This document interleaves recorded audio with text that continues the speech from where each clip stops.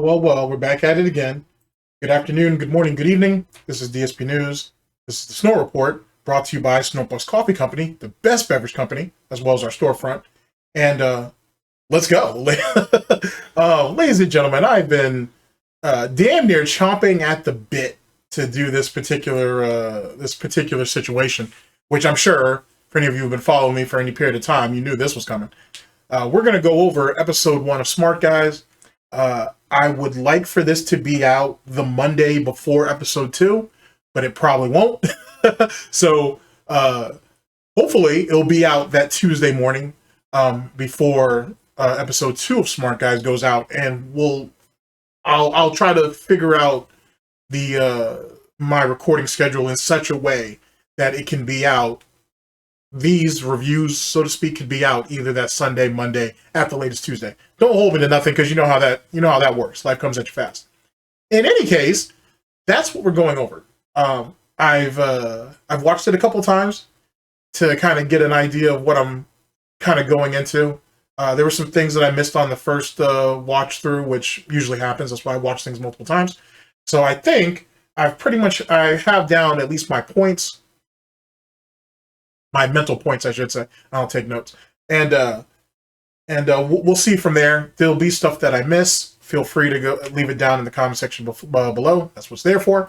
And let's go ahead and transition over to our transitioning. That's something that's happening a lot in the commentator community as of late for you, for those of you who've been keeping up with that. But let's go ahead and transition over to one of our favorite segments and whatnot. And well, that's one of my favorite segments, actually. Yes, it is. The Hard Snort Gin and Tonic, a toxic flavor that never wavers. But let's see. Okay, let's actually transition over to one of my favorite segments. Welcome to my TED Talk. So, I gotta be honest with you. I'm gonna put the narrative out right now. The more that I'm looking at this Smart Guys situation, I'm looking at it as DSP trying in some pathetic failed attempt to prove that that he was worth the time. That I don't need John. I can go ahead and do this with someone else, and it's going to be successful. It's going to be more successful than the 2-year/3-year run he had 10 years ago. It's like he's trying to prove to not just John, even though it'd be weird to even bring that up. John has moved on. But it's like he's trying to prove to John. He's trying to prove to the internet at large. And in a lot of ways, I think he's trying to prove to himself that he can coexist with other people. He can work with other people and be successful and be profitable. And it's just another one of the LARPs from 2024 that the internet sees me differently because I can change. I can do better, and I can be better. That's what initially I think this is all about. But I also think, honestly, it's him trying to prove to himself that John was wrong for not giving him that chance after he left Connecticut to go to Seattle. That John should have signed on with the program. He should have gotten with the program. And look at what he missed out on. In some ways, this LARP could easily be applied to low-tier God, too. DSP could easily be funneling it along there, also funneling that along as well. But keep in mind, this is me. This is long-term thinking and whatnot. But I think that's what this really comes down to. This is him trying to prove to John, trying to prove to himself that John made the mistake. John was the one who screwed up by not going along with the program in 2014. And look at where I'm at now. It may have taken me a decade to get here, but now I'm here. And now I'm going to succeed. I'm going to prove it to all of you. Just pathetic ex-girlfriend type behavior. Just absolutely fucking schizo type behavior. But it's in brand with what DSP is trying to do and what he's been doing and how he'll continue to move forward. So we'll see. Like, we'll see, to be honest. Now, as usual, he has shortcomings quite a bit. Being that his lack of knowledge, his lack of knowing of the brand, his lack of understanding the business, which I think are things that are kind of important. When you got two guys who start a podcast of various levels and they're growing together, that's one thing. DSP is not trying to grow and build himself up to PPP. He's trying to speed run to it. PPP holds all the cards. And as I've said in a previous video, I believe that PPP has all the upside. Now, let me clarify something, because it needs to be clarified. I'm not saying that this is going to be PPP's end-all be-all. I'm not saying that there is a pot of gold at the end of the rainbow. This DSP is going to be his golden goose. Golden parachute has been brought out there a few times. I'm not saying that that's what this represents, because it doesn't. It really doesn't. What DSP is a stepping stone. That's all he's ever been. That's all he'll ever be, to be honest. He can be built upon and built off of. He's not going to be your end-all be-all. He's not going to be your saving grace. He can't save himself. He infects. He taints. He corrupts everybody who's around him. Dent and Detractor alike, to be honest with you, to some degree. If you're directly working with him, it doesn't even work out. Now, one of you will probably make the argument, and I'm only going to say one because there's very, very, very few people who may even remember this, that the whole reason why John, for example, went in made Snodge Man and Hole Punch is because he was inspired by Project 7. But let's clarify that for a minute. He was really inspired by Respect the Pack, not so much DSP. He really was more inspired by Respect the Pack. Now, you could contribute, DSP to it because he was part of Project 7. He even made himself out to be the star of it. But that's where John really kind of got his creative juices flowing and really wanted to get into directing, to be honest. And as his track record shows, independently, he's doing pretty well. So, is he going to be the next Steven Spielberg or Quentin Tarantino or any other actor of your choice? Who knows? But I wish him luck either which way. But with that being said, DSP is not anybody's end-all be-all whatsoever. You know what I'm saying? And if you could pull anything out of this and be able to move with it, then good on you. Because if not, you're just most people will repeat some of the mistakes that DSP has made at one time or another. In either case, let's go ahead and get into our main event. Thank you for coming to my TED Talk. And let's go ahead and move over to our scene. Here we go. Welcome to the storefront. And let's see here. Where is it? Let's see here. Should be this right here, actually. I'm going to be completely honest with everyone. Here we go. Oh, I saw something really interesting in this that I will point out to you guys momentarily. Give me just a second on it. But I thought it was super fucking hilarious. In any case, ladies and gentlemen, let's go ahead and get into the situation. As you guys know, the first couple of rounds of SnortBucks is on me, or hard snorts, gin and tonic, depending on what you're feeling like. And I don't smell no bacon cooking. And let's go ahead and get into, to be honest, the beginning of a decent run as it pertains to the Smart Guys revival, reboot, whatever the hell he wants to call this shit. In any case, this is, by the way, let me give you guys some particulars. This right here is from January 7th of 2025. This was brought to us by the one and only Raw Phil. Big ups to them. And I think everything else is laid out. So I won't hold y'all up any longer. Let's just go ahead and get into it. Let's get into the funnies. Here we go. To be completely honest with everyone, after I move, I'm going to have limited time to watch stuff. I'll probably still watch Raw and SmackDown. See, now, that right there is a small quiff. Their reaction doesn't mean anything.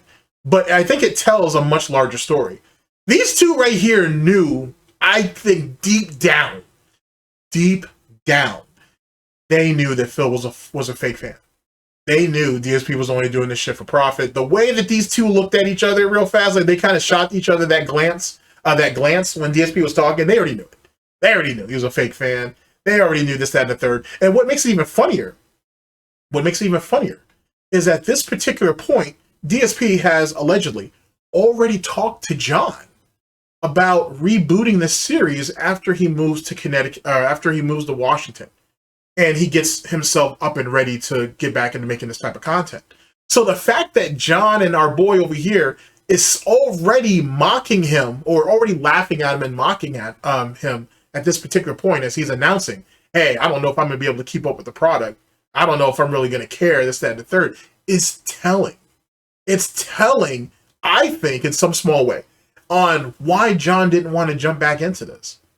You know what I mean? He had carried DSP for like 3 years. I don't know if he feels that it's worthwhile to do it again. He's already telling you his lack of commitment leading up to the broadcast that should be out by now, where I went over like the 5 days from January 1st to the 6th, I think. Where DSP said that, hey, if the show's too long, I'm just going to skip through, or I'm going to skim through, or whatever and whatever. So he's already showing his lack of commitment, but he's quick to tell you how much of a longtime fan he is and how committed he is to the art, to the craft, to the business, despite the fact that he'll immediately contradict that in literally the next snort or two. It's really quite telling. Anyway, let me bring this back and you guys can hear it again. It's like I said, it's very, very short. It's very, very subtle, but it's there. I don't know, man. This might not make the cut. I'm going to be completely honest with everyone. After I move, I'm going to have limited time to watch stuff. I'll probably still watch Raw and SmackDown. But I don't know, man. This might not make the cut if they don't spruce up. You know what I mean? There's more than enough wrestling that I watch and I enjoy that I don't need to be watching stuff that pisses me off. No, it's true. Makes me upset and freaking, you know what I'm talking about. It's a fair point. So when you see like a show, because when you love wrestling, you watch it and you see something it actually hurts you. It's like, it makes you sad.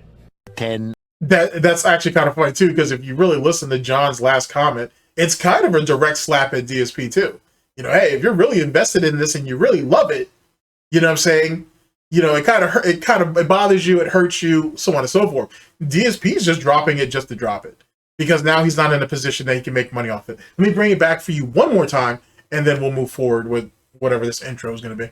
I'm going to be completely honest with everyone. After I move, I'm going to have limited time to watch stuff. I'll probably still watch Raw and SmackDown. But I don't know, man. This might not make the cut if they don't spruce up. You know what I mean? There's more than enough wrestling that I watch and I enjoy that I don't need to be watching stuff that pisses me off. No, it's true. Makes me upset and freaking, you know what I'm talking about. It's a fair point. So when you see like a show, because when you love wrestling, you watch it and you see something it actually hurts you. It's like, it makes you sad. And because DSP can't read a room, he doesn't see those kind of like subtle nuances and shit. He doesn't see those little backhanded like quips that are being thrown at him. If you go back and, I'm going to go over it because I've been meaning to do it, and I've been saying for like a better part of a year at least, that I'm going to go over it.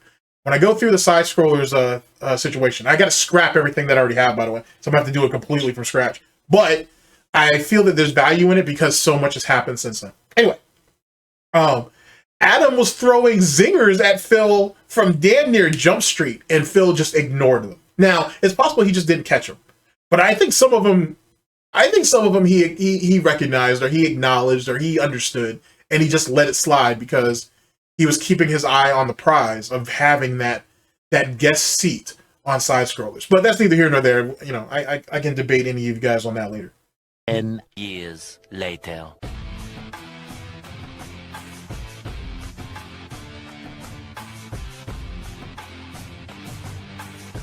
I've already given my piece on this, but let me go ahead and reiterate it for those of you who may have not have seen one of the previous broadcasts. The fact that he had to recycle that title belt in the exact same way as the original Smart Guys is bullshit.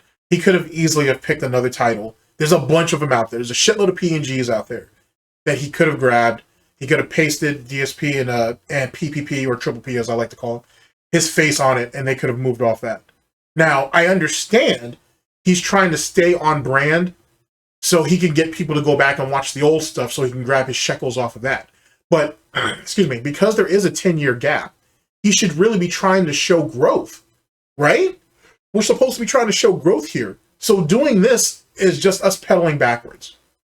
It's literally hustling ass backwards, to be honest. And it also goes to show, back to my earlier point, he isn't over John, and he's not over what they had. And this is just a pathetic attempt to prove that John was wrong for abandoning him. And he should have, when DSP whistled, John should have came running. Because look at what he's going to miss out on. That's what this is. This is literally the ex-girlfriend who couldn't let go and goes out of her way to parade her new man or whatever around to try to make you jealous and shit. That's fucking pathetic. Just like how when Kat first kind of showed up into the picture, for those of you who remember this shit, DSP would run her around the mall every once in a while, and it was suspected that maybe Panda had a job at the mall. She used to work there when she had her, not nervous breakdown, but when she had that panic attack, or whatever it was. And so it only kind of made sense. You know, there's plenty of places you could have taken that girl. Why did you have to take her to the mall? But then I'll go even further than that. Think about when they went back to when he finally took. No, actually, let me stay on brand. Not just the mall part, but pretty much anywhere he ever took Panda. In Seattle, he took Cat. Then now let me go ahead and move on to my other point. When Phil's parents finally coughed up the money for him to get married and be married in Connecticut and paid for the trip, the hotel stay, gave them pocket money, gave them money to put him on the payment plan. He denied the money, or he said he wasn't interested in the money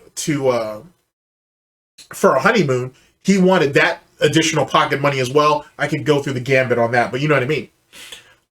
He took her to all the same haunts that he took Panda. You had lived in Connecticut all those years and you had nowhere else that you could take her. You had lived in Seattle, or you had lived in Washington State all that time. You couldn't think of any other place to take Catherine outside of all the places you took your ex-girlfriend / ex-fiance? Makes you think.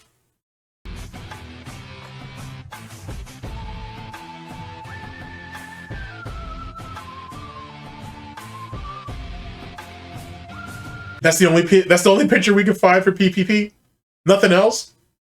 Like there wasn't a single screenshot from Keno Casino that you couldn't have chosen. You chose that one. You couldn't have chose a single screenshot of his time with Godwinson. You couldn't use any of that. You couldn't have used any of the screenshots that he had with Surfer. Couldn't use any of those. We had to choose this one. All right, I got you.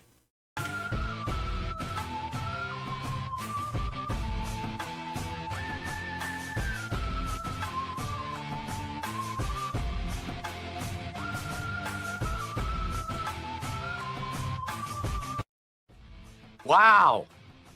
What is going on, everyone? Ladies and gentlemen, welcome to the Smark Guys Revival. Live here on DSP Reacts on YouTube and also on DSP Gaming Reel on Kick. Woo! That was a long 10 years. Ladies and gentlemen. Whoa. Wait a minute, Phil. I thought we were calling the show Benoit Boys. I thought we were calling it Benoit Boys. You were telling me how Benoit was your favorite wrestler. You had all these theories that it was actually Kevin Sullivan who killed Nancy. That's an actual theory, by the way. It's not funny, but that is an actual theory, though, that people try to, that they're in small circles of the fucking wrestling internet, that people think Kevin Sullivan's behind that shit. Because of, obviously, Benoit married his wife and shit. That's wild stuff, bruh. Wild stuff. I've gotten into arguments over, not over that, but over a lot of things. But mainly over The Rock, or Rocky Johnson, which is The Rock's father, and all those illegitimate kids he has out there. If you guys know, you know. And the fact that most of their mothers were like 13, 14, 15 years old when they were messing with him and they was conceived and shit. Anyway, we'll save that for later. If you want to look, you can look. It's out there. It's fucking out there. But Jesus Christ, man. And people still want to defend that shit. Like, good God. Fucking ridiculous. We were gonna do it. We were gonna do a deep dive into how it was Kevin Sullivan. Matter of fact, to make it even a bit easier on you, Brian Lass, he actually did an interview with he did an interview with a guy with who was doing research on Rocky's entire family and bloodline and shit, and it's on YouTube. Like I want to say it's on that Archaic website, Arcanian something. God damn, it's been a while since I've had a chance to go over there and look at it. But it's like a 15-20 minute segment though, where they actually talk about that rather briefly and whatnot, and how the Rock's people have done everything in their power to kind of suppress that. The Rock has spoken to some of these illegitimate, basically to his half brothers and sisters, some of them but there is a few of them that he either has just not had a chance to reach out to, or he won't speak to and whatnot, and some of the interesting stories behind how they were willing to prove, or how they believe that they were really Rocky Johnson's son or daughter, and how they were willing to take DNA tests and all kinds of other stuff. And then there was also a small segment, there was like 3 of them, I think. There was 3 people who made that claim. And once the DNA test was presented to them, they pulled out. They were like, they decided to back out of that, which happens a lot in those type of situations. It also had some pretty good proof or evidence that Rocky Johnson actually knew about some of these illegitimate children and even took care of a few of them. So it's a whole, it's a whole rabbit hole with that shit.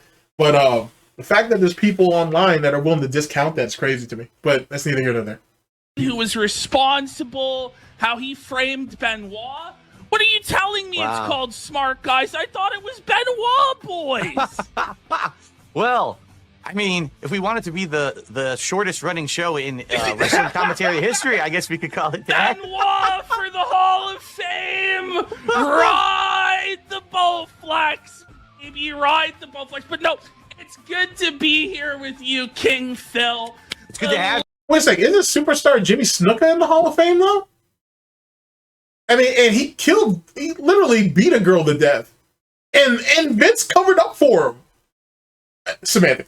I mean, well, Vince covered up for him, so if he is in the Hall of Fame, there's a reason. But, you know, I mean, but Vince did a lot of dirt for a lot of guys. He covered up a lot of dirt for a lot of people. But then again, sorry, I'm going on a tangent, but not just him.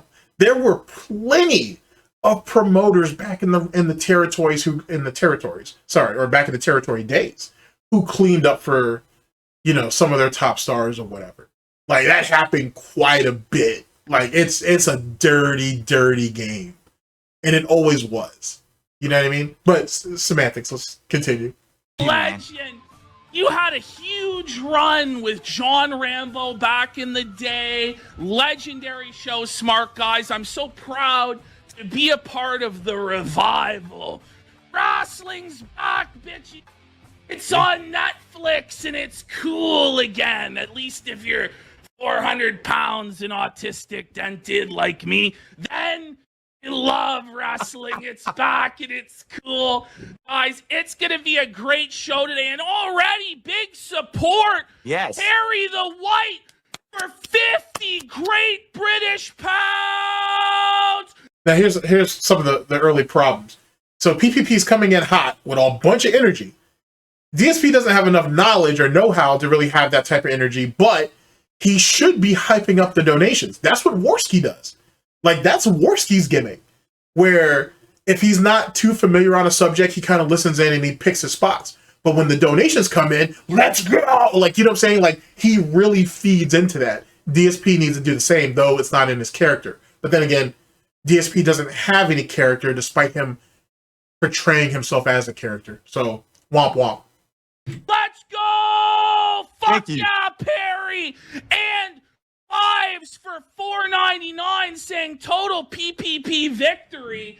Let's fucking go. Now, Phil, it's been a while since you've watched wrestling. You quit during the fucking Scamdemic era. Yeah. Underdome era. There were no... Tell us about it, Phil. I would have liked to have heard... I think I would have liked him to say tapped out, because then it makes it seem like he just stepped away and whatnot. But PPP, or Triple P as I like to call him, didn't cover for him.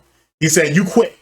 You gave up and whatnot. And you could say, well, he tried to cover for him by saying it was the scam era. You know, it was during the great plague of the world at that time. But it's still a pretty good call out, to say the very least. What led you to quit wrestling and now you're back? Well, here's the thing. Like, we kind of have similar history as lifelong wrestling fans, but I ran this wrestling commentary show called Smark Guys for about 3-4 years, you know, back at the height of my YouTube popularity. And then it ended in 2014 when I moved across the country, and, you know, I basically had as everyone knows, kind of a falling out with those guys, and never really got back into the world of pro wrestling when it came to making content about it. But I continued to watch it for several years after that. And every once in a while I would do like a wrestling sim in my content or whatever. But then around the era of COVID 2020, when WWE had to do these empty arena shows, that was kind of like the straw that broke the camel's back for me, because up to then I already kind of felt like really burnt out. You know, at that point it was like, if you want to be up on pro wrestling, you've got to watch so many shows. You got to watch Raw. You got to watch SmackDown. You got to watch NXT. But wait, on WWE Network, they have the Cruiserweight show. They've got the Mae Young Classic and this. But wait, what about the competition? What about, is Impact still going? What about New Japan? And it was so time consuming to stay like in the know in the world of pro wrestling. Now keep in mind, this is someone who literally does nothing when he's streaming or making videos. He doesn't do anything with his time. He wasn't spending time with Panda. I think he spends even less time with Cat. He doesn't have any hobbies or real interests or whatnot except for drinking and WWE champions. There's nothing to him. He doesn't have any friends or any confidants to speak to. Brightside Viking isn't around anymore. Well, it's alleged that he might still be around, just not in the capacity that he used to be. But who can say on that? He doesn't have anybody or anything to do with his time at all, except for try to scheme up with other ways of making money. Just take that in. I just got so burnt out. And then now to see these empty arena shows and to see how basically the hype behind wrestling was kind of very stifled. You know, I really feel that a big part of pro wrestling getting hype is that crowd getting into the match, getting into the promo, the cheering, the booing.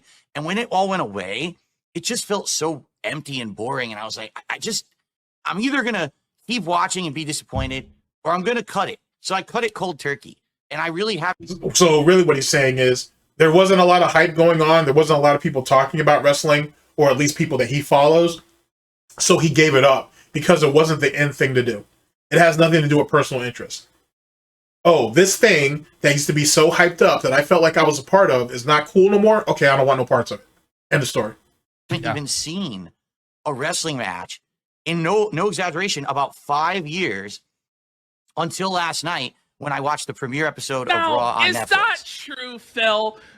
Lots of people are skeptical of this claim. You're saying in the last 5 years you've not watched a single match, no WrestleMania, no Royal Rumble, no Survivor Series. No, the last match that I saw was Drew McIntyre versus Brock Lesnar for the title at WrestleMania, whatever the WrestleMania that was, 2020.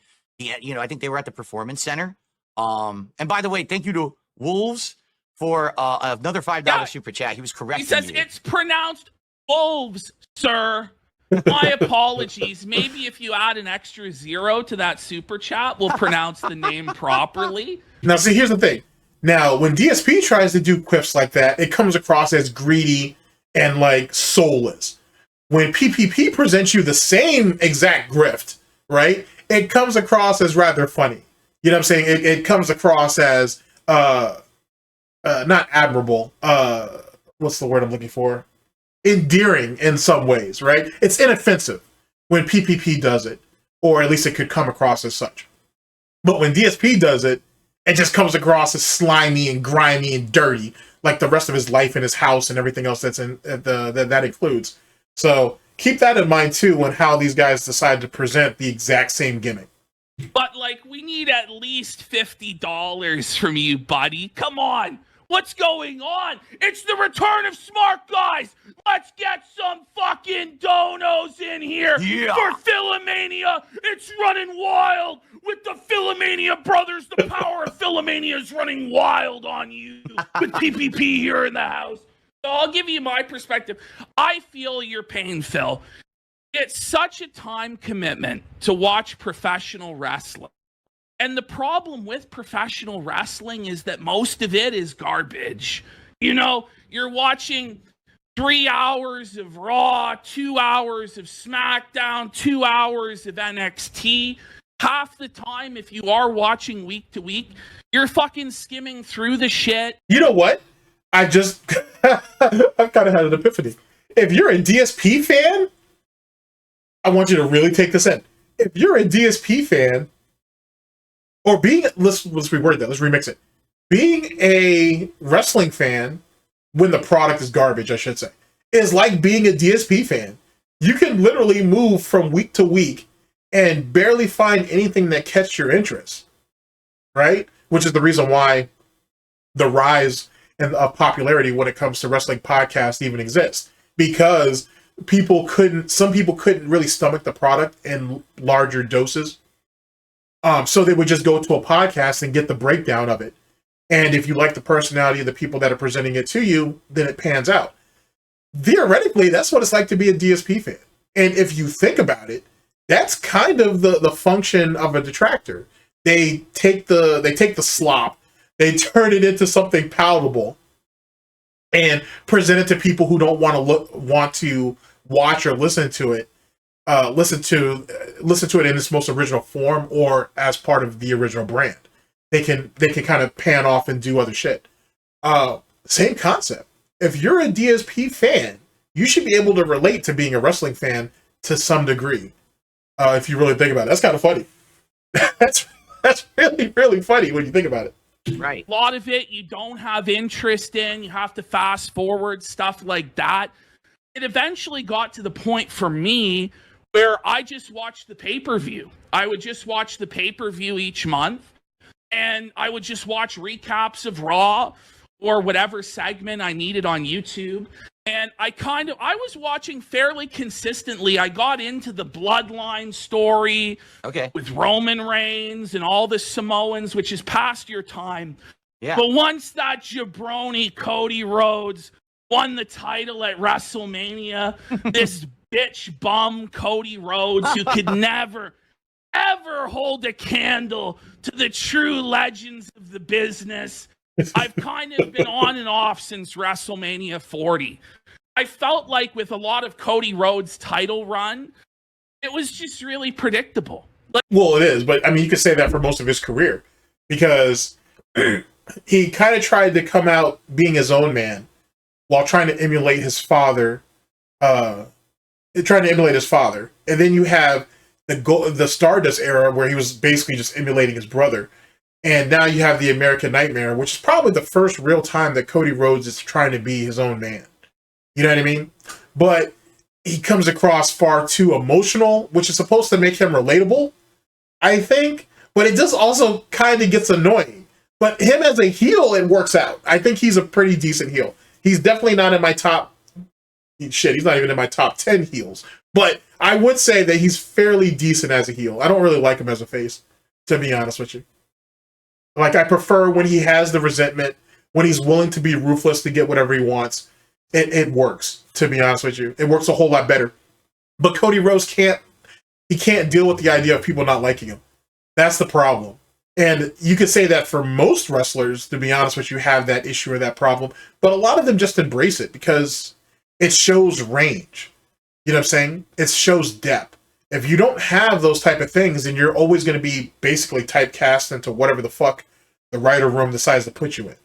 So, but that's neither here nor there. Like, at no point did I ever think that any of the guys he wrestled were going to beat him for the title. Right. Because I've known that The Rock's probably coming back to face him at WrestleMania this year. Oh, really? They needed to give That's him the rumor, a big, long run. You know what I mean? So I've been like, yeah, kind of checked out on it.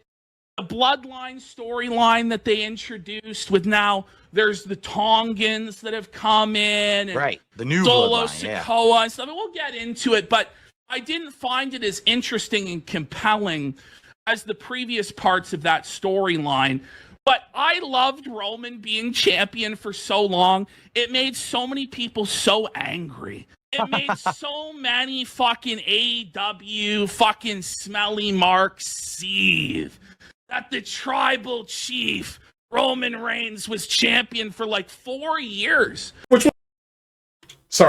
was absurd that he held the belt that long. You know what I mean? But then again, they've been building up to that for a number of years. It was very clear that they were always going to put the strap on him.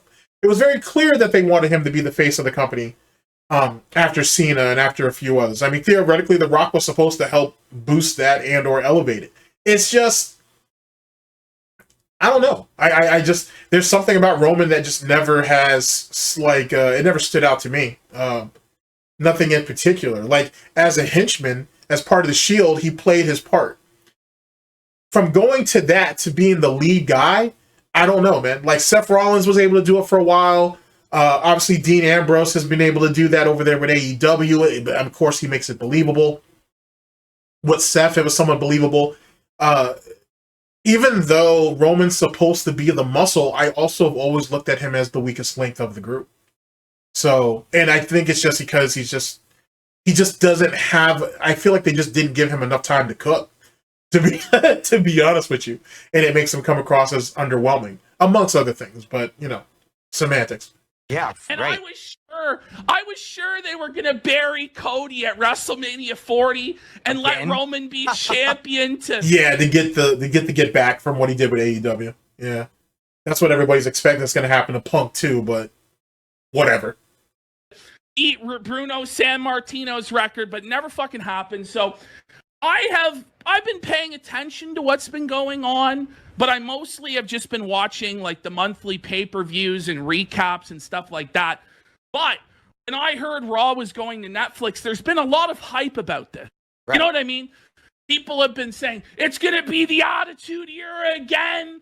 It's not going to be PG. It's going to be badass as fuck. It's going to be a new boom period. Right, a big reboot. But then they were like, well, it's still going to be PG. It's still going to be family friendly. I'm like, fuck. Despite all the advertisements and shit that they're going to shove down your throat on it. But I don't think they can really go back to... You can't really go back to Attitude Era. You really can't. Despite the talent that they have and the amount of talent that they have. Some of those people, or performers or whatever, they just don't have it. It's not believable. Like, you know what I'm saying? Like, it's not believable. Like, when you go back to the Attitude Era, even the people who I didn't think would get over, got over. And I think it was because there was a lot of creative freedom for them, and you had guys who were willing to help put other guys over, right? And they could make it believable. They could make it relatable. It was entertaining, and you could follow it. That shit's so fucking convoluted now that, let alone do I give a damn about how the storyline is going to work out, but just some of the performers don't sell it. They don't make me, some of the wrestlers just don't make me believe it's going to happen, to be honest. It's just, I doubt it. And that, the amount of social media presence that, you know, all these performers have, it'll be easy to poke holes through that bullshit.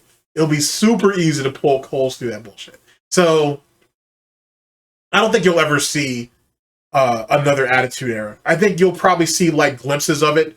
They'll take pieces and try to insert it in, but we'll never get that again. That's done and over with. You know what I'm saying? It's just one of those times in the business that worked out for an extremely long period of time until the money started to really, really come in, and you know, the corporate entity was like, yeah, you need to clamp down on that shit. And then there you go. So I don't think you'll ever get another Attitude Era. But I was hoping with this Netflix deal that maybe we would get some type of semblance of it back, because no one wants to just keep watching the PG era. But maybe they'll try to do some weird hybrid between the two. Who could say? You know, but we tuned in, and I'll just say off the top, I was really happy with the show. What did you think? Just overall thoughts on Raw coming to Netflix, Phil? Well, the thing is, so I've been completely out of touch with wrestling for about 5 years. I've been in on some Keep in mind, this is like the third or fourth time we've mentioned this so far. Holy shit. of the plots, not the matches. Like, I haven't seen the matches. And this is the pignosis, by the way. That's why he's constantly pushing it. He's constantly trying to defend himself for his own ignorance and lack of hubris and his lack of knowledge in this thing that he's supposedly a lifelong fan of. But I had been following like pro wrestling on like Twitter for a long time. So for a while, I was still getting it in my feed, and I would know, oh, Roman Reigns is now the tribal chief. I would know about the plot lines and things like that. It got to the point where even like my social media feed was so inundated with wrestling that I unfollowed it all. So for like now, for about, I say 2 years, I haven't even followed the general plot lines. But as many people know, I play a mobile game called WWE Champions. And Whoa! Wait, I admitted it. Wait a minute. Phil brought it up. Hold on, Phil. I was supposed to press you about this later. Go ahead. Phil. Go ahead. So I played WWE Champions, and occasionally they add in the new wrestlers and they discuss the plot lines. So I'm kind of like semi-aware that there was a new bloodline and that Roman lost the title and now Cody's the champion. I kind of know that stuff. It's just I don't know the real match outcomes of the plots. I just know the generalities of what's going on. So me going into watching Raw on Netflix last night was like, I didn't know what the matches were going to be. I didn't know what the plots were leading up to it. I was hoping that WWE was going to do a good job of trying to get you all caught up on the background. But I also knew that if this is a big flagship show for them, and the first time they're jumping a network in a long time, and they want to, you know, really announce everyone get Netflix, they're going to go all out. And they really did. But they didn't handhold him like he wanted them, which I don't know why he would even think so. Like, wrestling has never been made to handhold people who have either never saw the product before or who have stepped away from it for a period of time. It doesn't work that way. You take what you see at face value. If you choose to invest in it for the story, cool. Or if you're there for the entertainment part of it, cool. Or if you're there for the camaraderie of just other people being around you, cool. But they're not there to fucking handhold you through it. They're not there to bring you up to speed and whatnot. If you care enough about it, or if you develop a care for it, then go back and watch it yourself. You know what I'm saying? Like, what the fuck? What a useless, lazy individual. Like, in general, my thoughts about the show, even though it was 3 hours long, it didn't kind of feel like 3 hours long, which is good. They kept it moving between matches and segments. Nothing felt overly too long or taking up too much time. It was a mix of old and new. Like, if you're someone who hasn't seen wrestling in a very long time, you're going to recognize faces that they've got coming to, you know, to try to get that nostalgia factor. At the same time, if you like the modern product, there was a lot of that. There were 4 big matches from the modern superstars. And in general, I think the production quality, I was shocked. Now, I don't know if all WWE actually looks like this or not at this point, because I haven't seen a match in 5 years. But that, to me, looked like the level of production of, like, a wrestling. Jesus Christ, Phil, you're drawing this out too long, and this is coming from someone who talks too goddamn much himself. But Jesus Christ, Phil, get to the goddamn point.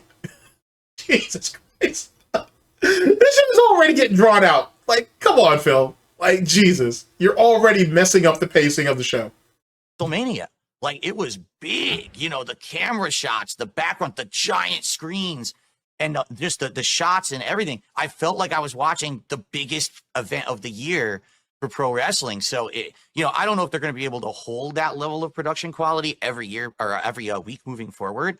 But, man, that was a pretty darn good way to start it, especially if you're introducing it to a new audience who hasn't seen wrestling in a long time. They're going to look at this as like, wow, it's like a spectacle, as opposed to just if they had done like a normal Raw from back in the day, it probably wouldn't have had anywhere that level of effect. Yes, Phil, it's part of the marketing scheme. I'm glad that all those years, that business degree is panned out for you, that you could recognize that. Good job, Phil. Money well spent, I'm sure. For the longest time, production was run by Kevin Dunn, the Bucky Bucktooth bitch boy of The Office, who only had a fucking job because he saved his father, I think, saved the tape library. Oh, wow. Yeah, I misspoke on that last time. Yeah, his father was the one who did it. And then, because of that, that act of valor, it went ahead, Vince gave him a permanent position, despite the fact that he was just widely hated, like, by everybody. But that's really more on him, more than the favoritism that Vince gave him, or Vince showed him. Like, he's the one who did that. So, it is what it is. Vince from a burning fucking car. So Vince felt like he had to let Kevin Dunn have this fucking job, right? And Kevin Dunn, his production was like, it was fucked. It was so ADHD and frantic. You'll notice camera wasn't cutting every 3 seconds or on every fucking move. It looks completely different. And the way Kevin Dunn did production back in the day, it was like you would know what was about to happen in the match. It was predictable. And the reason why Kevin Dunn does that, or did that, is because he wanted to show a level of consistency. That's what he was trying to present. And it didn't work. Like, Raw is far too spontaneous. I mean, wrestling in general is far too spontaneous to be trying to do stuff like that. But they let him do it for as long as he did, for ill or will. Just based off the way the cameras were cutting. You know, this move's coming now. Now this move is coming. Now it's not so ADHD. Like, the camera actually stays on the action. It's more like a sports presentation. Wasn't it infamous that Kevin Dunn completely botched Edge's return at the Royal Rumble, where Edge was coming out and the camera cut away? And like, what the fuck are you doing? Go back, you fucking idiot. It's supposed to be the giant, you know, return of a superstar who we never thought would wrestle again. And how do you botch that? And YouTube Prisoner brings it up that, you know, Kevin Dunn was one of Vince's stooges. He knew all about all of the dirty sexual depravity of Vince. Oh, and my God. Yeah, one of those things that you want to look into, not the most recent ones where they're sharing secretaries and female assistants and all that nonsense. Go back, go back some years and look into the Ring Boy scandal. Look into that, which you can widely find on it. There's been documentaries made on that shit. Look at that nonsense and look at who has their hands all over that shit. And that's just one aspect of all the nastiness, dirtiness that fucking goes on in the WWE, which is probably why they're slowly trying to phase certain people out and try to get rid of it before that shit really pops off. But you've had wrestling historians who've spoken about that shit to nauseum and whatnot. You can find it if you want, but yeah, go back and look at it's called the Ring Boy scandal. Go back and look at that shit and read through some of it or even watch some of the documentaries on that, and it gives you just a small glimpse of how nasty that shit is, and you'd be surprised who's linked to it besides the refs and whatnot. I'm talking about, hot guys that were actually in the business that were widely linked to that too, on top of the people who knew. So the harassment of everything was going on. But the truth is about Vince, because there was no mention of Vince McMahon at all on this show. That's right. Not in the intro package, no credit to him whatsoever.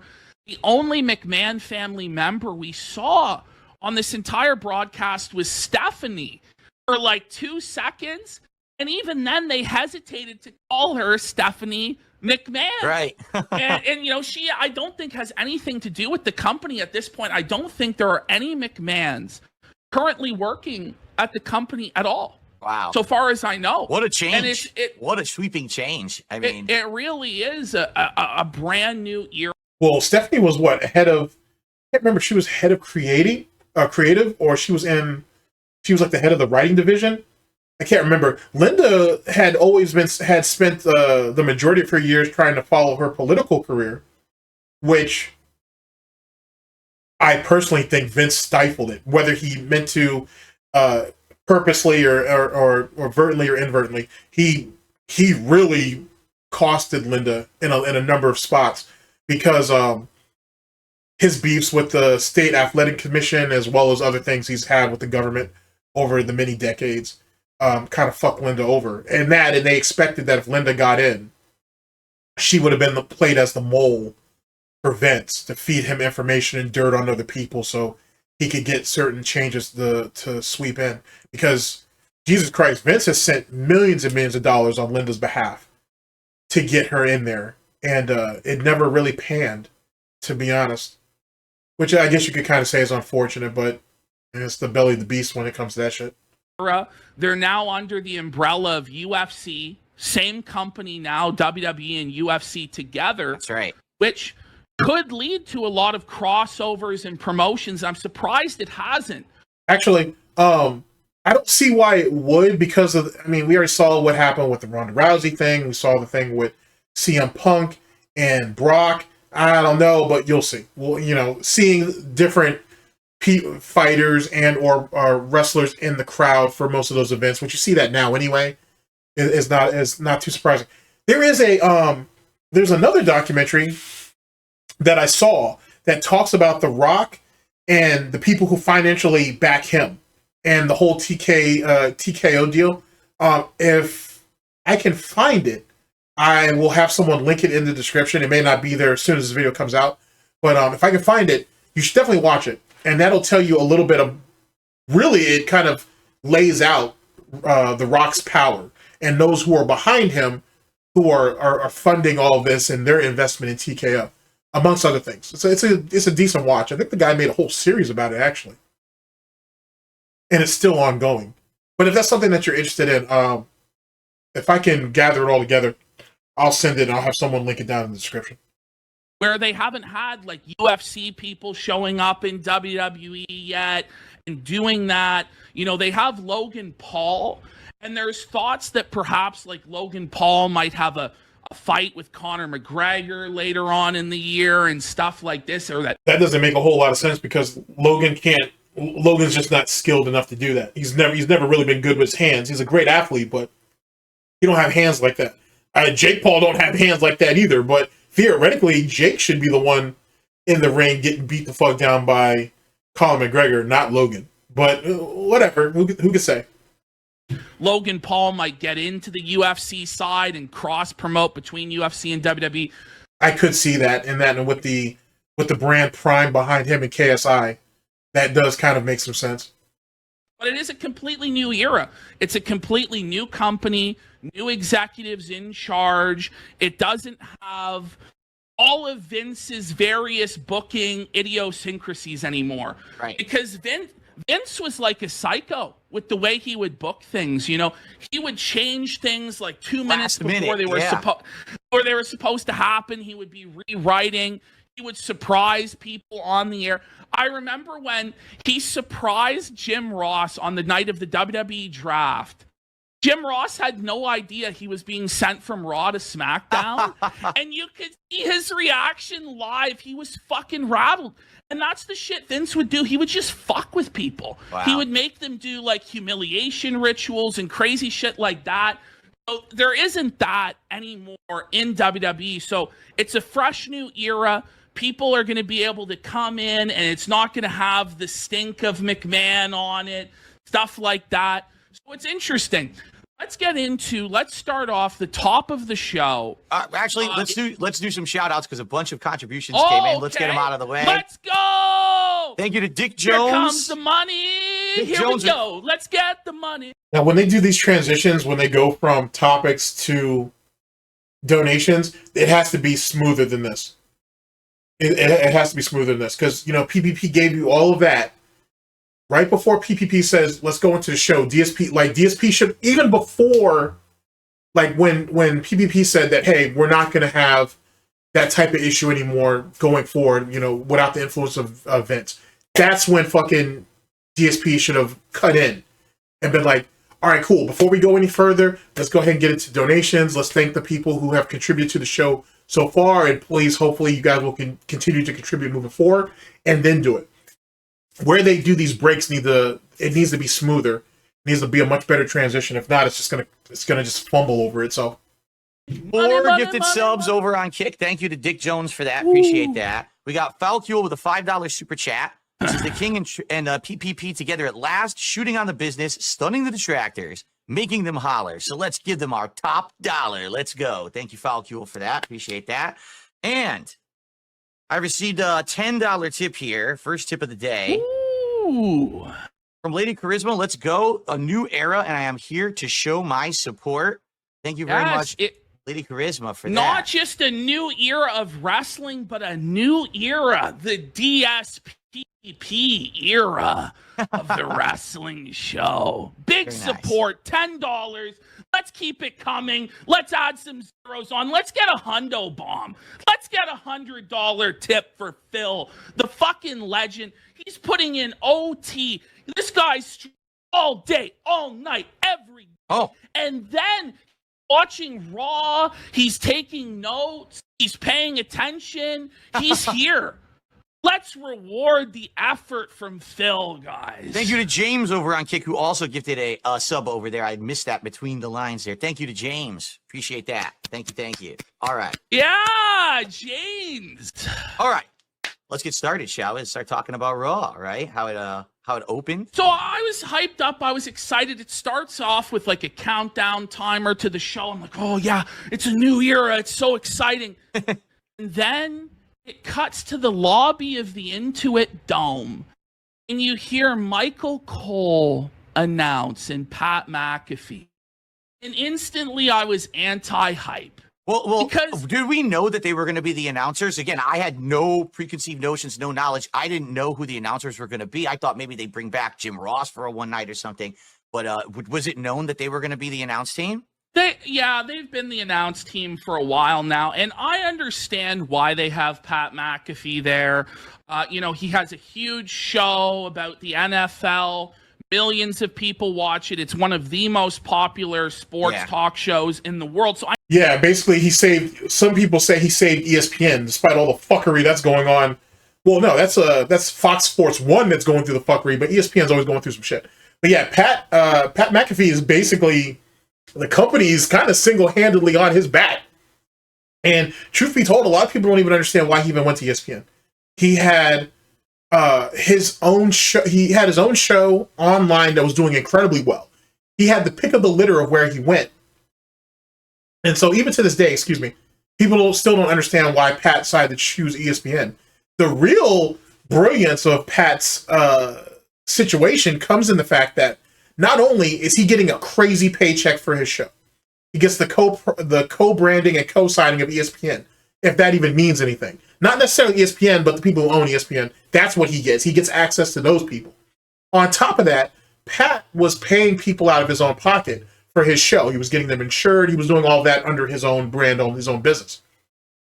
Not only did ESPN pick up his show, but Pat made sure that each of his employees have contracts themselves. So that financial, not burden, obligation has been lifted from him, and now ESPN has to handle that. So he fought for them to get a very good salary, more than what he was paying them.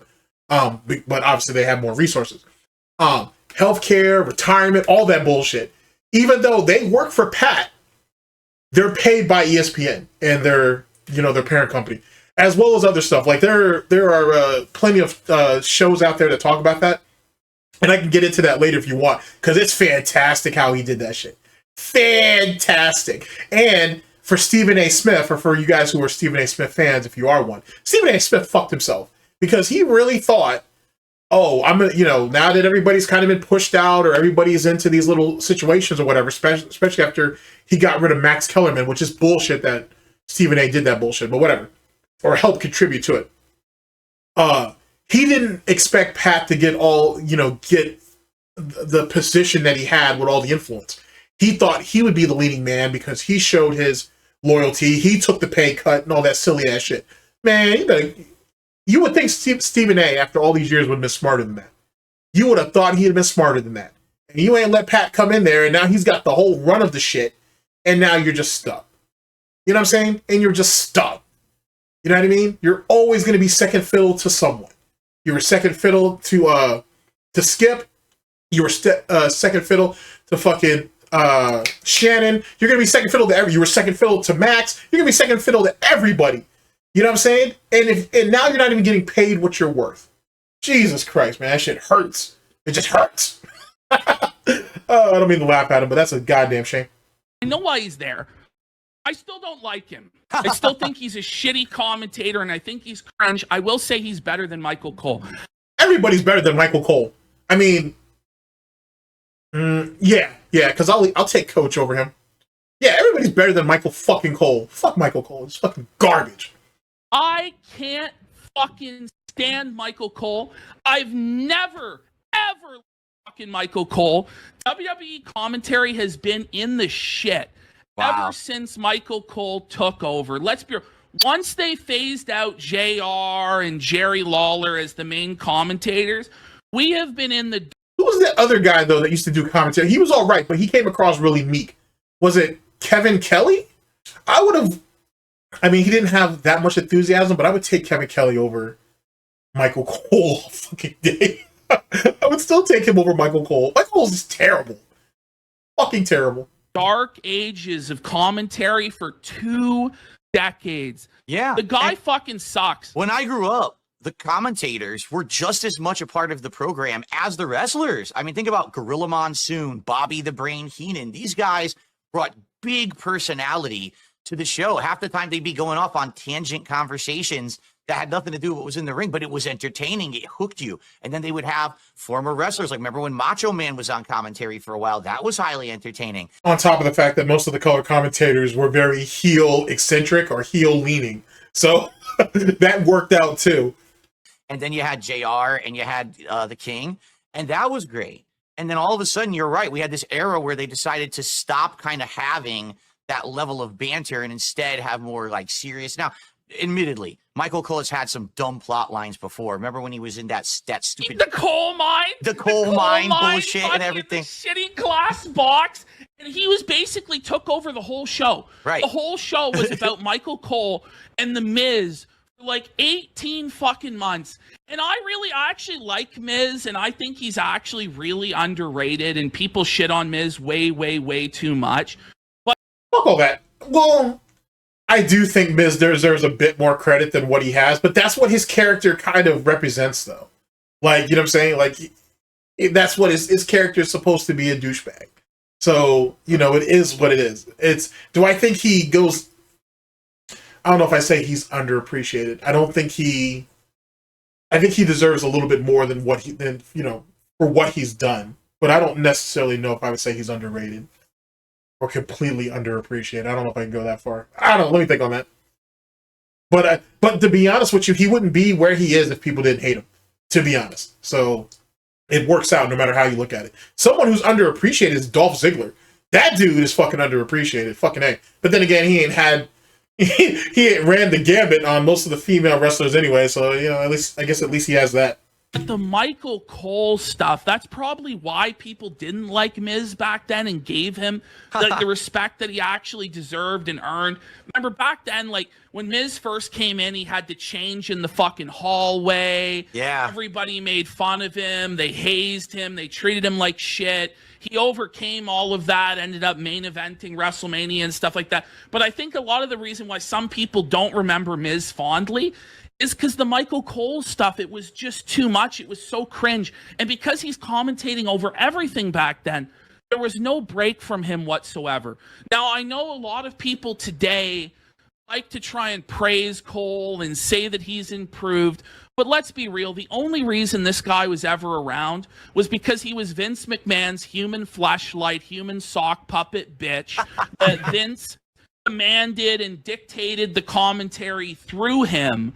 Right. Basically like, doesn't he just talk right through? Dummy. Yeah, he would talk right through the headset and tell him exactly what to say. Yeah. Tell him it's good shit. Wasn't Michael Cole like a news anchor or some shit? I can't remember what his background was before he got into wrestling. But I want to say he was like in news or some shit. So like, by nature, he was going to be submissive. And that's why it was easy for Vince to control him, because he was there to be controlled, to be honest with you. I can't remember what his background was. I swore I had read somewhere that he was like a news anchor or some shit back in the day. Or something. Matter of fact, here, I'll take a look. I mean, why not? I'll take a look while this plays on. Oh, like fuck. It was fucking brutal. And now that Vince is out of his ear, it's like, oh, he's free. But he's still free to fucking suck. So it was like, I just wish we could get some commentators. I watched Saturday night's main event. Now, you didn't see it, but WWE was actually on NBC when they brought back the old Saturday night main event branding. Oh. They had Jesse Ventura on commentary for the main event. Wow. And which you'd think would never happen. Yeah. After Ventura was thrown out for trying to start the wrestling union, right. Hogan stooged on him because he didn't want the rest of the boys to get the money that he was getting. Hogan, why would Hogan, not just keep himself at the top? He screwed everybody over, right? But on top of him being accused of not putting people over, as well as other stuff. But yeah, him screwing over Jesse Ventura with that whole union thing was dumb. Because there's an interview on this. Jesse was fucking A. I think it was after Jesse did the Predator movie with Arnold. And I think Arnold actually requested for him to be in the movie. But after that, I think he was, because he does movies, and he did some movies in Hollywood, he was part of SAG. And he was in the elevator one day. I can't remember who he was in there with, but he was in there with somebody important. And the guy looked at him and he said that, you boys need to unionize. You know what I mean? That's something that you guys should really do. And so that's when Jesse went ahead and presented the idea to the boys in the locker room. And Hogan's right there, nodding along, being like, yeah, brother, that sounds like a good idea. First chance he got, runs to Vince and fucking squeals them all out. Straight up stool pigeon, which was one of the things that ended up killing Jesse and Hogan's friendship. But it also betrayed the trust of the boys. But let's be honest, man, if you go back to the, what is their name? What is their names? Fucking A. Oh, I can't think of it. And I just watched one of his shoot interviews recently, where he was talking to Jim Cornette, oh my god, I can't. It's right on the tip of my tongue too. I can't think of what his name is. But when Hogan was part of their organization or federation, they were looking to put the strap on him. The Gagnes. Well, look at what he did over there when he was with them. Like, they were going to put the strap on. Well, first they basically cleaned him up because he needed mic work and he needed to have better flow in the ring. Even though, you know, Hogan actually has a technical background in wrestling, so to speak. Like, he can, you know, he can roll with some of the best of them. He still needed some additional work. They needed to round out some of his edges. Anyway, yeah, Vern Gagne and his son, when they were going to put the strap on him, they were going to literally put their heavyweight belt on him, and I think at the last minute, Vince or someone adjacent to Vince sent a message out to Hogan, being like, "Hey, you need to come over here," and you know, Vince is willing to put the belt on you here, and this, that, and the third. Now, Hogan was already talking about leaving. You know, he was already telling Vern that he didn't think he could cut it. He was thinking about leaving anyway. And they said that Vern and his son said they would work with him, get him up to speed. They did. And by the time Vince saw him and saw how good he looked, he was like, "Oh yeah, I can turn him into this fucking live action hero type guy. We just need to get him out of that." And that's when Hogan gave his bullshit notice, showed up over there. Vince had already gone to Minneapolis and cut them out of their television time for their holiday show. It's a whole thing. I think it's Greg Gagne, who's the son. I think he told that story to Jim Cornette, and that's not the interview I saw. But he has talked to Jim Cornette about that whole shit. And I think it was like back in the territories. I think is what that series was called. It's a whole mess. It's a whole mess. But here's the point. Hogan has a history of fucking people over. It's just what he does. It's just what he does in the exact same way, or in a similar way that Shawn fucked over people too. Same depth and style in a lot of ways. So no one should be surprised by any of that, to be honest. They brought Ventura back, and he was great on commentary. You know, it was just such a refreshing thing to hear somebody who wasn't such a sock puppet stooge bum on commentary. And I wish that they could get better commentators. So that was one thing where I'm like, oh. Sorry, if they were willing to develop better commentators, then that would be a thing. Michael Cole, he's a broadcast journalist for CBS Radio. And he also covered the Waco standoff and the Oklahoma City bombing. He also he actually won some awards for his documentaries, for a documentary he did too. So yeah, but that's the point. The point is that he has a news background. So that's the reason why Vince brought him in, because he thought it would bring in some legitimacy. On top of the fact that he thought right, he could control Michael Cole, and which is what he did. So, womp womp. I'm hyped for the new era, but Dennis is like, "Oh, this kind of sucks. These guys are still here, right?" And they're showing like the lobby of the Intuit Dome. I wish that it had just immediately cut to Triple H in the ring and the video package. I didn't like it. Just kind of sucked the wind out of me initially to see the lobby, but they're in the Intuit Dome. Brand new multi-billion-dollar facility of the Los Angeles Clippers. This building is beautiful. Yeah. It was the perfect venue. It was shot and set up spectacularly. It's LA. All the celebrities were there. It was a great staging ground for it. But we start off with this video package on screen. And this is going to be very divisive because the Cornette type fans who, you know, believe in maintaining the sanctity of kayfabe and we need to try and present this as real and we can't remind the audience it's fake. Cornette's going to have a fucking stroke about this shit on the podcast today. He might honestly keel over after his third Baconator and die, and Brian Last will be out of a fucking job. The trust fund bum that he fucking is. Yeah, but it's crazy. This promo, when it opened, it's like they immediately start talking about storytelling, right? And they're talking about heel versus face, and basically what we know, people who have watched pro wrestling for a long time, is that it really is about stories. It's not necessarily about it being... I don't know why people keep shitting on Brian. I like Brian personally. I like him better than Comrade. To be honest, I mean, they both have their strengths and weaknesses, but I like Brian a whole lot more than Conrad. But that's just me, though. Really an athletic challenge where there's a real winner and loser, but it's about the stories. It's almost like an adult soap opera with athleticism also paired in with it. And to see them kind of publicly admit that as the first thing they did when premiering on a new venue like Netflix was shocking. Like, I wasn't expecting that. You know, I thought maybe they would just be showing a montage of some of the greatest moments, but not actually talking about the storytelling like they did.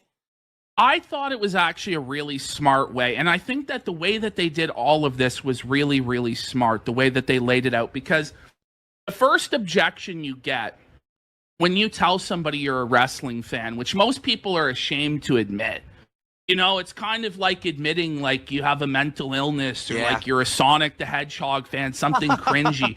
Because that's just the way most people look at it, because wrestling is so polarizing. Either you love wrestling or you hate it. There's very few people who are in between. Right. Either you immediately or like you fall in love with it as a kid and you watch it, or you're like, I just don't get it. This is gay, it's lame, it's fake. So immediately you hear pro wrestling is fake. And what this is an attempt to answer that objection, to say, why should you care even though it's fake? And it's to say it's you just like any other TV show that's fake, like Breaking Bad or The Sopranos or The Wire. These are characters that you get invested in. But it wasn't just that. They brought it back to the roots. And this is why I love pro wrestling. Pro wrestling is one of the few forms of entertainment left that's like a traveling circus, where it goes from town to town and it's a live performance in front of people every single week. And it depends on connecting to that audience and getting them engaged in what you're doing. And it's incredibly, what's his name? Werner Herzog said, it's perhaps the most primitive form of entertainment he's ever seen. Because it really is. It's two people just going out into a ring and just wrestling. And there's few props. There's like steel chairs, stuff like this. They talk. But it really does come back to its roots in like the theater. In ancient Greece, or a Shakespearean play, or the traveling circus. And I like that they touched on that. Yeah. I like that they touched on its carnival roots, its circus roots. And, you know, all of those forms of entertainment that are like that are dying. And unfortunately, pro wrestling might also be dying. It's nowhere near as big as it used to be. So, because people didn't take care of the business.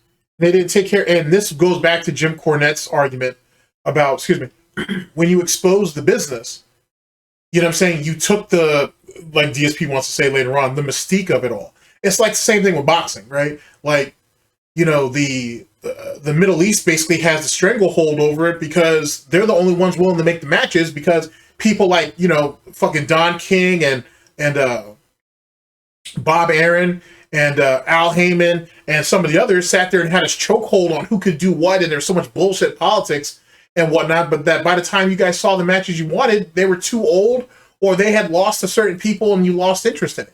And you see a lot of that kind of with mixed martial arts too, or MMA, at least the UFC at the very least, where, yet again, you got dudes that are hanging around waiting for matchups with fucking Conor McGregor, and that dude, I mean, to be honest, I mean, unless he prices himself out, which he'll probably never be able to really do that, you know what I'm saying? He's got nothing but time on his hands.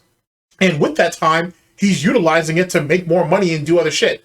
Outside that whole Flanagan situation, or they're not called the Flanagans, what's their names? Doesn't matter. But that mafia type shit attachment that he has with I think they're all Irish and whatnot. Besides that situation, he's figured out ways to make himself more money outside the ring. Like, yes, he's known for being a UFC multiple division champion, but he's been able to build upon that and do other things. A lot of these other fighters don't. They're waiting for the big payday of getting a chance to fight him. And if you don't ever step back in the ring and you guys aren't putting no real work in yourselves, you know what 6 months, 8 months, 16 months can do to a fighter who's been inactive? It can do a lot. And then if you're that inactive, for example, how the fuck am I supposed to expect that once you get that fight with Conor McGregor, it's going to be, this fight of the century that you're trying to, portray it as? Yeah, you might be in the gym, you might be putting in the work, you might be getting it in, but you're not in the actual octagon itself actually showing what you're doing or what you could do. There's a difference. I like the and on top of that, there's accusals of there's manipulation going on. In boxing, it's fixed, obviously, so on and so forth. So, yes, you could say that one of the most primitive things is watching two people fight each other is slowly being phased out because so much of the business has been exposed. We know so much about it now. We understand, or at least some of us do, understand some of the nuances as it pertains to politics amongst these three genres. It's leading to the issues and problems that you have. On top of that, most of these guys just aren't as durable as, those who came before them. That's a problem too. Dudes are prone to injury. And that people go back to supplements, all the nonsense that's in our food, everything that's in our water, so on and so forth. You can run down the fucking gambit on that too. Promo package to open the show. I thought it was well done. I thought it was sophisticated. I thought it served a point. But I understand the people who are like, well, you can't just say it's fake. But it's 2025. Right. You have to live in the real fucking world. People know this shit's fake. There's a million YouTube shows that discuss every aspect of the backstage politics. We have Dave Meltzer, the wrestling list. We have... Dave needs to square up. Like, I understand Dave wanting to go in on AEW, like go all in on there, I should say, and do that, but was it worth like that rupture between him and Jim Cornette and their friendship? No. Him fighting on Twitter all the time saying, excuse me, uninformed child, let me explain to you how all this works, and it's everything he says comes across as condescending. He needs to really look at where his place is before the Observer gets faded out too. And that's unfortunate to say that, but if he doesn't get his own head out of his ass and really kind of make some sweeping changes, he's going to get faded out. Every single aspect of the business has been exposed. Blading to get blood. Right. How they do this, how they do that. So we have to adapt with the times and find a way to get people invested and separated from their money without insulting their intelligence. And I think that this was an adequate way of doing that. And the truth is, I'm very, very... I've had two eras of being a wrestling fan. My first era was when I was young, and I actually thought it was real. I was a kid, and you think, oh, these guys are superheroes, right? And they're fighting each other in the ring. It's like David versus Goliath, right? But then when you get older and you realize that it's fake, okay. But then you start... That's the way Vince wanted to portray it, as something over the top. And that's why he went to war with the territories, and eventually he ended up winning. But that's what he always wanted it to be. He never wanted it to be looked at as an athletic, as so much as an athletic display, but more as theater. You know what I'm saying? More as, your replacement.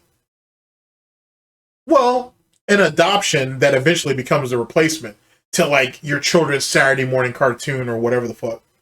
To actually respect these guys, because not only are they highly trained athletes, but they're also actors. They're basically doing two jobs at once, and they have to balance that perfectly. Well, and you start to respect that level of craft and skill that they have. People don't understand this. Like, people have respect for stuntmen who, they do all sorts of crazy stuff in the movies. You gotta remember, stuntmen have multiple takes. When you're a wrestler, you're live. That's right. You have to get it right the first time. And how often does that happen with all the fucking botches that you see in the business just over the last like 5 or 6 or 7 years? I'd say, especially through PG. In the PG era, because trust me, there's always been botches. But I'd say in the PG era, there was probably more botches than there's ever been, unless they were on purpose, of course. But other than that, as soon as the business got soft, that's when you saw more and more botches. So for DSP to say, oh, these guys are highly trained, I don't know, because the training for a lot of those people are super fucking suspect. And everybody knows that. One of the best examples is Nia Jax. Like, god damn, dude. I mean, she's not the only one. There's others too. A lot of female wrestlers are questionable training, to say the least. Not to say that the guys don't either. But Nia Jax was a massive problem. You know what I'm saying? For her weight, for her size, for her size, if she was trained properly, honestly, she could. There's no reason why she shouldn't have dominated the division. You know what I mean? It didn't happen because she's problematic.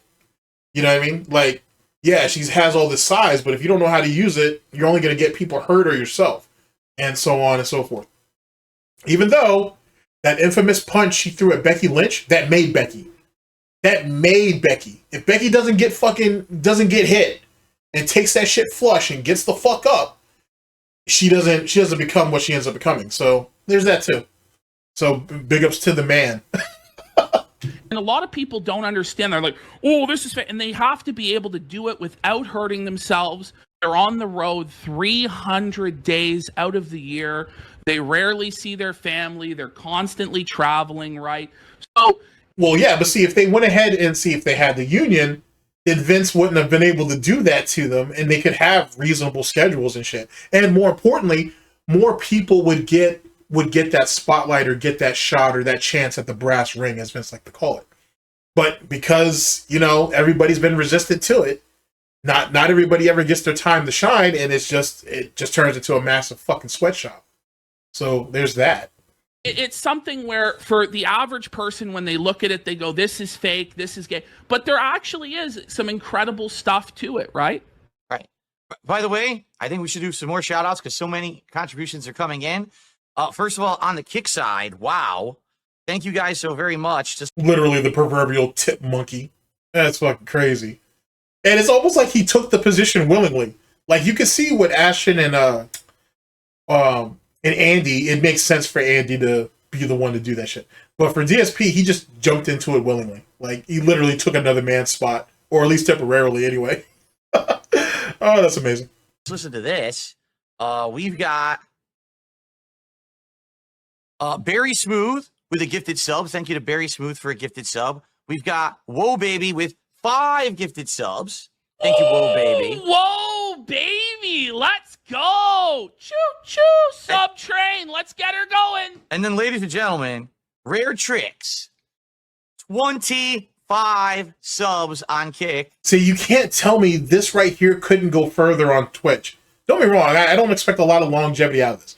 But if he went back to Twitch, if he could at least get back into monetization, and that's if he can even do that, I think the money could be carried further over there. But because DSP is a dumbass, and he has spent the last, 3 or 4 years, however long it's been since he's been demonetized off Twitch, not giving a shit, basically, because he only deactivated his Twitch account recently, now that I think about it, or semi-recently, late last year. He missed out on a bunch of opportunities because he can't think ahead. So, I mean, so he'll go ahead and praise what he has because when you're given lemons, make lemonade. But it didn't have to be this way. It could have been, if he had just taken care of what he had and taken his own head out of his fucking ass, he could have had so much more. But what are you going to do? 25 bomb. A 25 Amazing. bomb to support the show. Rare Tricks, we fucking love you. That's the $100 I was asking for. Or actually more. That's right. Let's keep it coming. We can do better than that, guys. Come on. Come on.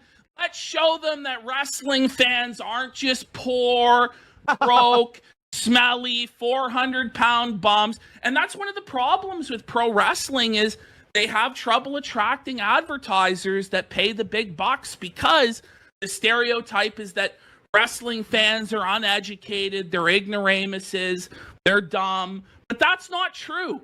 No, it's not. But that was also the same notion that early mixed martial arts had to deal with, where it was nothing more than just human cockfighting. It's just a bunch of drunkards who are, truck drivers or whatever the fuck, bum fights type shit, basically, and whatnot. And eventually they got over that hump. For whatever reason, wrestling really still hasn't, and that's probably because you have divisions within wrestling where you have those hardcore leagues and whatnot, or those hardcore orgs who still do that shit, and that shit's obviously fucking barbaric if you've seen any of that crap, stuff like that. I mean, some of it's kind of interesting, but some of that's just ridiculous. You know what I mean? There's a reason why ECW never took it that far, right?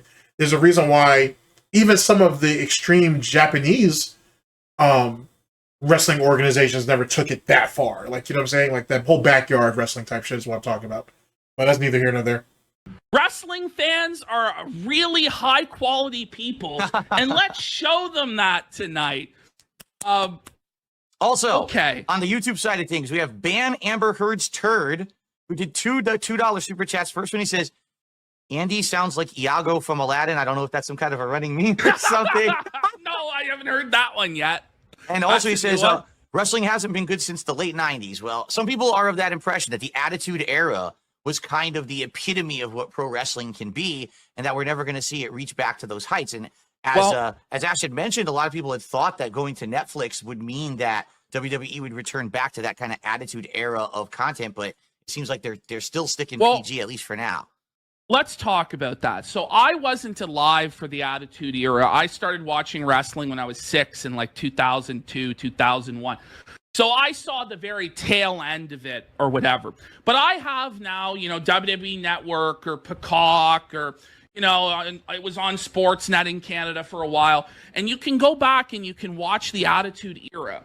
And what I've actually found is that it's very similar throughout all of wrestling, is that at the very top of the card, or similar to today at least, to the Attitude Era, at the top of the card, it was amazing.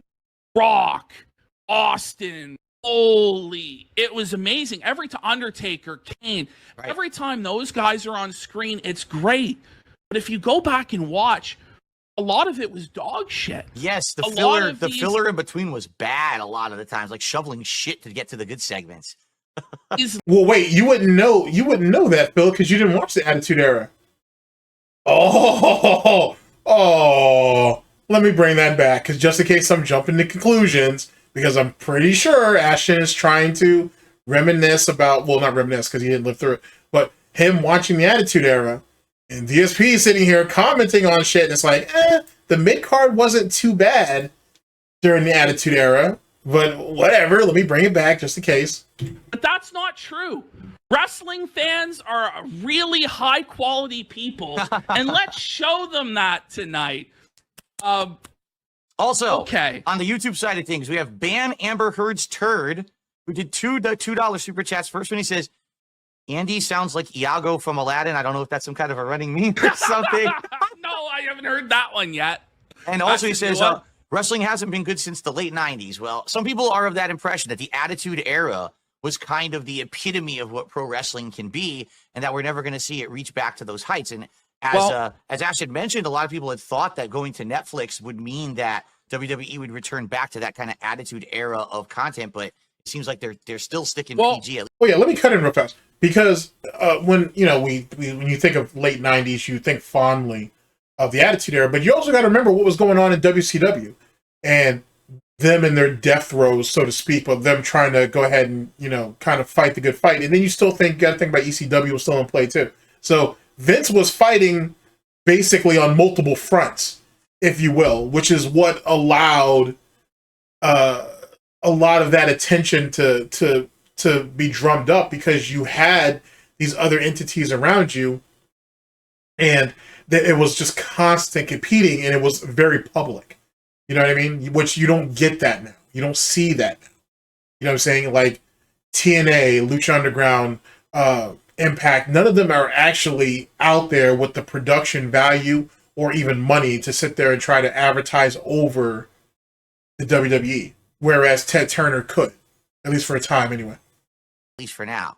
And fucking Paul Heyman and ECW has such a cult following that, people would throw that out there because they were avid fans. Let's talk about that. So I wasn't alive for the Attitude Era. I started watching wrestling when I was 6 in like 2002, 2001. So I saw the very tail end of it or whatever. But I have now, WWE Network or Peacock or, it was on Sportsnet in Canada for a while. And you can go back and you can watch the Attitude Era. And what I've actually found is that it's very similar throughout all of wrestling, is that at the very top of the card, or similar to today at least, to the Attitude Era, at the top of the card, it was amazing. Rock, Austin, Holy, it was amazing. Every time Undertaker, Kane, Right. every time those guys are on screen, it's great. But if you go back and watch, a lot of it was dog shit. Yes, the A lot filler, of the these- filler in between was bad a lot of the times, like shoveling shit to get to the good segments. These I don't know. I don't know. Because like I said, like PPP or Triple P as we like to call is referencing Attitude Era, and DSP allegedly didn't watch. So how would he know, what the mid card and the lower cards were like if you didn't watch it? But whatever. lower card guys, it was bad, man. And it's the same thing today. And that's really what wrestling is. Well, there's a reason why they're in the lower cards. To be honest with you, like the reason why the lower card guys got squashed or were used as flunkies or used as like as extras, as the police or the ambulance or whatever. There's a reason for that. There's a reason for that. Is I find it to be both the very worst form of entertainment possible and also the very best form of entertainment possible. It's very interesting. You have these moments where if you really get bought in and you're really sucked into the match and into the performance, it's an experience like nothing else. It's so exciting. When it's good, it's so good.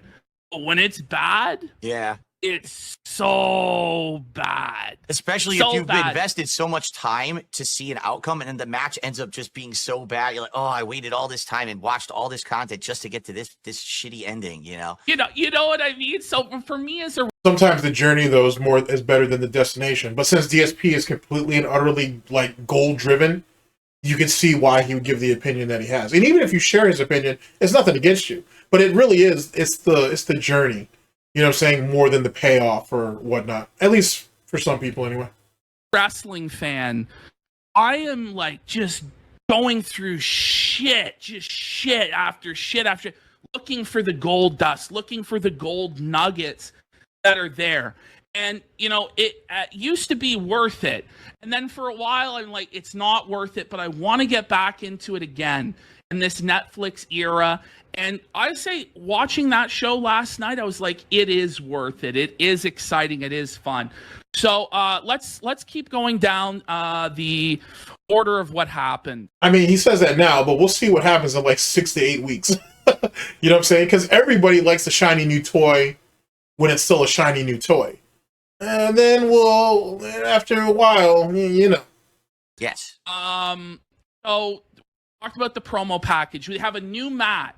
What do you think of? They have all this branding and logos on the mat. What do you think, Phil? You're not a fan? There was none of that when I was watching, 5 years ago. So for me, of course, it's jarring. Now, I've heard that they've done this like for pay-per-view events and stuff. They've had that kind of branding. And I mean, as long as it's not intrusive, like, okay, it's there. And every other sport is doing this too, right? UFC has that shit. Everyone has that shit on the mat now. As long as it's not intrusive to the product, I guess I'm okay with it. But it is a shame that every single thing has to go so goddamn commercial at this point. But that's how you fund the product, retard. It's not you're not going to see the WWE beg its viewers and shit to donate money to them so they can have their next fucking show and shit, or they can have their next special event or pay-per-view or whatever. You know what I'm saying? They have the real estate on the ring. They're selling it. You know what I'm saying? They're getting their money's worth. It's helping to get back into the product and push the product forward. Mr. Businessman doesn't understand that.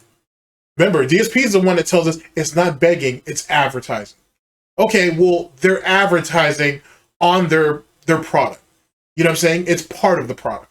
They're paying for ad space. It is what it is. It was just like back when the UFC, before the REBOOT deal, where these guys had their own endorsements or sponsorships, and it would be on their tights or whatever the case may be, until they went ahead and signed the REBOOT deal, which was clearly to fuck the fighters over, because you had guys who were making more money off of their endorsements and sponsors than they were getting paid to get into the ring. And that's whether they got fight of the night or not. And obviously fucking Dana White needed that shit to shut the fuck up and get going, because if you got someone with high sponsorship, what the fuck they need the UFC for? They could go to Bellator, they could go wherever. And he didn't want that. He didn't need that. I know. It's kind of reality. I actually really like it. I like it better. And let me tell you why.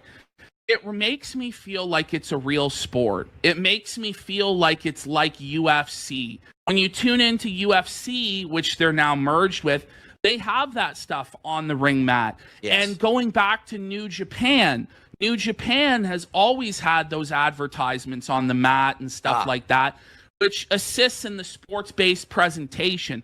So I know a lot of people were complaining to see the Hulk Hogan beer ad on the mat. But you know what? Like, I like that. I like seeing the beer ads on the mat, which I also think is crazy because it's supposed to be a family-centered PG product. But yet here we are shilling beer to children. Well, I mean, keep in mind, someone has to get those children to the venue, right? You know what I'm saying? Or if you're watching the fucking product with your father, your uncle, your older brother, or whatever, they're more than likely drinking a beer. So it kind of flows together. Is it still shilling to kids to some degree? Yeah. But usually those kids are watching it with an adult of some type or some variance, and they're more than likely drinking beer. So it is what it, you know what I'm saying? It kind of makes sense. Right. You know who are watching this shit? I'm not encourage I don't encourage underage drinking and whatnot, despite the fact that, I don't know, I had my first beer in my hand when I was like, it doesn't matter. But I was super fucking young to be having a beer passed to me, let's just say that. But the point being is that, you know, it's part of the business of it. Kind of crazy. I'm not wild about Fortnite being the one in the middle, but it is 2025 and I'm fucking old and you're old. And the fact that Fortnite, that's actually a great point. The fact that Fortnite was the more prominent advertiser over Call of Duty really should tell you something too as it pertains to Call of Duty. But that's just me being a hater, even though I'm still playing it. Yeah. That's what's hip. That's what's cool. That's what's paying. And so it's smart, I think, that it makes it feel more sports-based. Yeah. And it's also smart because it's a new source of revenue for the company. So I didn't mind that too much. Keep it in the ring, keep it on the mat. But I swear to God, if they have a segment where all the wrestlers dress up like Fortnite and start doing fucking dancing like in banana suits, that's going to be fucking way too much. And I hope they didn't go that far. Oh, and back in the day, like especially 10 years ago, like 2011, 2012, there was a lot of shitty commercial plugs like that. I remember like the Subway sandwich segment. Remember that shit? They're all chasing the sandwich in the arena. Or like when they had to dress up as like KFC, Colonel Sanders, shit like this. So sometimes that just gets too silly and ridiculous. I think I remember they did. That's a pretty good shot at DSP, being that he ain't dressed up like Colonel Sanders too at one time. But I guess Phil decided to leave that part out. Like a Walking Dead promotion. Maybe I'm wrong about this. But do you remember where, I think it was during the COVID era, they had like a zombie come in and battle like John Morrison and shit. So sometimes that gets too hokey and stuff. I wanted to mention the new Raw logo. What did you think of that, Phil? To me, it reminds me of this new trend they have where it's to make it too simple and too clean. Like remember the Jaguar scandal? They had the Jaguar logo. Yes. I don't really like that new aesthetic they have for the Raw logo. I thought it was too modern in its sensibilities. I wish it was the old logo. Yeah, you see, I'm running the old logos on my screen right here, and you can see how stylized a lot of them were. And it seems like I just as if they're trying to do this for the new audience, right? They're on Netflix now, so they want to look more modern, more stylized, more generic. And I get why they did it. But they want to be brand friendly, and that right there kind of goes back to the argument, again, it kind of goes back to the argument of having all the advertising there. They're trying to be more brand friendly, and that all starts with how it's presented. You know what I'm saying? In all facets. Yeah, it's called Monday Night Raw, right? Like it's supposed to be uncensored, crazy content, and here's the most milquetoast bland logo you can see. So inoffensive. I mean, keep in mind though too, there's been talk for years of them wanting to drop the Raw part, turn it into something else, but they can't because they don't know really what they can put in its place. You know what I'm saying? Like the raw grittiness of the one-on-one sport aspect is what they're kind of going for, instead of the, you know, fucking rated X or rated R type situation that you had back towards the Attitude Era. So they're still fighting uphill when it comes to that particular branding and brand recognition. It's just so corporate and sanitized. I didn't like that. That's one of the only aspects with the presentation that I didn't like. Start off Triple H in the ring. I have in my notes here, isn't it weird that Triple H is bald? I still can't get used to it. I know he's had his hair cut like this for over a decade, cut short, but I've always hated it, man. Like when he got rid of that long hair, like it's not Triple H anymore. Yeah. You know, that it's now Paul Levesque. Yeah, it's part of his aesthetic. I can't remember if that right there if the hair loss. Well, I don't know if he was losing his hair. I think someone said that they thought his hair was thinning. Because if you remember, when him and Stephanie decided to have a family, he allegedly got off the juice, and he had to be off of that for a good amount of time because obviously he didn't want his kids to inherit that and all the complications that can entail. And I can't remember if they had contributed that as part of the issue, and that's why he cut his hair before that became a thing, or if it became realistic, or before it was realized. But then again, he had all the telltale signs with like the bumps and stuff on his back or whatever. It wasn't as pronounced as maybe Ken Shamrock when he had a lot of that, or some of the other guys, some of the other boys. But now it's just, there's a difference between Paul and Triple H, basically. You know what I'm saying? Just, I think that's that distinction when he decided to go into the more business aspect of it. Like, he's not so much a performer anymore. And so he wanted the look to be different as he makes that transition. But that's neither here nor there. What it is, we're getting older, and the audience is getting older, and the wrestlers are getting older. And, these guys who were from a previous era, we're so used to seeing them in that persona. Undertaker, he should have the hat, and he should have the gothic look. Triple H should have the hair.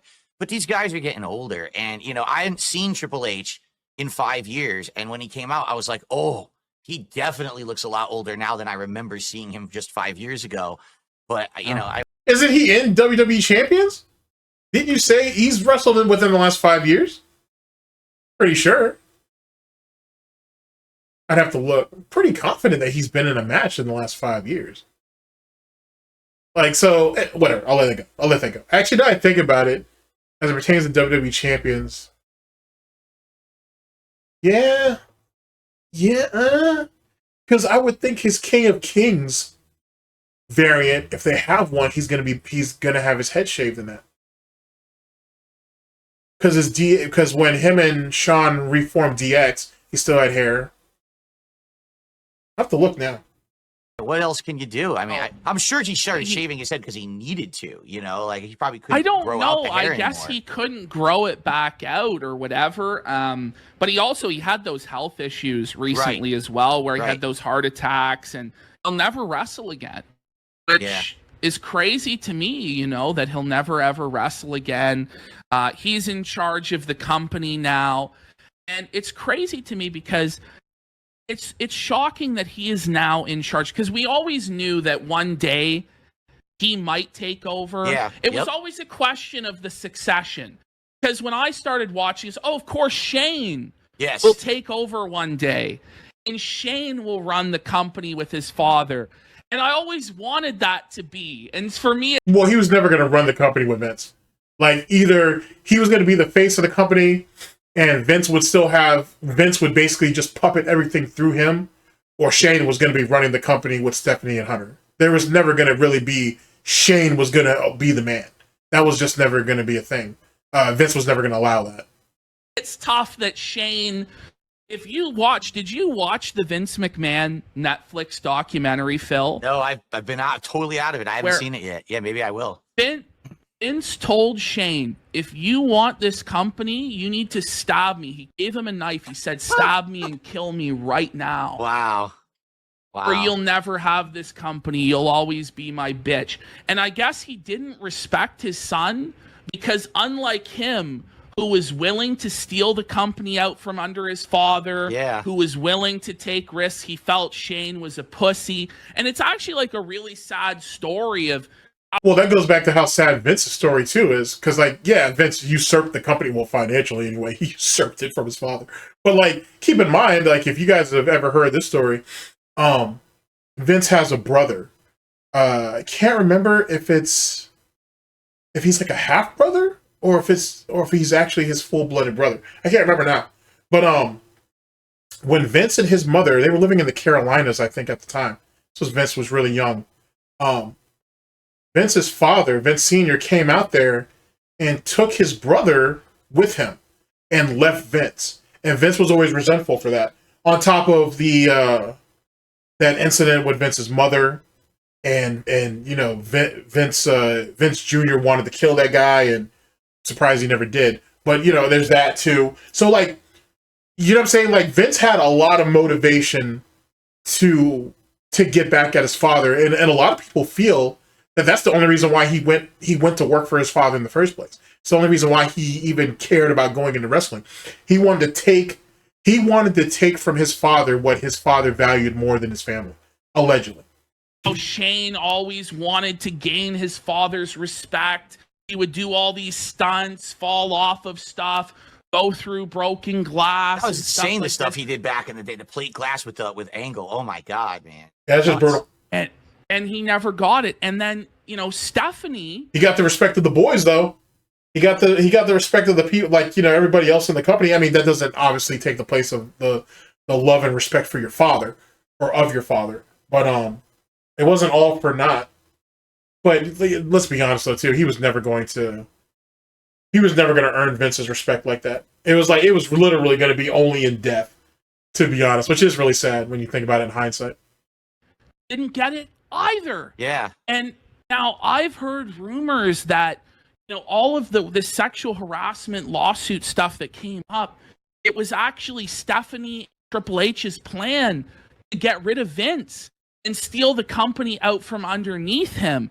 And that's why Vince then decided to come back and sell the company to make sure they would never get that inheritance. Wow. Yeah, but see, if they had known where the paperwork was, and maybe with Linda's support, they probably could have got it done, but Vince moved too quickly on him, allegedly.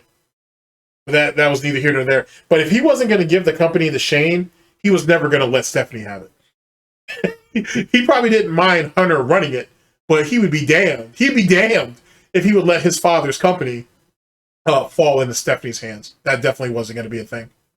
They would never get to run the company. And with Triple H, too, you know, you feel it's like nepotism. Like he married his way into it. Yeah. But not so, really, because, you know, it's new executives, new corporate structure, and they've kept him on. They've kept him on as the guy running everything because he earned it. He, you know, ran NXT for years. He's now been in charge of the main roster for years. Although, I mean, most of the guys in NXT, if not almost all of them, are loyal to him, you know, are like furiously loyal to him anyway. So it's like, you know, he kind of played his cards right with NXT. Like, you know, Vince didn't see the value in it, but Hunter did. Not only is he cultivating this new group of the next generation of wrestlers, but yet again, they're all loyal to him, essentially. Before Vince. Oh, those who are so attached to Triple H and, you know, worship him and lick his fucking balls and he can do no wrong, realize that one day his ass will be fucking gone. Yep. One day he will be scapegoated and there will be no connection whatsoever to the McMahons. There'll be no connection whatsoever to pro wrestling and the management side of things. They will bring in suits to run everything. So enjoy it or hate on it while it lasts, but I don't think Triple H will last there. Maybe 5 years he'll have. Yeah. And then I think his ass will be fired. During the 2000s, you know, the actual on-screen plot was that, oh, Triple H is marrying Steph. I mean, he'll have a pretty good parachute once he's out. You know what I'm saying? I don't know if they'll fire him, though. I think they'll try to push him out long before they actually fire him. It just makes the transition a bit easier because, yet again, all the people that are loyal to him. So now he gets all the favor or whatever from the McMahons. And I think at that point, people who were smart and knew the industry were like, well, actually, in real life, one day he might actually get the company too, or at least have a leadership role. But I think what happened at that point, like a lot of people were like, we don't want Triple H to do that because then he might be like power abusive or something. But then what's happened is in the last 10, 15 years, with Vince still in control with his mitts into everything, people started to realize we do need someone different controlling these matches, controlling the outcomes. We need someone else writing. And when Triple H started doing NXT and stuff like that, and people were comparing directly NXT versus the main product, they're like, this shit is better. So we're happy that Triple H is in control of NXT. We want to see different people in control. And it's refreshing to see someone who kind of understands the fans and not just the old way things used to be, to see that person be in control. But you're right. How long do we have? Wasn't there even just recently a rumor when before WWE was actually sold to the UFC company that they were going to be bought out by the Saudis? And if they were bought out by someone like that, that the whole company structure could change. You know, I mean, that would be something that would probably be very shocking. So, and who knows if they would keep him on. If They would have probably still kept him, though.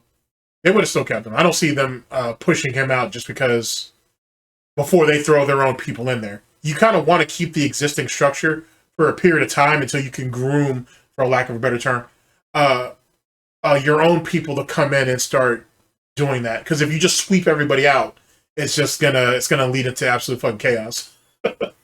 something like that were to happen. So I think you're right, but I think we should enjoy it while we have it, right? Yeah.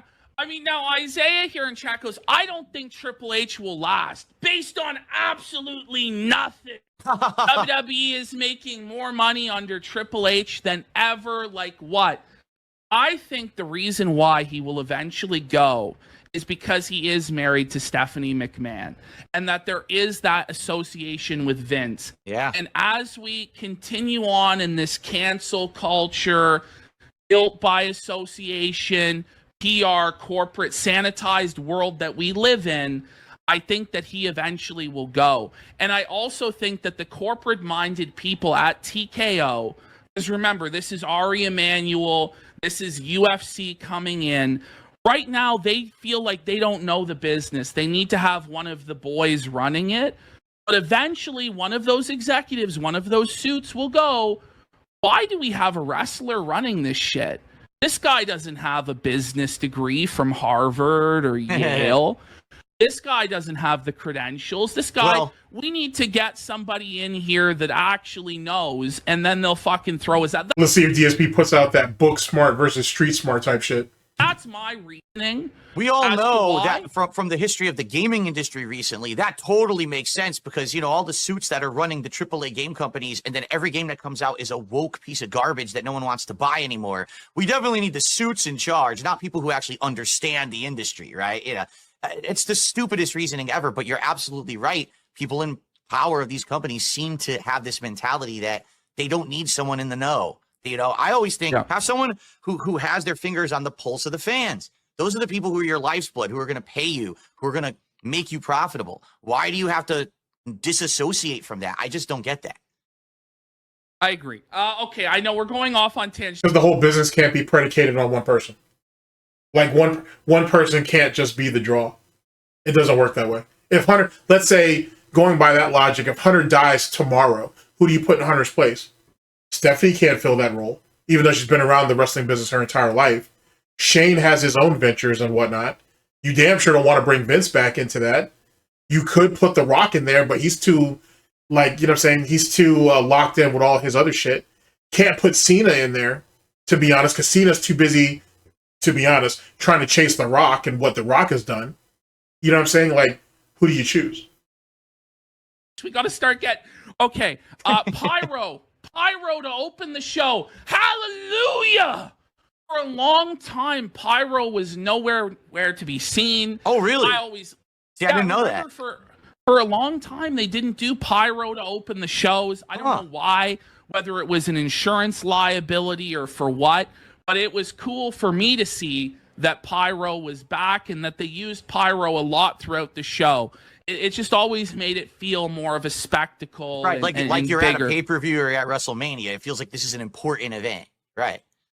Onlander in chat asks, what if Rock buys WWE? Well, I don't know if you're aware, but Rock just purchased millions of dollars of more shares in TKO Holdings. Doesn't The Rock own XFL? Now that I think about it, I mean, I know he owns. Pretty sure he owns that. He owns that outright, and whatnot. Vince ended up selling that to him. So, and there's a lot of equity in that, but that's neither here nor there. but I'm pretty sure he owns XFL. So he is a part owner of WWE. He's on the board. He is actually like Triple H's boss. Like he actually is the final boss. He really is the guy over there right now. So it's interesting that you mentioned that. On top of that, if Hunter's ever fired, it's more than likely going to be on his call. Like it's very possible that The Rock will be the one to make that call if it ever happens. But that's probably not going to. They're not going to do that now, though. He's right now. Hunter's good for business. So, speaking of which, Rock come out, and I gotta say, I was marking out. You know, when Rock taps his arm and he says the goosebumps, I was feeling goosebumps for Rock to come out. What were you thinking when Rock came out, Phil? Did you have that nostalgic feeling of getting to see The Rock? Well, it was interesting. I don't know what music Rock has used to come out in recently because I haven't been watching, but it's like he comes out and it's like his classic theme, but then they go into the new theme. That's like the slower theme, almost like a villain, you know. I liked that. It's like showing this is old Rock, but now it's a new Rock, and he comes out and does his thing. And I like seeing him, but again, like when I saw Triple H, I'm like, oh, he definitely looks older. Like to me, because I haven't been following for 5 years. And I look at him, he's like, he looks a little skinnier. You know, he's got the stubble. It's got some gray in there. And like, well, if you haven't been watching for a while, you'd probably be shocked that this is how he looks. But he still got it. You're right. He still got his charisma. He still got that ring presence. Yeah. He still got some Rock, cheeseball stuff too, because some of the lines they gave him about kissing Netflix's butt and everything, you know. Yeah, let's talk. So Rock comes out, so, wow, it's The Rock. And you got to give The Rock his props for this. When Rock comes out, he slows it right down. And this is one thing that I, as a performer, wish that I was able to do more. I'm still guilty of going too fast. Rock slows it right down. He takes full control. He demands your attention. He captivates the audience. He allows his charisma to take over, his showmanship to come over. So even though what Rock is saying is like goofy and bullshit, it's the way that he delivers it that makes it so special. However, that being said, Rock's promo kind of felt like DSP's pre-stream where it's like a business meeting. It was like Rock was running a business meeting with the Netflix executives and touching on all these different points. I thought it was good of him, you know, and he's pointing out certain performers to highlight to the Netflix executives. well, yeah, and that DSP kind of does the same thing. It's like it's The Rock whale calling, which is essentially what DSP does. He's talking to the detractors and he's talking to his pay pigs. For those people who just show up for moral support or who aren't contributing outside of their time, which theoretically everybody's contributing, but you know what I mean, who are not financially contributing, it doesn't matter.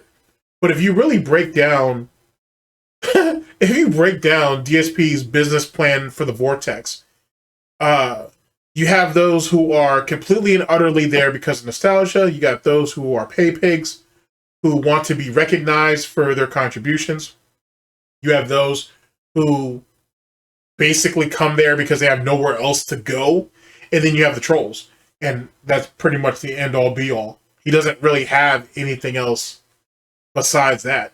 Like the genuine fan, who maybe supports a little bit, watches a little bit, tries to, convince other people to show up, or tries to spread the word, as DSP like to call it back in the day and all that. That person doesn't exist anymore. That's a dead concept. He highlighted Cody Rhodes. Right. Said this guy has put the company on his back for a year. I think that was a very solid thing of Rock to say. And it was a good way to highlight Cody, the face of the company, to start the Netflix era, even though he didn't have a match on the show or a segment on the show. And it kind of allowed to maybe foreshadow, is Rock going to battle with Cody at WrestleMania or what? He also, of course, shouted out his family member, Roman Reigns, who is the big star of the company in this era. He accomplished everything he needed to do during this promo. Again, as I said earlier, he was able to say bullshit and it wasn't censored. Right, they didn't censor it it at all. wasn't on a tape delay. You know, and it made it feel like wrestling was a big deal. But it was like a business meeting where he goes, "This is the highest grossing arena show in WWE history," which is crazy when you think of all the shows that they've had over the years. They were able to charge outrageous ticket prices for this show. So many celebrities were in the crowd. We'll go through them as we go through the rundown. But I thought it was a good start to the show. I thought it was smart because, you know, Rock is the biggest star they have. He's a Hollywood celebrity. Right. At one time, he was the biggest Hollywood star in the world. Now, Yeah, even though the movies are bombing though and shit, some people think that his influence over the DC universe is going to cause that shit to crash and burn, which it might. There's a lot of problems with The Rock, bro, in Hollywood. I mean, he's well liked, obviously, but he tried to do too much, too fast, too much ego, too much arrogance, and it may cost him in the long run. But we'll see. his star kind of is diminishing It's since faded Black bit, yes, Adam. for sure. And this latest Christmas movie, what was it, Red One? Red One flopped. Just totally flopped. So it's not what it used to be, but it was smart for them to start the show with The Rock. And it felt cool. Then we had Roman Reigns come out. It was Solo Sikoa versus Roman Reigns. What were your thoughts on this, Phil, this match, this segment? Because you haven't been watching for a long time. Yeah, first of all, when they come out, this production value is wild. And this is Monday Night Raw. Again, this is not WrestleMania.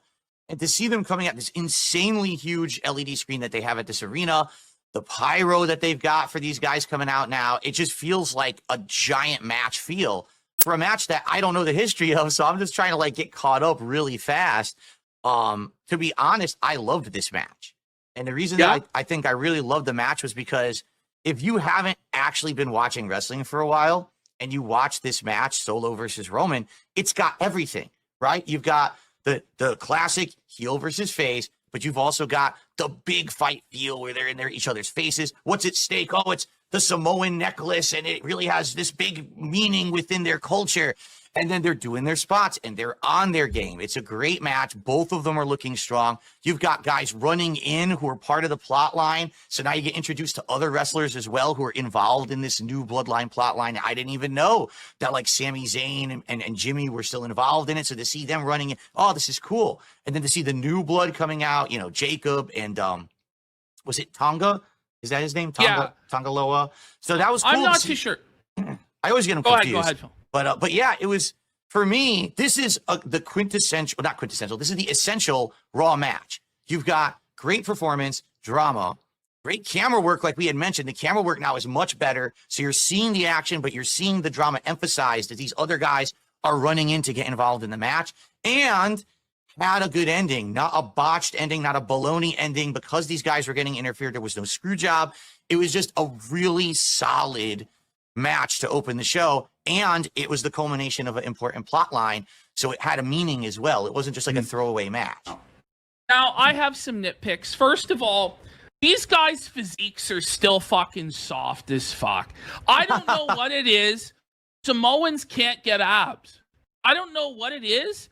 These Samoans, they're just fat. They just can't get shredded. I've always wondered, is that just part of their culture? Is that part of their culture that they don't want that? Kind of almost like a sumo wrestler would never want to be ripped. So maybe that's just part of the thing, is that they see that as virile and strong for males, is that you don't need to be ripped. You just need to be big, right? Big burly. That's right. Push people around. The other thing, they can't control it. But the other nitpicky thing for me is in previous tribal warfare matches, they've had the family at ringside, they've had the grandfathers and the cousins, and they're all sitting around ringside. I wish that we had seen that. Also, with the Bloodline Rules match, the whole point is that nobody from the family is supposed to interfere. Oh, okay. So I didn't like that there was so much interference in the match. And in fact, I thought that the finish was overbooked. But I wasn't thinking from the perspective, that you have where it's, you know, if this is your first time tuning in a long time or ever, getting to see all of these people come in, it is fun. It is exciting to have them, you know, come into the ring and interfere. And there was a lot of that back in the Attitude Era and stuff like that. But from a traditional perspective, I would have liked to see Roman win completely clean, 1, 2, 3, no interference. I didn't mind like the initial interference, and then Sammy and the other Jimmy coming out and saving him.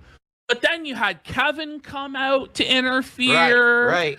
You know, and then Cody's then come out, interfere, and it's just like I felt like it was a bit too much interference. A lot of overbooking, but again, that's almost representative of an entire era of what Raw was back in the day. You always had the matches where it was Evolution and shit, but now there's 400 people running in during the match to stop Evolution. It was like that was kind of the thing. So for me, it was like a throwback to that. Yeah, but it was also the build up to something, and that's where, they're probably going to end up going with it. So having the symbolism of the Elder Guard being in on at ringside, or even being on the outside of the audience, that's too much for people to take in too quickly. That's something that should be built up to. That era. Yes. I also didn't know that there wasn't supposed to be interference. I don't know what the Bloodline match was. You know, I didn't understand exactly. Exactly. And one of the problems with this match I had, which you wouldn't have had, is that I just don't buy into Solo Sikoa. I never viewed him as a legitimate threat to Roman Reigns. I felt like he was never built up to be Roman Reigns. He was always booked to lose, to be second best, and he just doesn't have the charisma. Now, I know a lot of people have felt in recent months like Solo turned it around and finally established himself, but I never felt it was that way. Okay. And also the Tongans, the one Tongan is way too fucking thin. They both have to wear fucking t-shirts because their physiques are fucked. You know it's bad. When a wrestler has to wear a t-shirt, you know shit's scuffed. You know shit's fucked. And then the other Tongan is way out of shape. So those guys, I don't think, are ready for prime time, not ready to be part of the main event scene, in my opinion. But I want to give praise to Paul Heyman. Yeah. Paul Heyman, he's able to do so much. He's so expressive with just his eyes. He doesn't have to flail around. He doesn't have to be so theatrical. He's able to communicate so much with just his eyes alone. With just his facial expressions alone, it adds so much to the match. It adds so much to each fall, each moment in the storytelling. Paul Heyman, in my opinion, is like an MVP of WWE and has been for years with this Bloodline storyline. It was amazing. I mean, most people feel that way back when he was, when he had Brock Lesnar. When he had CM Punk, even though I felt that was overkill, to be honest with you, CM Punk didn't really need Heyman. Heyman didn't really need him, but whatever. They still worked really well with each other. So that's what Heyman does. Like, you know what I'm saying? He very much is a kingmaker in such a way. You know what I'm saying? Like, I would say there's very few people that he's worked with that he doesn't compliment in some way, shape, or form. I was just going to ask, Paul. I haven't followed the Bloodline storyline now in a long time. So has Paul been there the entirety on Roman's side? Has that been a staple of it? Because to see him was awesome. I was like, oh, you know, Heyman's here. This is cool. I haven't seen him in a long time. He's like considered the special counsel, the advocate. He's like cornerstone of the story. He's there every week, whether he was and there was storylines where he was Brock's manager, but also Roman's manager, and they were feuding, and which side is he going to take? He's done so much. And it's a shame you missed out because the Bloodline storyline, Phil, was actually so good. It's on the level of anything that's ever happened in wrestling. It really is that good. The rest of the show, not so much.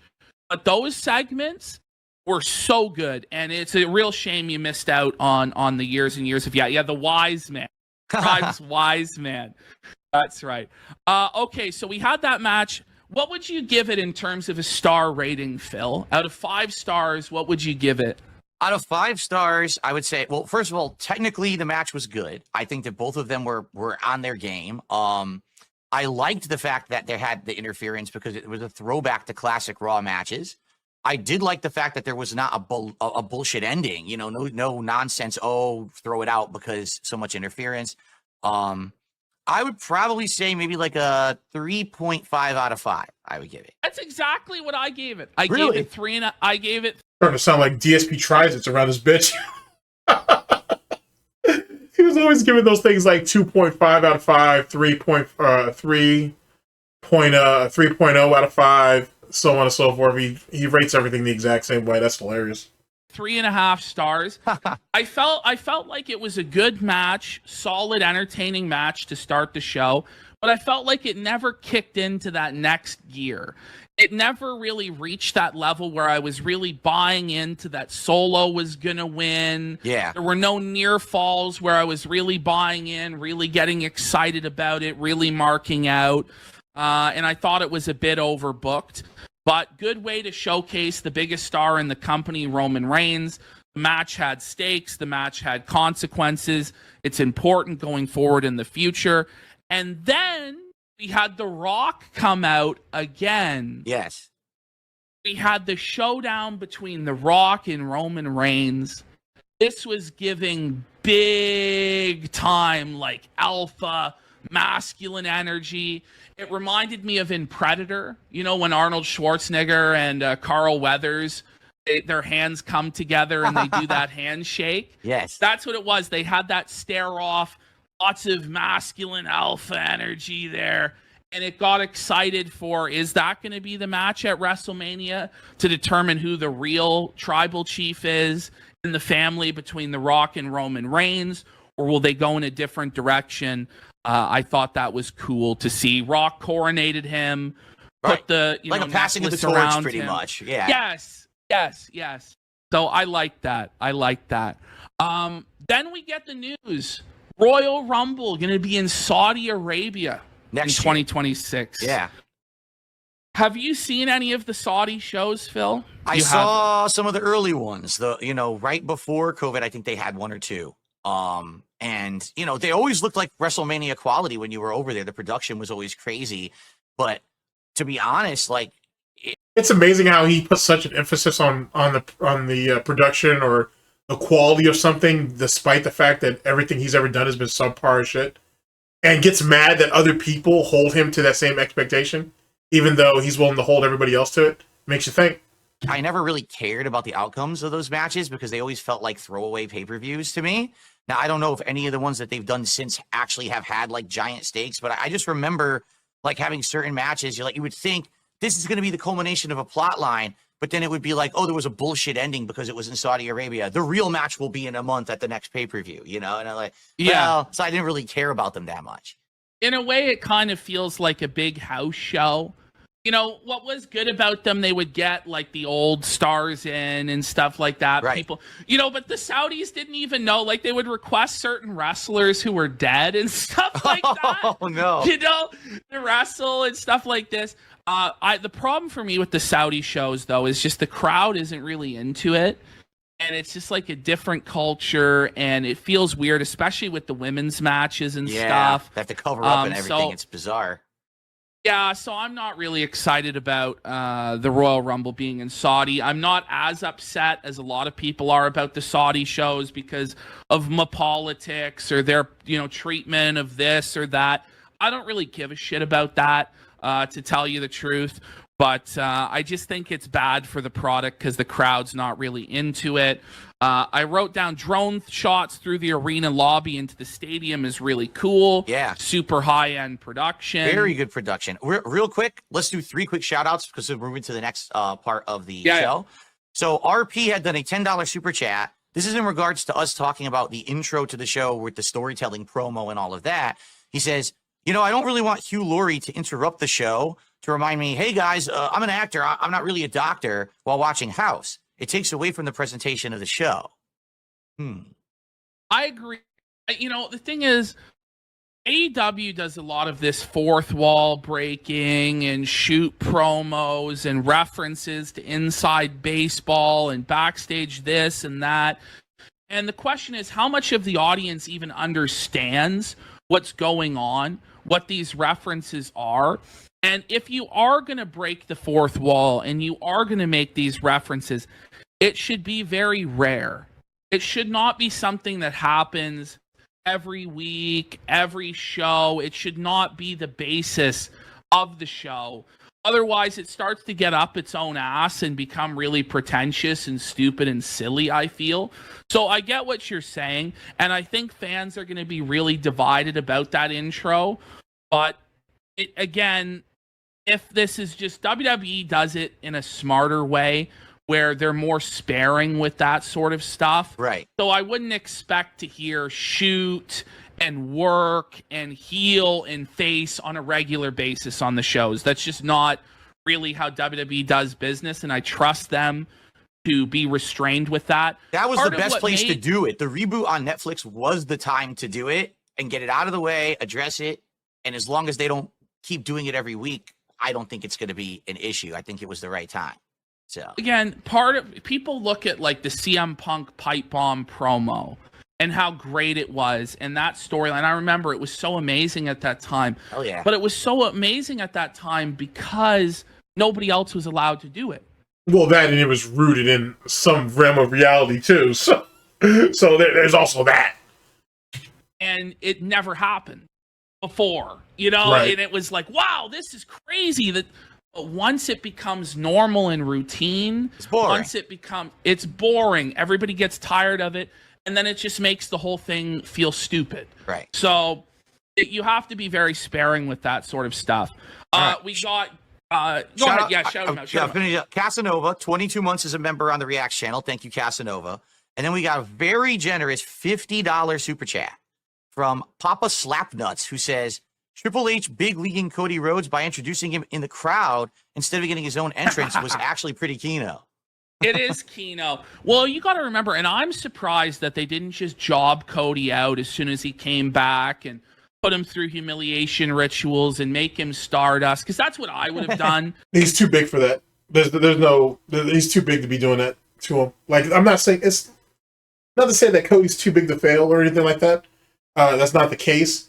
But, like, if you could go somewhere else and really, well, you went to a couple places, actually, and really make something of yourself, like, doing that to him in good faith doesn't really work out. It really don't. And if you can get Cody Rhodes back, if you can get CM Punk back, you can probably get anybody back. And if you're going into this new era of the WWE, that's kind of the vengeful, petty bullshit is still going to exist. But you need to change the way that's presented, and what that needs to change up. If not, you're only it'll be the same old shit. It's the reason why AEW's having the problems it's having now. If I was Triple H, because Cody, if you don't know this, but when Cody went to AEW, on his first appearance, he smashed Triple H's throne with a sledgehammer. I saw that on social media. Then he pulled out the golden shovel at certain points, and all of these references and all of these pointed things to Triple H and, shitting on WWE. But, they saw potential in Cody. They decided to push him and make him a star. And, with a lot of the audience, it's going over really well and people really like him. Just my criticism of Cody is that he just doesn't feel larger than life. It feels like he's trying to be larger than life, but he's not really. And I think that people were more in love with the idea of Cody being champion than Cody actually being champion. I feel like Cody's title reign has not been that memorable. It's not been that amazing. Again, I checked out because of Cody's title run and how boring I thought it was. Interesting. So Cody, to me, is just, he's not an icon. He's not The Rock. He's not Cena. As much as I hate Cena, Cena's still an icon. Cena's still bigger than life. But Cody's not. I mean, Cody was never built for that. To be honest with you, he's not gonna live up to his father. He's not gonna live up to his brother. It is what it is. So he has to try to be his own man. And whoever that person may be, he's never going to be the man. You know, he's never going to be an icon status. It's just he's not built for it. You know what I mean? It's just, and I don't know why that's even. I don't even know why that expectation is even put upon him. To be honest, he's just not. You know what I mean? He's just not. He's not Austin. He's not even Roman Reigns, but he could grow into be something like that. Keep in mind, for many years, people hated Roman Reigns, right? Like, they really tried to make him the face of WWE. And, you know, remember the days when he was making awful jokes and stuff in the ring, like he freaking got Looney Tunes references, right? That wasn't his strength. His strength was not to be The Rock or John Cena. He couldn't be. He's not that level of orator. He's not that comedy, funny guy, quips and one-liners, and that's not him. But they found him. They found his strength. They, after a while, took a while, but they found that perfect edge to give him, that right plot line. I mean, I guess. I mean, they leaned on his actual heritage and they gave him like a bit of a Brock Lesnar type situation. That's pretty much it. Like, you know what I'm saying? Like, I may be selling him short with that, but that's really kind of what it comes down to. It's heavily based upon his heritage. And which is a good thing. Like, that's something they should play on. Like, the Samoans have been part of wrestling forever. You know what I mean? They deserve to be up there they deserve to be up there along with the Canadians and so on, as long with your Hispanic wrestlers in general. I'm thinking Mexico, but Puerto Rico obviously as well, and so on and so forth. So, you know, when you don't have much, you know what I'm saying, there's always something to lean back on. And your family or a family-like situation or circumstance is probably one of the best ways to go about it. And now he's excelling. Now, I haven't seen any of this new Cody Rhodes. I'm excited to now get into the product and see, you know, how he's doing as the champion. And, you know, obviously I'll be giving my opinions too. I can't really speak to this right now because I haven't seen it yet. And there wasn't much of it on this Raw. There was no match or anything like that. So we'll have to give my opinion at a future date. No shit. Thank you for pointing out the obvious. So they started showing celebrities and other wrestlers. They showed Gabriel Iglesias was there. They're promoting his Netflix. I hate Gabriel Iglesias. Like, I think he's cringe as fuck. Big fat fuck need to die. Ashton Kutcher was there. Michael Che. They showed Rey Mysterio, which, you know, was cool. Then I did notice they showed the War Raiders, and I wasn't aware of this. They got their name back. They were a great tag team NXT during their initial run as the War Raiders. Yeah. Then they brought them to the main roster, and Vince decided it was a great idea to make them pretend to be Vikings from the 12th century and fucking... They were just treated really badly, total comedy jobbers. And then, you know, when you treat guys like that, you beat them to fucking dust, and you lose all investment in them. They were treated as a joke, so I'm glad to see they got their name back. Hopefully they're presented in a better way. The tag team division has always historically been a weak spot for WWE. It was one of the only things that TNA probably did better than WWE back in the day, was their tag team division. Hopefully they can build that back up and get it going. I like Lucha Underground's tag team division for a while too. And early TNA, they had a pretty good division as well. John Cena comes out. And I felt like there was a lot of momentum to this show.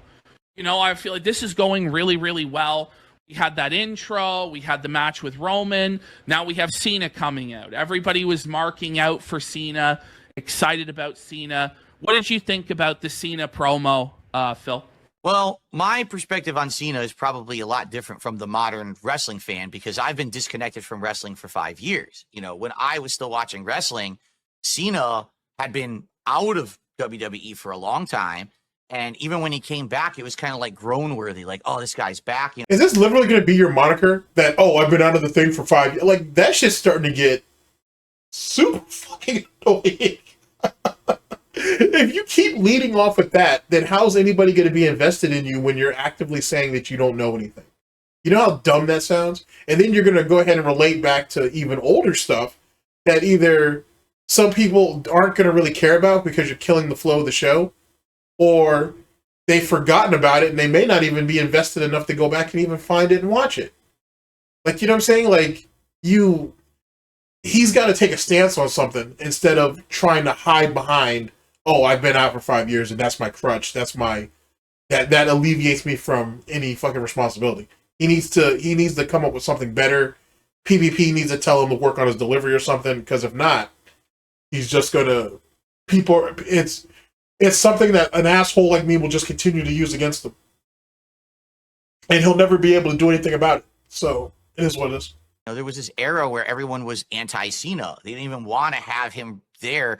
It seemed like whenever he came back, he was stealing the spotlight from someone else rather than kind of like trying to give them the rub. But now it seems like that's changed. The crowd was really into it. They were like, oh, this is the last run for Cena. It seems like his promo now is, this is my last year as a pro wrestler. So I want to do everything I can in the last year. Can I get the title again? Right? Can I become the record breaking, what did he say? How many times was it? 17 times or something like that, champion? It would be the 17 times. So he's tied 16 times with Ric Flair. Now, of course, Ric Flair has actually won more than 16 world titles. Depends which promotions you count as world titles and not. However, Ric Flair was only the champion in WWF or E twice. So really, Cena is the WWE most championship reigns guy already. Right. I really don't want to see him get the 17th title run. Yeah. I really, really hate Cena even still. I'll talk about this promo. To me, it was basically like a poor man's version of The Rock promo to start. It's like The Rock, but at a lesser level. Because he keeps chasing him. Like John Cena's been chasing The Rock's. He's been in The Rock's shadow for so many fucking years, and it's wearing on him. And instead of Cena kind of being his own man, in some of his pursuits, I should say, which he's been successful at some of them. I don't know, man. I can't say that he's running around here acting like it was owed to him, because for some of you who know, like Triple H tried to get into movies too. He had a decent run, so on and so forth, but I think he realized, hey, not everybody can do this. Not everybody can be Austin. Like on Tubi, for example, I found a bunch of movies on Austin that I didn't even know he made, and they're actually all right. To be honest with you, they're not too bad. He's not overreacting. It kind of falls into his personality. I feel like that's a lot of the Austin movies kind of do. John has to kind of show some range with what he does, and I think you see that a lot, to be honest with you, with some of the comedy angles and so on and so forth that he does in his movies. But either way, I think he's still trying to chase The Rock and what The Rock has, when in actuality, he should just be happy with what you have and continue to build your brand, to be honest with you. Because at the end of the day, you're never going to overshadow him. It's like what LeBron's trying to do with Jordan, right? Like, LeBron, I don't care if LeBron plays another fucking 10 seasons. He's never going to be the GOAT over Jordan. End of story. I'm not taking anything away from his accomplishments or any of that bullshit. Good for you. You're never going to be Jordan. You're never going to be the GOAT. End of story. It is what it is. For some of these new age NBA fans, cool. Do you. But he's never going to be the GOAT. No one is ever going to put him over Jordan. Period. LeBron needs to deal with that. He needs to accept it. Hell, most people don't even put him over Kobe. So he needs to kind of just accept that he's going to be the third man out on that situation and just be happy with what he's accomplished. Instead, he's going to end up burning himself out even worse, and he might even tarnish his legacy. He keep chasing it the way he does. Same thing with John Cena. He needs to chill. He needs to chill the fuck out and be happy with what he has, to be honest with you. Because if not, one day he's gonna wake up and he's gonna realize he's not living for himself. He's living for someone who he can never match. End story. Cena is never, able to tie The Rock's shoelaces. Let's be real. Yeah. He's hyping up the crowd, sucking Netflix's peanuts. He talks about how it's his last time in Los Angeles, which really they're not going to book LA at all in the next year. Yeah. That's crazy to me that it'll be his last time in LA. He started telling stories about Los Angeles, how he started off his career there as the prototype. He won his first championship at WrestleMania 21 there.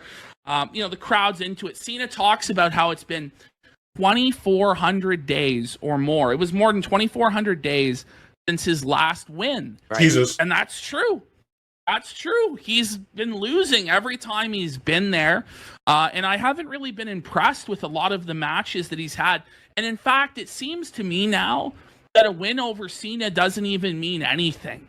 You know, they had Solo Sikoa go over Cena. They've had so many guys go over Cena now that it almost, his matches were starting to feel kind of fucking cheap. And he's like, I don't know if I'm going to be at WrestleMania this year. Kind of a retread of the WrestleMania 34 story. Remember? And then he ended up having that cheap match with The Undertaker that satisfied nobody. Yeah, terrible. That was a dream match for people for years. That what if Cena and Undertaker had a match for the streak at WrestleMania? What if it was an I Quit match? People would fantasy book that. And what we got was a joke. Vince McMahon thought it was funny. Right. And that's what we got at WrestleMania 34. I don't like where this is going. Cena's talking about winning the Royal Rumble. Right. Fuck this noise. Fuck Cena.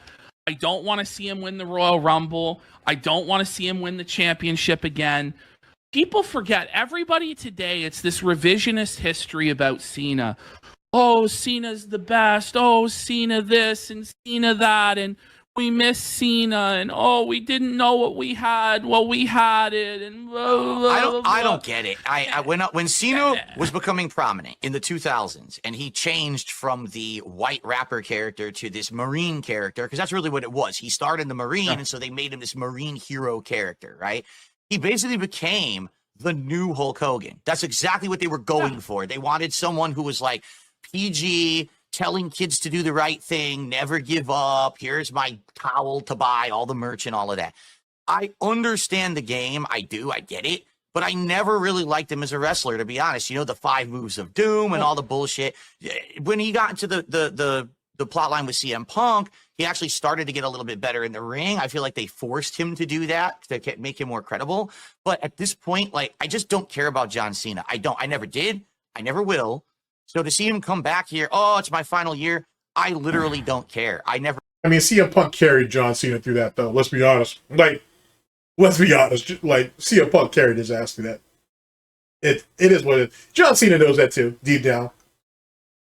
It is what it is. Like, you can't be, like, if you're being honest with yourself, it is what it is. I mean, even at John Cena's height, he still needed some help. He still needed that push. There's just something about him that, I mean, he fits a particular role or archetype. Not that he fits it well, but he does fit a certain type of role or archetype, and that's probably about as far as it's going to go. But yet again, even with his limitations, he still went pretty far. So, you know, in a lot of ways, not to compare John Cena to DSP, but same concept. Kind of, or similar concept. With very little, he went a long way, so it is what it is. But that right there really speaks to the booking and the quality of opponents that he's had, to be honest with you, more than anything. In right place, right time. So I'm sure they're going to make a big to-do about this year. I'm just going to be like, can I skip these segments? You know, I just don't care about this guy. The way I look at it is that Cena presided over the slow demise and death of professional wrestling. Yeah. John Cena drove so many fans away. So many fans that, you know, were from the Attitude Era, you know, Ruthless Aggression era. And Cena's presentation when he was the rapper and early on, he was still somewhat of an edgy character. He was still somewhat interesting. When they did that 2008 was so bad. If you go back and watch 2008 WWE, and part of it was Benoit's death, part of it was, you know, Eddie Guerrero's death before that, and the wrestlers dying of steroids. Part of it was Linda McMahon's Senate run. Part of it was the Mattel deal. But all of these forces came together to make them sanitize the product to such a degree that it was completely brain dead. Yeah. And it was just for children. Right. And back when I first got into wrestling, even during the Ruthless Aggression era, the product was still targeted at adults. And it was cool for adults. And so because of that, it was cool for teenagers and kids. But when you make the show completely corny, PG, lame bullshit for kids, they don't even really like it. And the adults certainly don't like it. They don't go along with it. It's just And like so you the- said, make the product for adults because kids like things for adults. So it works both angles. It makes it popular. They totally went the wrong direction during that era, in my opinion. And then this is the thing about Cena. People forget about how many wrestlers were sacrificed for Cena. Yes. The company was fixated on Cena for so long. Hey, man, like you say, they thought that they had to sacrifice for the future harvest and shit. They sacrificed wrong, of course. But, you know, like blood for the blood gods, it is what it was. They were so hyper-focused on Cena that they didn't want to develop anybody else. And that was the problem. It was a major problem. It wasn't just the fact that they put a bunch of people through the Cena meat grinder, but they never really had a plan for those people after that fact. So many people who had potential got screwed literally for nothing, essentially. They were just, you know, yet again, it was just another sacrifice to the corn for the harvest, if you will. That they never built anybody. All of the wrestlers that debuted between about 2008 and 2013 were beat into powder by Cena. Nobody was ever allowed to outshine Cena. Nobody was ever allowed to be a bigger deal than Cena. Keep in mind, though, too, Cena was heavy in Vince's ear at that time, too. So, you know, that becomes a large problem in itself. Like, you know what I'm saying? Cena had a lot of control over himself and how he was presented. And you could say, well, didn't The Rock? Yes. Didn't Austin? Yes. Didn't, Hunter? Yes. But at the same time, to be honest, I don't know if I can remember, well, at least with those three, with Hunter, The Rock, and Austin, of them having the quality of opponents that were outright buried and could never end up resurrecting themselves after the fact. I can't really think of that. Maybe if I take some time to think about it, I probably can name somebody. But I just don't. Between those three, I can't remember anybody who went up against them and just completely and utterly was fucked into the dirt and could never get themselves back out. I'm a little bit hard pressed for that. There was a glass ceiling. Cena was the man, and nobody was allowed to challenge it. And there were so many guys who, if they were allowed to get that push and get that opportunity, could have become something and could have become a new generation. We kind of got a lost generation because of the Cena push, right, which then led to the dark days of the pandemic where there were no new stars that anybody had connected with. Right. And when you stop caring, when there's no longer characters that you have investment in, because all of the old wrestlers that you cared about retired or went part-time, and so they didn't invest in the new stars at all. In my opinion, the biggest mistake WWE made during that entire era, they refused to turn Cena heel. If they had at some point turned him heel, now you can build up new faces to face Cena. But then they're scared. But then they were scared that he wouldn't be able to go back. He wouldn't go back to being a face, though. That's the reason. They were scared. They were scared if he would go heel, he would be too convincing, and they wouldn't be able to turn him back. Even if they don't beat him, at least you have some more credible faces. Instead, you left him as the poster boy face of the company for so long. And then, given all the movies and stuff that he was doing too, like there was you know what I'm saying? That's like part of that package deal as well. That's Cena trying to, as he felt, trying to watch out for his image. And that's, yet again, that was like a big part on why he didn't go heel. No one else. People begged and begged, pleaded for Cena to turn heel. And they dick teased everybody for, you remember the Rise Above Hate? Yep. Back in is he going to turn heel against The Rock? And they could have done something there. It looked like that was the story, because after Cena lost to The Rock, and he lost to Brock Lesnar, and it was his worst year. But meanwhile, in 2012, he was getting the main events over CM Punk, who was the champion. Yeah, it was crazy. Remember, John Cena versus Big Show was main eventing over stuff like CM Punk and Daniel Bryan. John Cena versus John Laurinaitis was main eventing pay-per-views over CM Punk's 434-day title reign. This was the bullshit that we were dealing with. John Cena's burial of the Nexus Right. And those guys never got a fucking chance to shine ever. Now, most of them, you know, probably never would have been shit, but I really thought Wade Barrett had good potential. Yeah. I thought he had a good look. I thought he was good on the mic.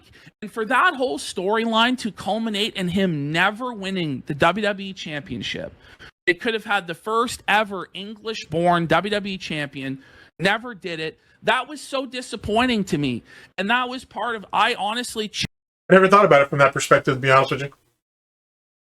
I never really thought about it that way. That was a missed opportunity. Huh. Yeah, that might have meant something. Yeah, that's all right. That's a pretty interesting perspective. That's kind of an interesting perspective. I never really looked at it like that.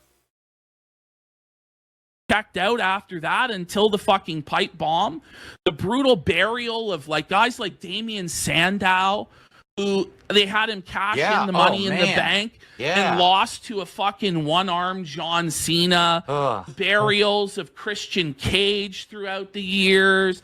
Just so many guys got buried by Cena and shit on, and it was for what? So you know, the Christian Cage thing was definitely a wasted opportunity, given what he was able to do later.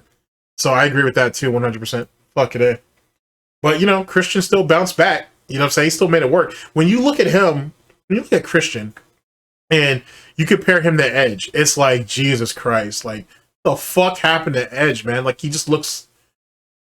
Like I don't know, man. Like in his time away from wrestling, he looks beaten the fuck down.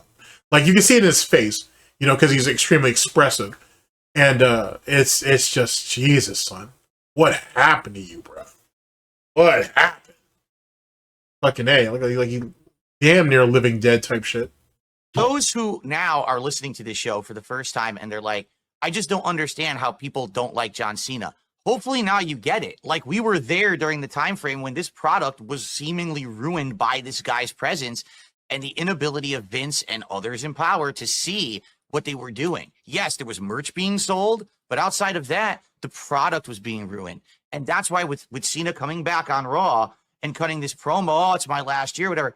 I don't care. I really don't care. I want to hear about all the new blood, all the new talent. I don't care about him coming back. What happened, and I said this to Phil while we were talking in the green room before the show. What's happened is these kids who grew up watching Cena and they were the let's go Cena. Well, we were all Cena sucks. Let's go Cena. Well, now they're the main audience.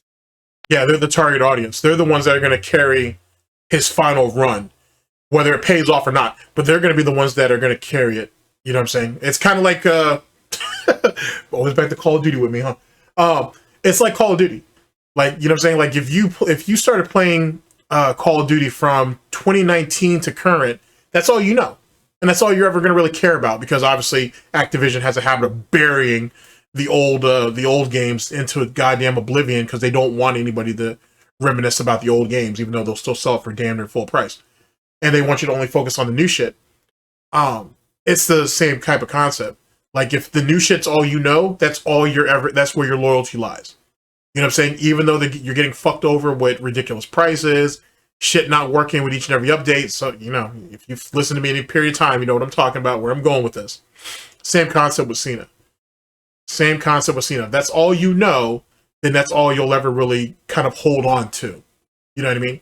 And as long as you always have a demographic, your old heads, if you will, who still say, hey, Cena sucks and this is why, or whatever, that will always reinforce the guys who did come up with Cena and why they should care and support him. DSP of all people should understand that, because that's literally the dichotomy that he has amongst his dent fan base and detractors. You know what I'm saying? Most detractors, well, let's say this. Some detractors were actual former fans of Phil, and some of them are a lot like me, who came in because I was a fan of other detractors and shit, as well as other shit I knew about Phil before I actually started doing the shit.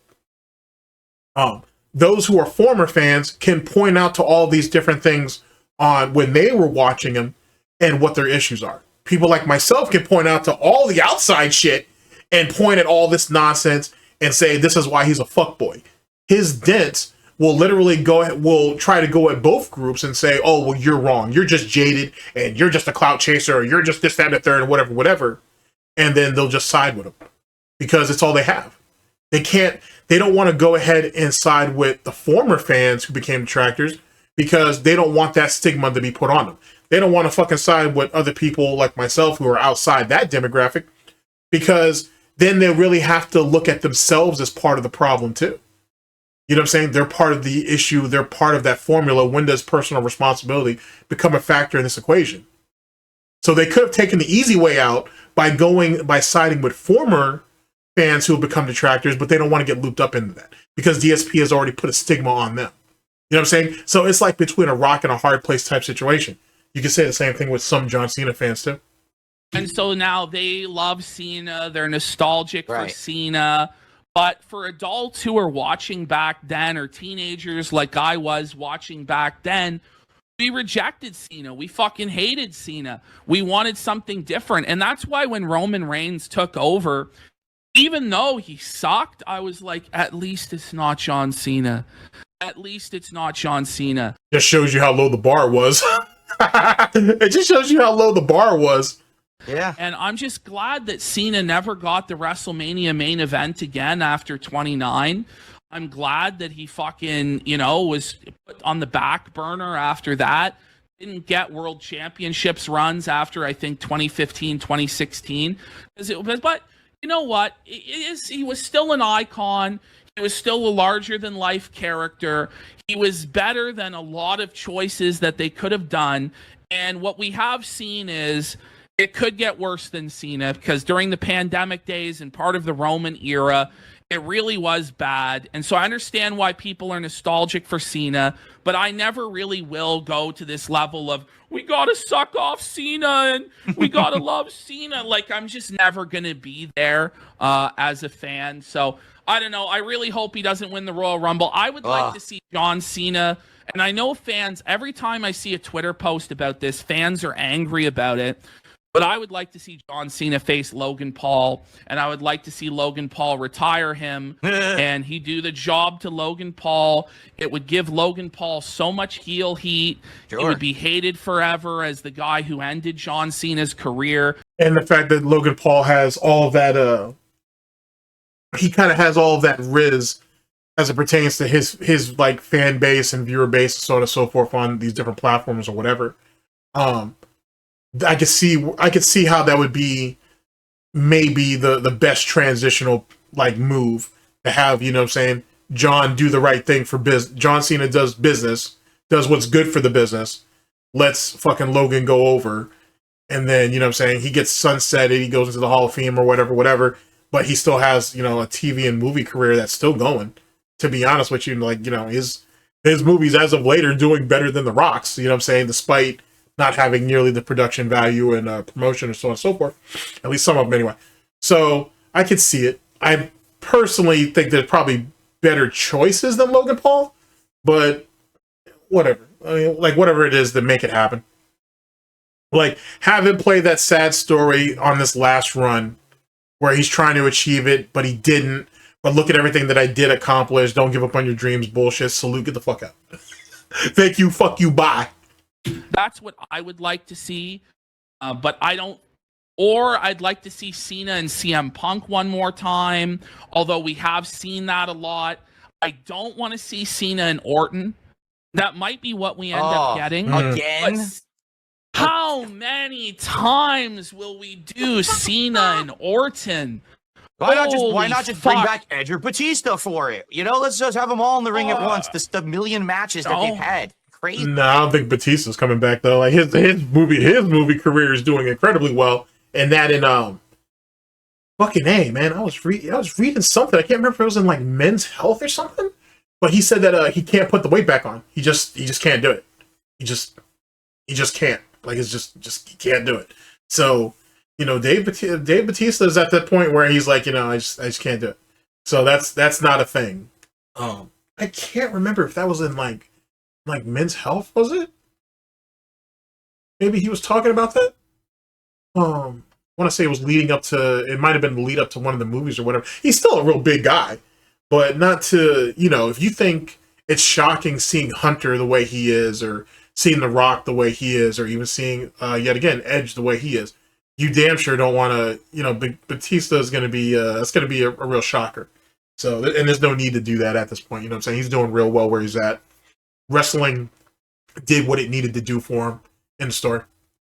Don't you know his name's no longer Edge, it's Cope, Phil. Oh God, no, I don't know that. I don't know Yeah, I that. told you. No, it is. So Edge went to AEW, and he couldn't use the name Edge because WWE owns it. So he started going by. And that's another thing too. And I think it's just like in the music business. Like you can ask Tevin about this. Having having creative control, having ownership over your fucking name is as important as you having your masters in music and shit. And you would think after all these years, motherfuckers would realize that shit. Like, if you have to take a little bit of less money to have full ownership when you're ready to go in a couple years, then that's what needs to be done. So you have so much more value, and you can ask for more. You can demand more, really, from doing so. You know what I'm saying? Like, Austin has his name. Triple H obviously has his name. It took The Rock a number of years, but he eventually he ended up getting his name. Matter of fact, at least with The Rock, I can't remember if he just asked Vince or Vince just offered it to him. He's like, you know, hey, I'll sign or full ownership to you. I can't remember even how that story went. But The Rock has his, like, you know what I'm saying? I'm pretty sure Undertaker has his. Like, you know what I'm saying? Like, you put a lot of time and effort, blood, sweat, and tears into that bullshit, man. Don't walk out of the business with nothing. You know what I mean? Just don't do that. You know what I'm saying? If not, you're gonna end up like what's that one chick name? She was in Lucha Underground for a bit, and something Star. There's something Star. She was the one who ended up going off the script and got that chick into that fucking into that arm bar and shit, and almost broke that chick's arm. Sexy Star, that's her name, and whatnot. That chick doesn't own her name, so like there's like a Sexy Star in like AAA and then like 3 other federations and shit because she don't own nothing. You know what I mean? So, but yeah, she went off the script. She tried to break this chick's arm and shit, and fucking A, and her whole career went to shit after that. Fucking crazy, bro. But anyway, point being, there's an importance to having ownership over your name. Like, you know what I'm saying? Especially when you're playing at that level.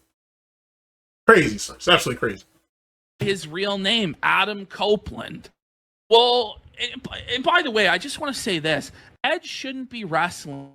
Agreed. Edge had to retire like 13 years ago because he was at the risk of being fucking paralyzed. Yeah, right. Because of these neck surgeries he had. And they have him going out there jumping off cages. Edge actually fucked up his leg jumping off a steel cage. The man's in his 50s. Oh, man. And nobody will tell him no. Nobody will say, hey, Edge. Well, shit, people need to say that shit to Chris Jericho, and they don't. Watching Chris Jericho match is terrible. It's so horrible to watch. Holy fuck, bro. Like, that's just it's just beyond sad and whatnot. Fucking A. Like, Y2J Jericho, or Jericho from, or Jericho Lionheart from, like, WCW or whatnot, in their Cruiserweight division. He was great. But now it's just sad. It's just unnecessary. It's like, fucking A. Like, he's still great on the mic, but in ring, it's like, good God, please tell this man to stop.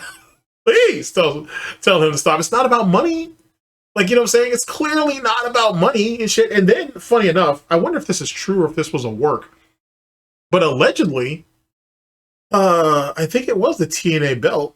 Or no, not TNA, sorry. It was the AEW belt, the original one. He ended up leaving that shit in a fucking limo or some shit? Or was it a cab? I feel like it was a limo though, or some shit, or some type of car service that he was being chauffeured around in. He ended up leaving the goddamn thing in the fucking shit or whatever, but I can't remember if that was actually a work that was part of a storyline, or if he actually did that. I can't remember now. My apologies. But if it wasn't a work, if it was an actual shoot, if it was something that he actually did, just, you know, blatant, you know, a lapse in judgment, that in itself should have been like, hey, bro. And don't be wrong, there's plenty of stories of dudes leaving tag team belts in fucking cars and shit by accident. All kinds of silly shit. Like one dude, fucking A, bruh. It must have been it was either AAA. No, it was somebody, one of these indie like scenes and shit that in the United States or whatever. And this dude won he had what would be considered their Intercontinental belt. And he just won the heavyweight belt. And he was so exhausted or whatever. He went out partying and shit, and then he left that shit in the back seat, left his bag in the back seat of his car. But it was zipped open enough that you could see what that was.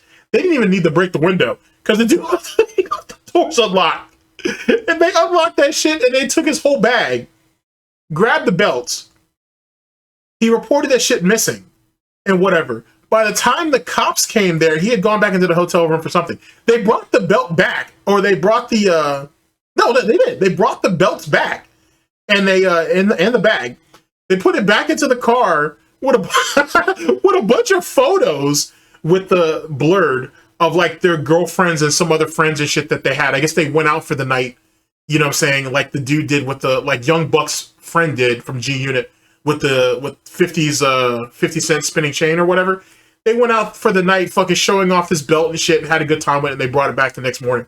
They didn't even know that the cops were even called. They just brought the shit back and shit, and they threw a couple of pictures in there and thought it was funny or whatever, but they blurred all the faces out. So that was smart. Shit like that, bro. Like, there's all kinds of wild-ass stories of fucking dudes doing stupid shit. But yeah, if the Jericho thing wasn't a work, that right there in itself should have been, someone should have been like, all right, bro, you're doing a little too much. You need to, you know, maybe we need to ease you off of that. Like, you shouldn't be doing this shit. The guy's gonna end up in a fucking wheelchair in horrible pain for the rest of his fucking life. And now he's going by the name of Cope. Wow. And it's just, this is insane delusional shit about Edge, man. That's AEW, right? And I just found out I have AEW because I have Max. So maybe this is something that we'll tackle in the future. You know, I haven't seen AEW at all. I've literally never watched AEW for 5 seconds. So that might be something asked, interesting. what about Cena and The Miz? It could be really good. Like how Triple P sidestepped all that bullshit and went right back into right back to something else. And that's what you got to do with DSP. If you can't get him to conform, just immediately sidestep his bullshit. Oh man, It actually could be good to do that one again. Miz, I think, is really good on the mic, and when he gets opportunities to he can really deliver. Could be a good feud between Miz and Cena there, and it would allow other people to be freed up for other stuff, because Miz, I don't think, is really doing a whole lot right now. It could be a good match, but I don't know if people will be happy with that for Cena's final WrestleMania match. Yeah, I'm not sure. I like the idea of Logan Paul. Speaking of which, they did a Logan Paul hype package. Now, say what you will about Logan Paul crypto scams, the forest that he went to with the dead people, and you know that fake ass Pokemon, that like low, like fucking what do they call it, low value or great value fucking Pokemon fucking scam shit he did too, or whatever that silly shit was allegedly. That nonsense. Don't forget that. There's so many things you could throw on the pile of Logan Paul. All of that stuff. I really love Logan Paul. I think Logan Paul is a great wrestler. He has incredible athlete. He's all right. He's a really good athlete. I'll definitely say that. He's definitely a really good athlete. Athleticism. He looks like a wrestler. He sounds like a wrestler. He's a good promo. He can get good heel heat. He's a decent promo. He does get good heat as a heel. I will give him that. He takes this shit. You can tell he's taking it seriously. Agreed. And I don't know. I'd like to see him get that Cena match. maybe, you know, I've been talking about this, you know, in the last year or so. Sometimes what you have to do is you have to separate the art from the artist. I don't like Logan Paul as a person from all the stuff that I've heard he's involved with, but maybe he's a good wrestler. I haven't seen him yet, but I'm willing to give him that chance to see his promos, to see him wrestle, and I'll give him credit if credit is due. So I think a lot of people sadly can't disassociate, and that's why a lot of people, you know, hate on him being in WWE. And that's we'll get into the Hogan stuff later as well. Then we had I'm glad that PPP cut him off yet again, because you could tell DSP was trying to get into something about himself and whatnot, and the PPP is like, nah, you're not getting that, bitch. get back into your place on OBS, and I'll let the big boys handle this stuff. And you sit there where you're at, because you're about here, down here, maybe, You're gonna stay down there. So I'm glad PPP cut him off before that nonsense turned into nothing. Liv Morgan versus Rhea Ripley. What did you think of this one, Phil? Well, this one was weird for me because last time that I was watching, Dominic Mysterio was still just being introduced to everyone as the son of Rey Mysterio, and he was supposed to be like this face. He was getting beat up by Brock Lesnar, I remember, and all of that. I know about Judgment Day, but I haven't followed the plot of what's happened with Judgment Day. So now to see Judgment Day be like a whole different group of people are in there now, and Liv was the champion. I don't even remember. I didn't know she was the champion. I didn't remember her ever winning the title. So the whole thing was just shocking to me. Like, I'm just absorbing as much as I possibly can. But then the thing that seemed the staple was like Rhea Ripley. Seems like she's the same character as from like before, like when I was watching. It doesn't seem like anything's changed with her.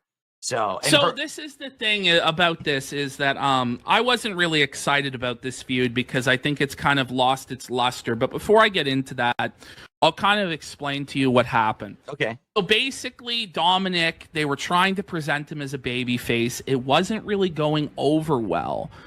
But then what they had him do is they paired him with Rhea Ripley. And they made Rhea Ripley like some sort of like BDSM dominatrix that he called Mommy.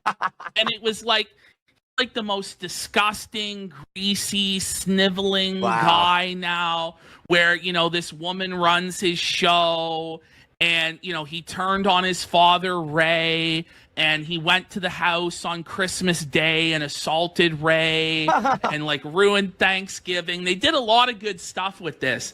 And Rhea and Dominic really developed a lot of chemistry, and they were able to do a lot with Judgment Day. It was one of their best stories. And then they split them up. So they did a storyline where Liv Morgan stole Dominic from Rhea because Liv called Dom Daddy Dom, if you get where they're going with this. Still don't, but yeah, they changed the power dynamic. So now he's like allowed to be the man or whatever, and she's like submissive to him. She was making chicken tenders and stuff like this for him. Chicken tendies? Oh shit! I could go for a chicken taco right now. With like chili lime sauce. Oh, that sounds delicious. Hell, it's still early enough in the day to make that happen. Shit! So are we sure Vince didn't write this plot line? Are we sure he wasn't involved? Because this is like some weird like sex fetish shit that they're putting on the show. At least it's not another cuckold storyline. You remember Lashley and Rusev? How many times they would cuck Rusev? And you thought that was all like Vince's idea to have Lashley cuckold him? Wow. But then Rusev goes to AEW and he does a cuckold storyline there. Yeah. He did it again. Right. I swear to God, 3 different times they made this guy a cuckold. It's like, at a certain point, is it you that wants this or what's going on? But this is one of their more risque or cutting edge. Notice like there was like a real homoerotic moment, like a lesbianic moment in this match at the finish. Yeah. Did you pick up on that, Phil? A little bit. It seems like a lot of she's these... like holding her and it looks like she's about to kiss her before she delivers the finisher. Yeah. The weird thing about it was like I'd never seen Liv wrestle at that level because Liv wasn't getting a lot of attention 5-6 years ago. She was just like relatively new on the mainstream shows. But Rhea seems like she was the same, like the same moves, the same riptide, the same setups. So it was kind of like one half of the match I totally already knew because I'd seen her in NXT and everything, and then coming onto the main show. And the other half was like totally different. I don't know how credible a match like this is, honestly. I mean, can we be honest? Liv is like half the size of Rhea, and it's like, how could you say that she's going to even stand a chance against her if it was a fair match? You know what I mean? Like. Well, Phil, which did you find sexier? Are you more into Rhea or are you more into Liv, Phil? Gee, should I delve into that? No, I mean, to me, I don't even think that way when I watch these matches anymore. This is the Attitude Era with freaking Trish Stratus and everything back in the day, you know. What a weirdo. What a weirdo. Wow, I see attractive women. Immediately, he just stay. Well, I guess he stays limp. What the fuck, Phil? Like, let's be honest. Like, your supermodel wife has become a BBW wife. Let's stop. Like, come on, bro. Like, Jesus, what a weirdo. Rhea has a huge ass, and it's fucking tight. And it's a toned, sexy ass there on Rhea Ripley. Phil. But Liv's tits are, like, they're a bit lacking. Did you notice that? Liv seems to be, like, you know, she needs to put on a cup size or something honestly, I mean, this is an honest thing to bring up. Back in the day, again, when wrestling was prominent in the 2000s, the Attitude Era, it's like they required that. Did they not? Like, that was a prerequisite to be a diva or one of the wrestlers, is you had to have big boobs and a big ass. It's just one or the other. It had to happen. You had exceptions like Stacy Keibler, but again... Yeah, but she had legs that went for days, so holy shit. I mean, that and most of the women back then were viable. Like, you know what I'm saying? Like, obviously you had Trish, you had Victoria. Saw her sex tape, too. I was not disappointed. Anyway, you had Trish, you had Victoria, you had Molly Holly, which, holy shit, who knew the thickness that she was hiding? Ivory, who was older than... Her and Jacqueline were older. They were both incredibly thick. Yummy, yummy, yummy. Who else? Obviously, you had Trish. You had Tori Wilson. Where she was always easy to look at. Let's see. You had thinking Mondo McMichael. Sorry. You had fucking what's her name? Deborah. You had Deborah McMichael. You had obviously Sable. Like there was. I can't think of a woman from the Attitude Era that wasn't viable. Even what is her name? She was the one that played. She kind of did the crazy shit too. After she did kind of have the crazy act going too. It wasn't as good as Victoria's, but it was something. Her name will come back to me in a minute. But yeah, I'd say like most of the women in the Attitude Era were definitely like eye candy, certainly.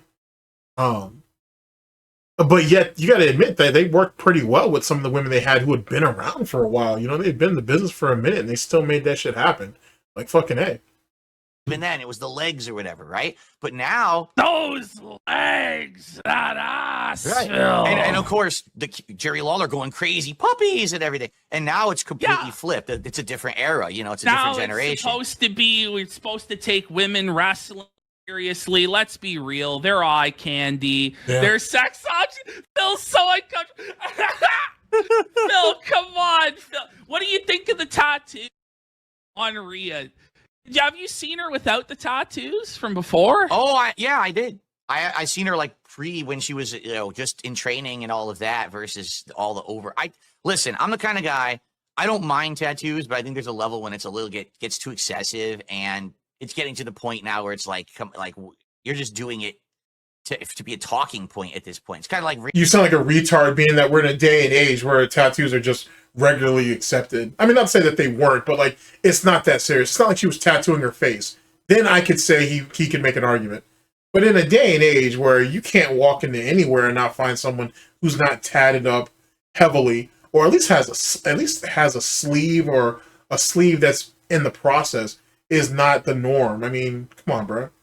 Like, it is what it is. Like, back in your day, you couldn't work in an office environment with a tattoo. Now, that's just like a regular occurrence. It is what it is. So, to say it's just for attention is, I think we're beyond that. If you're still thinking that way, then, you know, it's time for you to get out of the past, old man. Randy Orton, when he started getting the tattoos, and all of a sudden he goes crazy, his whole body is tattoos again. It's not just about women, it's about just tattoos in general. I think you can get too crazy with it, you know, and I do feel like, you know, to the point where, yeah, she's going a little too far and I don't really care for them. So. Yeah, she was a cutie before all those tattoos, although she's still fit. What a woman, as Vince would say there. What would you, okay. And then we had the finish. Rhea won. They teased Rhea and Dominic reuniting, and then Rhea kicked him in the nuts. Right. Hopefully this storyline is over. I felt like it extended on way too long. I feel like Rhea without Dominic, as you said, she feels like she's reverted back to that character she was before. Yeah. I feel like she really needed Dominic, and Dominic, at the time when they were together, she was getting all the credit, or I felt like most of the credit for that working. But now we see, I think, that it was Dominic who was the real MVP of getting the heat on that storyline. Yeah. And I feel like she's kind of just spinning her tires. They gave her the title. And I think what's going to happen is they're going to have her feud with Charlotte Flair again, because Charlotte's coming back soon. And she's probably going to lose to Charlotte. And then I really don't know what the fuck they're going to do with Rhea Ripley.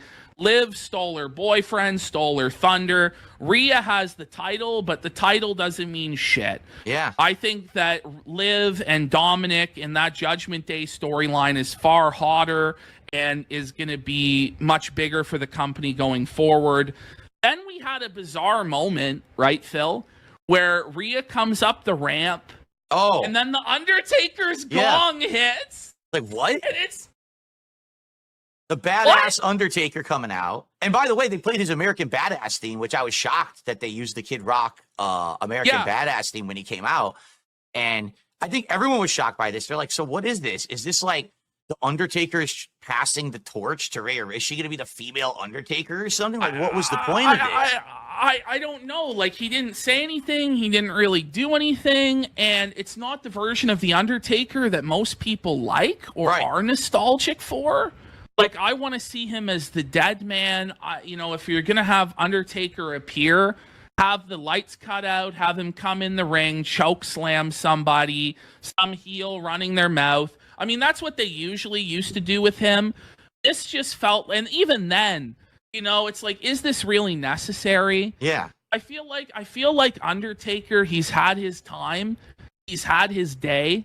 It's kind of cool to see Undertaker, but what did he really add to this show other than that he was on it? Right. You know what I mean? It's almost like character confusion because, like, what is Rhea's character? At first, she kind of looked like she was a biker chick, right? But then they changed it. She's a dominatrix. She's got makeup that she looks goth now.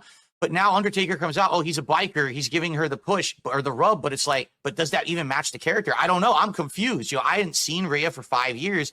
I come back and I'm like, what's happened? I wouldn't have even known any of the stuff you just remember. This is someone who's just supposedly smart to the business, by the way. Said at all by watching that match. You know what I mean? Like, it seems like there was a hit the reset button on her. And now it's just so confusion that he's associated with her, and it just seemed like a wasted opportunity. He could have done something better on the show.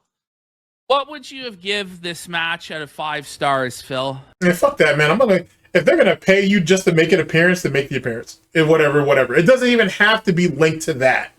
You know what I'm saying? That may have been where he chose to walk in at. It doesn't have to be any deeper than that, to be honest with you.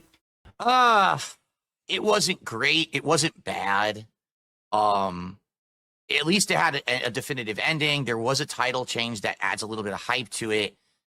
I'd probably give it like a 2 3/4, 2.75 out of 5. I'm honestly giving it 2.5 stars. I thought it was average, just a plain match. Didn't really get into it. I kind of believed that Rhea was going to win the whole time. I did like one thing I wrote down that I forgot to mention. I did like the statistics they showed when she came out, that Rhea had only lost twice since 2022, and both of the matches were to Liv Morgan. I thought that was kind of cool. I wonder if they're going to go that route where they start relying heavily on statistics. Kind of like what you see in the NBA a lot. And whatnot. I mean, obviously, the statistics have always been important in sports, but you know what I mean? Like, where they really start focusing on the stats of wrestlers. I'm curious if that'll be something that they do moving forward a little bit more. It might get people more invested in it because that's, like, as I said earlier, that's one of those arguments that people try to use that, oh, LeBron's better than Jordan. Here's why. Look at the statistics or look at the stats and whatever. And it's like, You know what I'm saying? That doesn't tell the whole story, but whatever you need to clinch on. But I wonder if they'll start doing that in wrestling too. Okay. And after Undertaker, American Badass, Chad Gable was backstage. He cut like a very mediocre promo, in my opinion, talking to the Raw GM, Adam Pearce. Right. What do you remember when Adam Pearce was like the GM back in the day? I like wasn't. 20...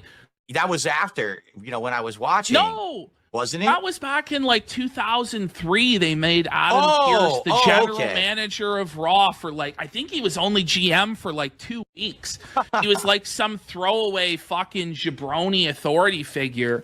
They've now brought him back. People really seem to like him as the authority figure. See, it's going to be moments like that. You see how DSP's like, you know what I'm saying, rubbing his nose or whatever, which is something he does when he's confronted with some shit and he didn't realize he ain't fucked around.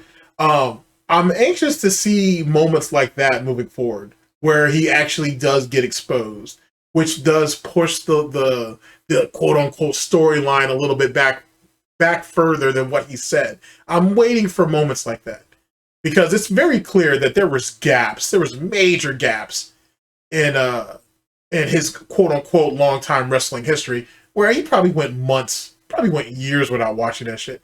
He had WWE Network for how long? How often do you really think he watched it? He might have turned it on. If he watched one show, you know, every couple of months, that sounds on brand to me. And as time goes on, I think you're going to see little nuances like that where he gets exposed. If not, I'm willing to point it out because why not? But you can tell he was thrown off with that one. He ain't got the whole timeline fucked up in his head. So it'll be interesting to see how that plays out moving forward. Year. I think he's okay. So apparently there's going to be a match next week between Chad Gable and whoever. A mystery luchador. Yes, Pentagon, probably. Well, they showed, Pentagon. Who is Pentagon? Where's he from? Okay, so Pentagon I first saw in Lucha Underground, and I don't know if you ever watched Lucha Underground, Phil. I saw one episode of it, a long time ago. I loved Lucha Underground, and I really wish it had got on a bigger network, or if it had got picked up by Netflix or got picked up by some streaming service. I thought it was a great show, had a really different presentation, a very cinematic presentation. It was being executive produced by Mark Burnett, who's done like Survivor and The Apprentice, and it was on Robert Rodriguez's network, El Rey. Yeah, and there were some great matches that Phoenix was in, like the match. I think Phoenix is wherever Phoenix is at now. He's trying to get out of his contract desperately. Actually, isn't he with WWE or maybe he's with AEW? But I know he's trying to get out of his contract. Either which way. Yeah, it's really unfortunate what happened to Lucha Underground, especially when they had the medallion belt and you needed to have all the medallions and you had to win the belt, then you put it all in and that basically made you number one contender. I like that. I liked how they leaned on, was it the 7 families and whatnot? And you know, you had all these different, you know, guys who came out of that lineage and whatnot. It was a really, really great show and whatnot. It didn't go as far as it could. I mean, obviously Ricochet comes out of there. He was a King Puma and whatnot. Christian Cage was there. Or not Christian Cage, sorry. What's his name? Oh my gosh. What is dude's name? It's something Cage. He was over there. There's a bunch of guys that came out of there. There's a bunch of dudes that came out of that shit. Here, give me a second, and let me think of this name that I was thinking about. He had with Mil Muertes in the casket match they had was so good.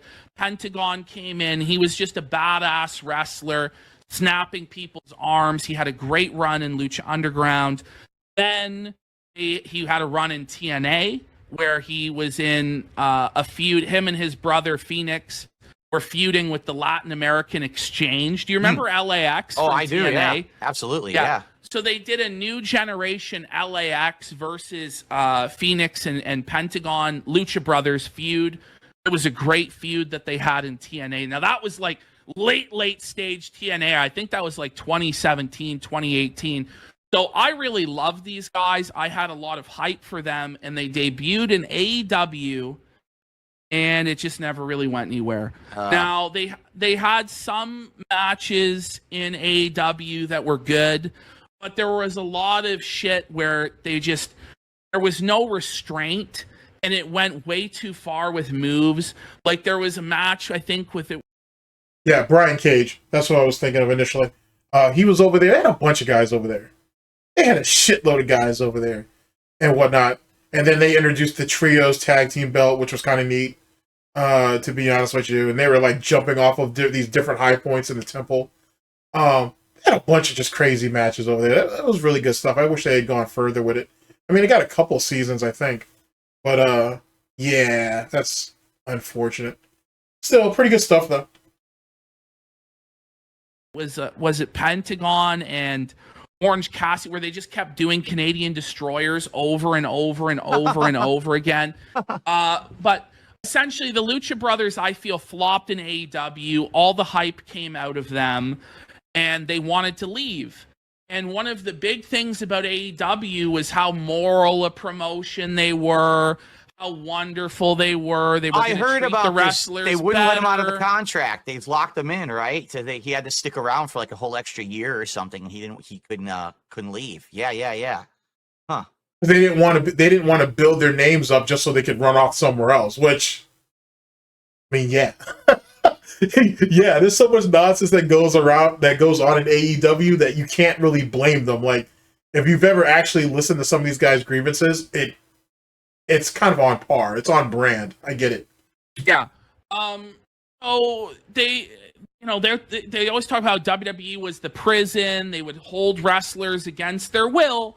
Well, now AEW has become the prison. Wow. And Tony Khan is holding wrestlers against their will and not allowing them to leave the company and go other places. And, in a lot of ways. And you can barely even get a hold of him to even like express your grievances, like all kinds of fuckboy shit, allegedly. Tony Khan and AEW became every single thing they hated and criticized WWE about. That promotion back in 2021, 2022, I started to think, are they going to be a real competitor to WWE? Are they going to, when they had CM Punk come in, they had Daniel Bryan come in, Right. And it was, and they had like their own homegrown stars, but eventually they fell into a lot of the same traps TNA fell into, and they relied on bringing in WWE guys instead of building their own, and they've fallen off. That's exactly what TNA did, and then they followed right in that same suit, I guess. Yeah. Yeah. So do people actually think Pentagon is going to be who's going to wrestle Gable? Because someone in chat just made a point. Andrade, maybe. Is Andrade a free agent now? He is. God, like, can we just let Andrade die? Like, please. This guy, everywhere he goes, he's a locker room cancer. He's a distraction. He goes one company to the other company. I've never been that interested in him. There are a million spot monkey, fucking Hispanic luchadors that could do exactly the same shit he does. Tell me, when has fucking Andrade ever cut a promo worth of shit? Tell me what storyline he was in that you were interested in. But he's married to Charlotte Flair. Right. So we all have to endure fucking Andrade's garbage. Fuck that. Then we had Jey Uso versus Drew McIntyre, Phil. Yes. Jey Uso comes out with Travis. What is up with all these legacy families in wrestling, and they marry douchebags? It's so weird. Like how they all I don't know, this poor taste in whatever the fuck. Like, Jesus Christ. This whatever. I just thought I'd throw that out there. Just goddamn, dude. Like, I understand that most people in wrestling marry people in the business or whatever. I get it. The pool isn't that small. You know what I'm saying? Like, it really isn't. Like, I don't get it. Whatever.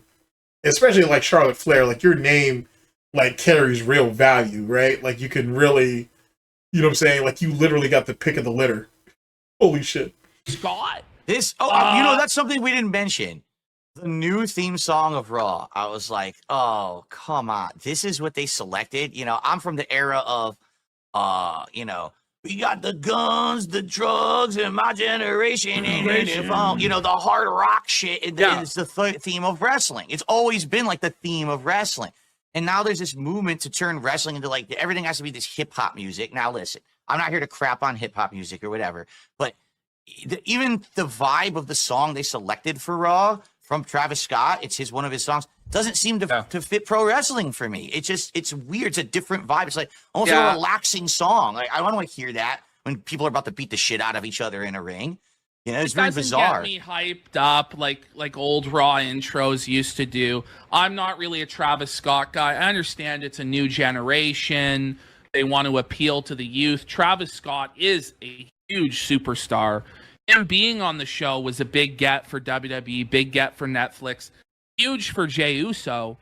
But this is my thing. I don't buy into Jey Uso. First of all, I can't even really tell Jey and Jimmy Uso apart. I always thought that they were very mediocre and very mid. And the final nail in the coffin for me on the Usos was their WrestleMania match against each other at WrestleMania 40. This match was the drizzling fucking shits. Everybody fucking knows it. It cemented to me that these guys will never be main event players. They're not serious players. I think the push that Jimmy and Jay get is completely nepotistic. Has to do with, and we all know this, has to do with that they're family with The Rock and Roman Reigns, and so the family takes care of each other. And this win for fucking Jey Uso is completely nepotistic. Drew McIntyre has put in the fucking work. Drew McIntyre, when he first left WWE, he was a jabron. Yep. He was 3-man band. He was not even good enough for the mid card. Couldn't cut a fucking promo to save his life. His physique was lacking. It was mediocre at best. He came back, huge jacked physique. I've met Drew McIntyre in person. He is probably the biggest guy I've ever fucking met. He is fucking he's huge, man. And I'm a big fucking guy, big fat guy. But he made me feel small to be in his fucking presence. I think he does have a larger than life presence. This new character they've given him, I really like. I like that, shoot promo that he cut a couple weeks ago on that wrestling podcast where he was like, when I was out, not one person gave me a call. Wrestling fans are fickle and they... I mean, that's the business, though. Like, that is what that is. Like, you can't make nothing out of that. Like, especially if you haven't built any, like... Even if you have built real friendships with people, or at least what you perceive to be friendships anyway. When you're down and out like that, when you're out of sight, out of sight, you're out of mind. It is what it is. You can't take that shit personally, to be honest with you. Because if not, you're not built for the business. It is what it is. I know that sounds really cold to say, but it's like... The business moves on whether you're there or not. So, and as for fans being fickle, I mean, yet again, it's that's a package deal. And all of that is included in it. You know what I'm saying? Like, there's no room in any of this shit for emotion. It's business. The emotion needs to be out in the ring and amongst the fans and everything. If you're holding grudges or you feel sensitive about some shit, you're only going to be eaten up. You're going to be food if you keep acting like that. Forget you immediately, and there's always a new guy, and it felt really real, and it felt really raw, and it felt really strong. And this guy just always gets the fucking shaft. So, he always gets the shit end of the stick. In line with that, time. I have a question for you, because you have been watching wrestling this whole time when I wasn't. So the COVID era was when Drew won the title, and he kind of carried it throughout that COVID era. Do you feel that Drew definitely got screwed being champion at that time? Because a lot of people say if he had just been champion any other time, he would have been known as like a great champion. But instead, it's an empty arena champion. So how can you get behind that? And I feel like that was done on purpose. I feel like he was given that shit bag just to sabotage him. That's how I feel. I feel like they didn't want to, put the belt on their real favorites during that time because then they would get exposed and felted during that era. So it was Drew McIntyre's cross to bear. Wow. And he always has to bear that cross. And where I just knew that they would never, ever give him what he, what I feel like he earned was the Clash at the Castle match against Roman Reigns. He probably should have become the champion that night, and if not, why book that match? And the fact that he fucking lost that match, like, it eternally buried this motherfucker, and he's been grinding back from that ever since. And again, I started to get into his character over the last couple months again, and now on the Netflix debut of Raw, I'm glad he got featured, but again, he lost. He's a jobber to the stars, to the people that they actually want to push, and he's never going to be the main event big time player. He may never be that where he's at, you know, as long as he stays in WWE. So he has to kind of come to a decision, man. Don't waste your best years somewhere where you're not going to be appreciated. That's really what it comes down to. Like, there's other options out there. The money might not be the same and the exposure may not be the same, but Jesus Christ, you can have a little bit more control over how you're being perceived. That right there is value in itself. I don't think, and this is another sign of that. This match made me scratch my head because, again, now I've been out of it for 5 years. When I was watching back then, it was just the Usos were a tag team. They were one of the greats. Definitely. They were there with New Day and everyone going back and forth, having these real awesome tag team matches. I'm well aware of the Bloodline plotline and how they got more featured during that era, but I just don't understand how he's like a main event talent. I'm not saying that he's a bad wrestler or whatever, but he comes out to, first of all, his theme song is the old Usos theme song. Like, it's the same one they used to do on day one-ish. I'm like, so you basically running with the same shit from before. Yeah, nothing's really changed. You get the same mentality. They're doing the dance, what they used to do together. Now he's just doing it by himself. And it's the same moves and the same stuff. And I'm trying to scratch my head. I'm like, so why is he a main eventer? Now, I missed it. Maybe there was a good reason, but I just couldn't really get into the match that much because it was kind of like no title was on the line. Didn't seem like there were any stakes for the match whatsoever. And I didn't understand why Jay was a main eventer. So it was kind of a big question mark for me. Yeah. I just didn't like the finish of this match because basically Drew kicked the shit out of him, dominated him, and then you have the cheap roll-up finish. Yeah. I didn't like that. Would have liked a more definitive finish. Would have liked to see Drew win clean. But we have in chat, House of Rebellion says, say what you want about being shafted, but Drew has been champion 3 times. He's held the big belt, which some people can say they've never done, and he's got plenty of TV time. So, Drew has got his opportunities, and maybe he's just never meant to be that iconic guy because his promos, again, still are not at main event level. He's still not quite there, but I feel like he's on the verge of breaking through. But I don't know if you can really make an icon, though. Either you have it or you don't. Like, you know what I'm saying? Like, not everybody who holds the belt is going to be iconic. Like, you know what I'm saying? Like, and it's equal measure of promotion and then what you're bringing to the table themselves. Just some people are just not built for that. You know what I'm saying? Some people are just not made for that. I don't know. Maybe that's just me, but I don't know. You can't. Not everybody's going to be remembered as such. That's all I'm saying.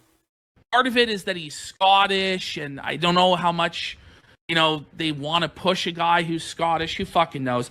Match was kind of lame. I give it like 2 stars straight up. Like, low level match. Shitty finish, in my opinion. Yeah, I would say out of all the matches of the night, it definitely was the worst. And I was going to say it was about like a 2.25 for me because I couldn't get into it. I didn't understand what the point was. It just seemed like almost like a throwaway match. Maybe if I was into Jay, I would have cared, but it didn't seem Galactic Donuts says Drew is the best promo right now. What is he talking about? Yes, he is a really good promo right now, but is he at the level of promo where he is the face of the company to be, to replace a Roman Reigns, to be a Cena, to be a Rock, to be an Austin, to be a Hulk Hogan?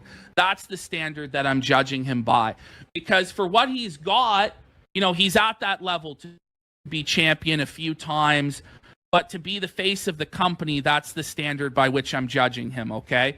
So I just want to make that clear. Let's do some quick shout outs and then we'll get to the next segment. We've got a recap of News MMA with a $2 super chat, and it said that he feels the crowds for UFC in Saudi Arabia and Abu Dhabi also suck. It's not just WWE, just those crowds just don't really get so energetic, I guess.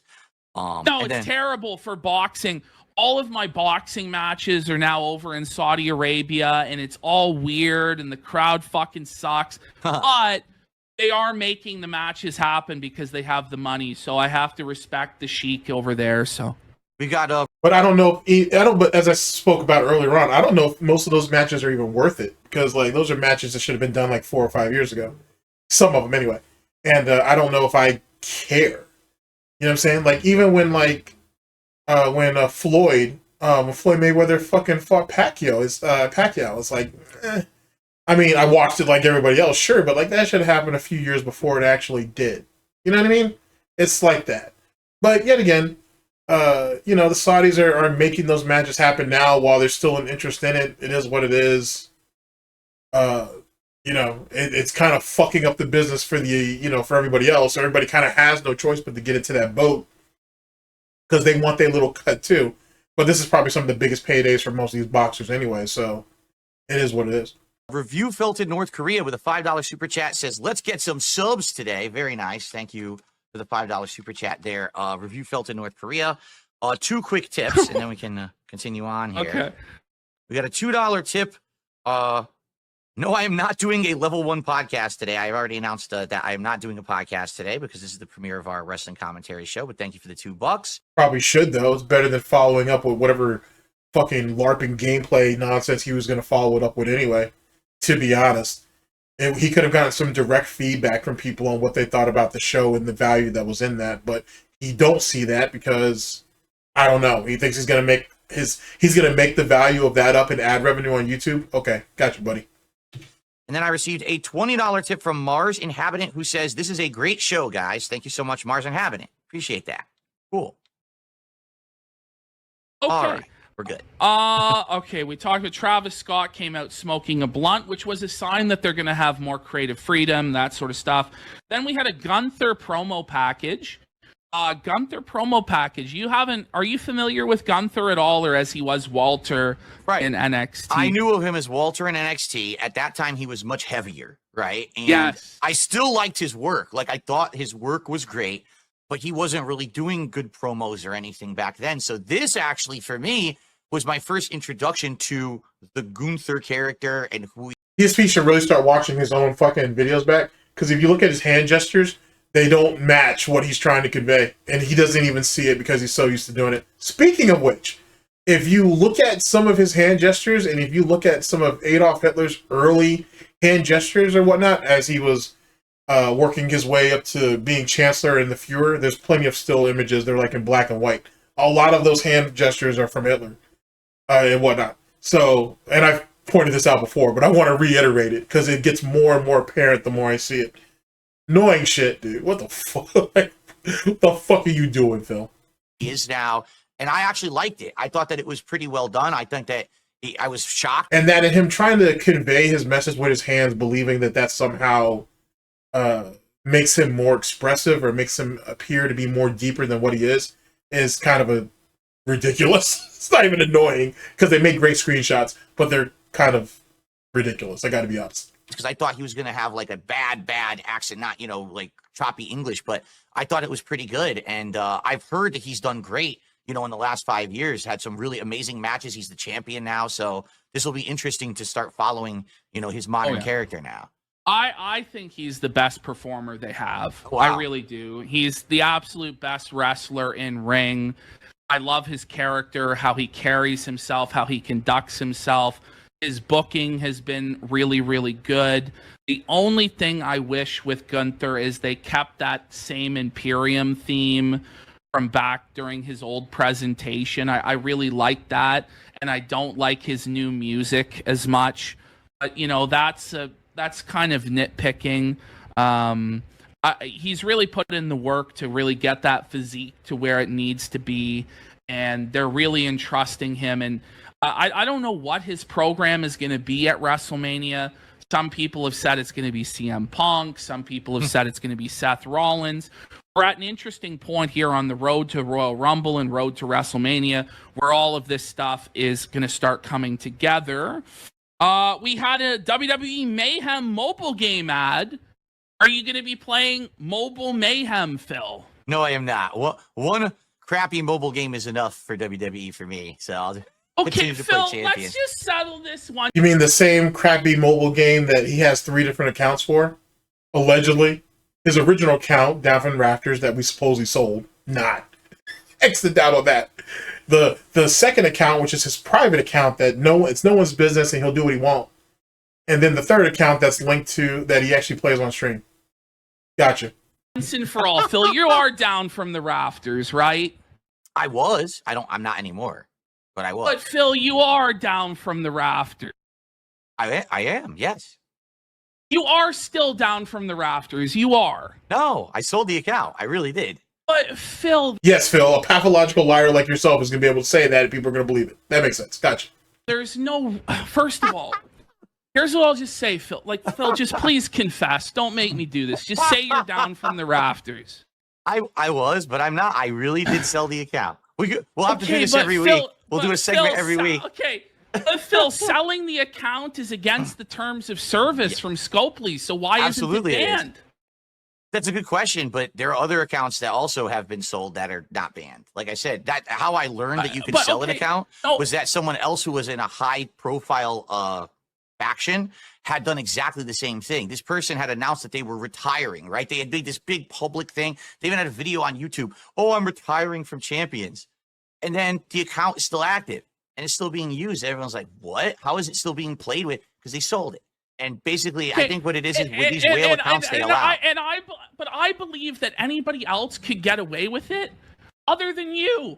Because surely the detractors would be reporting it and it would be a violation of TOS and they'd ban it. Yeah, I don't know. I like I said, my hands are washed of it. I got rid of it. I don't know anything about it. God. And then Phil, there's there's listings. So every place where these accounts are sold, there's no listing for down from. He didn't know that. You could tell by the look on Phil's face he didn't know that, which is hilarious because no detractors brought that up. That, as far as I know, which is kind of a good reason not to. To be honest with you, don't give DSP any more angles than this dumbass thing he already has.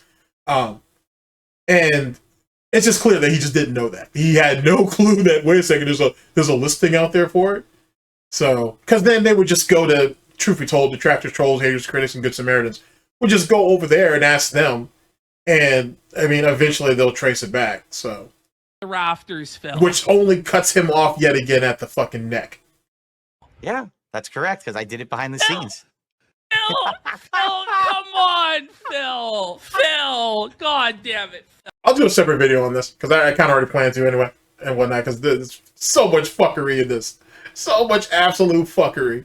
Phil, we've come so close, and yet we're so far. We've come so close, and yet we're so far, Phil. Listen. No one cares. Listen, everybody that gives you money knows. Listen, there's something interesting about this, okay? All right? This shit's starting to get Derich, whatever the fuck his name is. Derek or Derich. This is giving, that's what the type of vibes we're getting off this bullshit. And I think because he already lost the Derek fucking fight, he's going to hold this as long as he can. Even though, allegedly, nobody cares. It's not a big deal. When I was talking to Mike Clow about the possibility of doing a documentary, okay, he said, one of the most interesting things about you is this mythos about this stupid mobile game, right? And he says, yeah, it's just this mysterious thing. Everyone is always talking about it doesn't matter, but if we do this documentary, we have to have it. We have to talk about it. He wanted to do a big segment about it with revealing stuff and stuff like that. But the thing is, so you didn't have a problem with revealing how you ain't fucked your wife up, but you essentially walked away from the Mike Klum documentary because of your WWE Champions addiction? Damn, if you're Review Tech USA or a fan of Review Tech USA, you must feel pretty fucking stupid. Being that idiot and crashed out against detractors over nothing, and DSP didn't do the interview because of his WWE Champions addiction. That's kind of wild. That's kind of silly when you think about it in hindsight. There's a mythos, right? And to keep the mythos going is better than to just be like, oh, You know what? That's actually the best answer you could possibly have given, Phil, and I'm going to accept that answer. To be honest with you, since PPP prepped him for this before they actually did it, it makes me wonder if PPP came up with that. Because it is all wrestling themed anyway. So it kind of makes me wonder if PPP prepped him on that answer beforehand. But semantics, it's whatever. Because, the mystique of where is the money going, but we know now, Phil, fuck, I don't know. It's like, listen, everybody knows, I know, the Detractor, the fans know. Nobody really cares, I don't think, but... No one gives a shit. No one ever really did. That's the truth, is that no one ever did. It was always Yeah. the bullshit of what's the one drama thing to keep bringing up, and that was it. You know, it's the thing they're gonna Well, always it's hang just on to. another thing to whip you through the streets about and fucking rag on you about forever. But I don't know. I think you should just say that it's you and that you still spend thousands of dollars on it. But that's just me. What else do we got here? Okay, The Rock was backstage. He was shaking hands. He was showing his tequila. And then it was interesting. They announced that The Rock is going to be on NXT this week. Did you catch that, Phil? Very briefly, and then they would like moved on. So I didn't even think about it until again I didn't even take a note on that. But you're right. I caught that. Yeah. And then what I noticed is they showed that tickets were going to be available. And so they're like, their tickets are still available. So it's going to sell out. Now it will, right?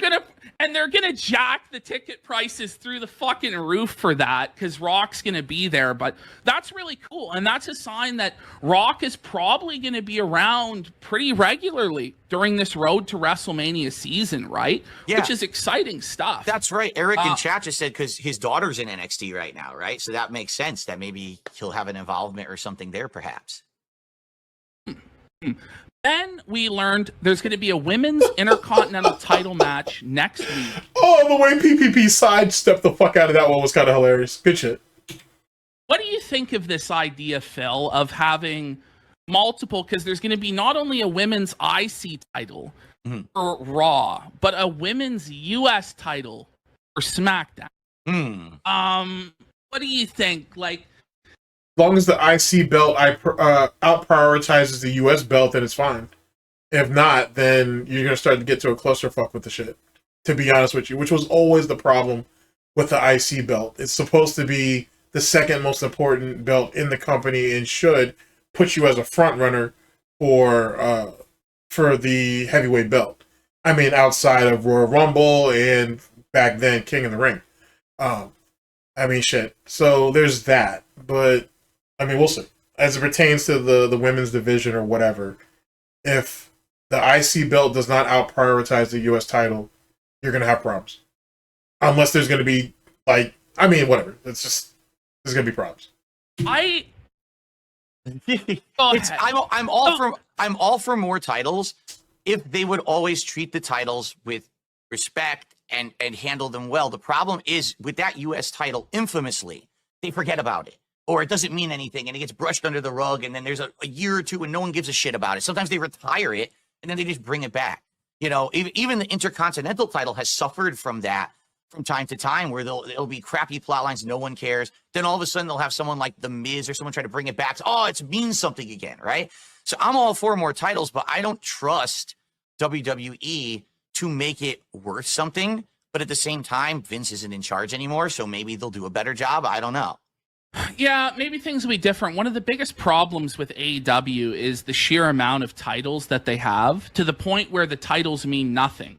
Not only do you have AEW titles, world title, tag title, continental title, then there's an international title, then they have the ROH titles, they have Ring of Honor titles, even though Ring of Honor is like on life support. Then they have titles from Japan showing up on their show. They have titles from Mexico showing up on their show. I'm not even, there's so many different titles from Japan everywhere showing up on their show. It's like, okay, we're having a match for the ROH Pure Championship, a federation that hasn't really existed in any legitimate way in 10 fucking years. Doesn't mean anything anymore. But okay, we're supposed to pretend that this fucking matters. Now, for the women, the women's division has always had a problem where essentially the only woman who ever gets a storyline is the woman who's champion. And all the other women basically sit and fucking spin, waiting for their chance to be the champion or the challenger. Right. So, but the thing is adding this mid-card title really going to fix that? Because they added women's tag team titles, and they did fuck all with that. Do they even still exist? Because last time I even heard of those was when it was Naomi and Sasha, and then they left and everything. So, are they? So last I checked, and I don't even know if this is the case anymore, but I think Bianca Belair and Jade Cargill are the women's tag Oh. team champions. Okay. Which are two women that they do want to push and they do want to showcase. And I don't know how much they've been showcased because I haven't been in touch with the week-to-week product as much in the last number of months. But it just feels like to me that this is like throwaway stuff. I will say, they showed Tiffany Stratton in the crowd, that she had cashed in the Money in the Bank and won the women's championship. And I'm excited for that because I think she has a pretty good character. At least she has some character. She has some gimmick to her. She's this rich, spoiled bitch character. Huh. I think she's really, really good. And I'm happy she's champion. But I don't know if these mid-card titles are the fix to the issues with the women. I think what would actually be the fix, more so than titles, is to actually write them stories. How about we write them stories first, and then we'll worry about belts later. But whatever, that's going on. Okay, Hulk Hogan comes out. Unless there's some type of payoff at the end of those stories, then you're gonna just run into the same problem. You know what I'm saying? You're just gonna try to get a bunch of people invested in all these women, and if there is no real payoff that somehow lead to something equivalent to the belt or something equivalent to it, then what? Then what? You just have an ongoing storyline with no payoff. Hulk Hogan comes out, Phil. With Jimmy Hart. Oh, They got to be with together as well. Jimmy Hart. With Jimmy Hart. And, man, poor Hogan, bro. Yeah. They basically set this motherfucker up to fail. Come on, man. He reaped what he sowed. Like, you know what I'm saying? You ain't fucked around all those years and shit. You ain't screwed all those people over. Sooner than later, it was going to come back on you. It is what it was. I don't even know if he would have even gotten that time if he didn't pay for the advertisement space for it, but it is what it is. You know what I'm saying? It is what it is. It's a dirty game. And Hogan knew that. He was, one of the dirtiest players for a really, really, really long time. So it is what it is. When you think about it, because let's say that this show was in Knoxville or Texas or in a Republican state or in a Corpus Christi, Texas, or whatever the fuck, right? He would probably get cheered and people would go along with it. But they put him in the single most progressive state in the city rather in the United States, in LA, in front of all these liberal actors, Yep. Hispanic audience. Well, he's like showing up to LA in MAGA gear and stuff. MAGA Towers. His shirt said mega powers instead of mega powers. MAGA powers. And they just shit on him, dude. And he was trying everything to get a pop. He was shouting out Macho Man. He was throwing out this name, that name, trying to get them to cheer. And they wouldn't fucking do it. And worst part of it all was Hogan goes to do the fucking shirt rip, bro. He can barely rip the fucking shirt. He looks 100 fucking years old. Then as he's like leaving in shame as they boom out of the fucking building, his shirt isn't fully ripped and it's around his ankles. Yeah. So he's like waddling away. It looks like he has his underpants around his fucking ankles. And this is the thing is, if this is a regular thing where Hogan is getting booed and everybody hates Hogan. I mean, he'll be hated in the states that he's hated in, but like, you know what I'm saying? Overall, I mean, he'll bounce back. It is what it is. You're not in the business that long, and you can't deal with some heat. You can't deal with some booze and shit. It is what it is. You know what I'm saying? And now, let's be honest, Hogan hasn't been a name of relevance in California in a number of years anyway, so it doesn't really matter, to be honest. Like, putting him out there gives the WWE an understanding of and an idea of how political alignments and how their business could be affected by it is displayed. They'll, you know what I'm saying, it's a litmus test. They'll live and learn with it. It is what it is. Is a big sponsor of the show now. Yeah. They signed a multi-year deal with Hulk Hogan to promote his Real American Beer and have him on shows. So what are they going to do? don't know. If he's gonna get booed everywhere. And the other thing is, it's not Attitude Era, so they're not even going to show people drinking the beer. You know, it's not like Austin Era where he's chugging it every week. So I don't know how they're going to promote this product on this supposed PG broadcast. And they're pointing out people are hypocrites because Undertaker had Donald Trump on with Kane. Yeah. And promoted Donald Trump's campaign and Make America Great Again and shilled for it, but they didn't boo him. Because he don't have that type of baggage. He don't have that type of baggage. Mark doesn't have the issues that fucking Hogan has. So there's a reason, you know? They booed Hogan. Now, Hogan did say the N-word, and you remember all that where he didn't want Brooke having sex with an N-word? Yep. While he was fucking, Bubba the Love Sponge's wife and shit? On a camera that they set up to have on him? Oh, that story is fucking crazy. And then the shit with Gawker that led after that and all that other nonsense. Would be okay if it was a basketball player and you need to have a rich N. And Hogan's had such like a sordid history and a sordid past. But it's funny how it goes because like Triple H and Shawn Michaels, like they did so much degenerate, fucked up shit back in the day, drugs. Yeah. And you know, I imagine that a lot of the conversations that the boys would have in the back, especially back then, they probably were all talking like that. There were probably racial slurs and derogatory stuff being. Oh man, Jesus Christ! Let's not fucking sidestep, fucking tiptoe around this bullshit. Go back and listen to some of the interviews. Teddy Long actually did an interview with I'm not sure if it was with K-Fab or not, or K-Fabe, on YouTube or not. I can't remember. It's on YouTube, but I'm not sure if it was with that particular YouTube channel or not. But he talked about how all them dudes back in the days, you know what I'm saying, in the Georgia Championship, WCW and all that, how they all were like, how, you know, the N-word was thrown around that bitch all the fucking time and shit. No one gave a fuck because it is what it was. On top of all types of other prejudice that Teddy Long has seen over his career. There's a lot of interviews out there on that if you want to look. So let's not act like it didn't happen. Of course it did. You know what I'm saying? What the fuck? You know what I'm saying? And then, I mean, Jesus Christ, like, I mean, it is what it is. I mean, you know what I'm saying? Just, there's a bunch of fucked up shit that happened.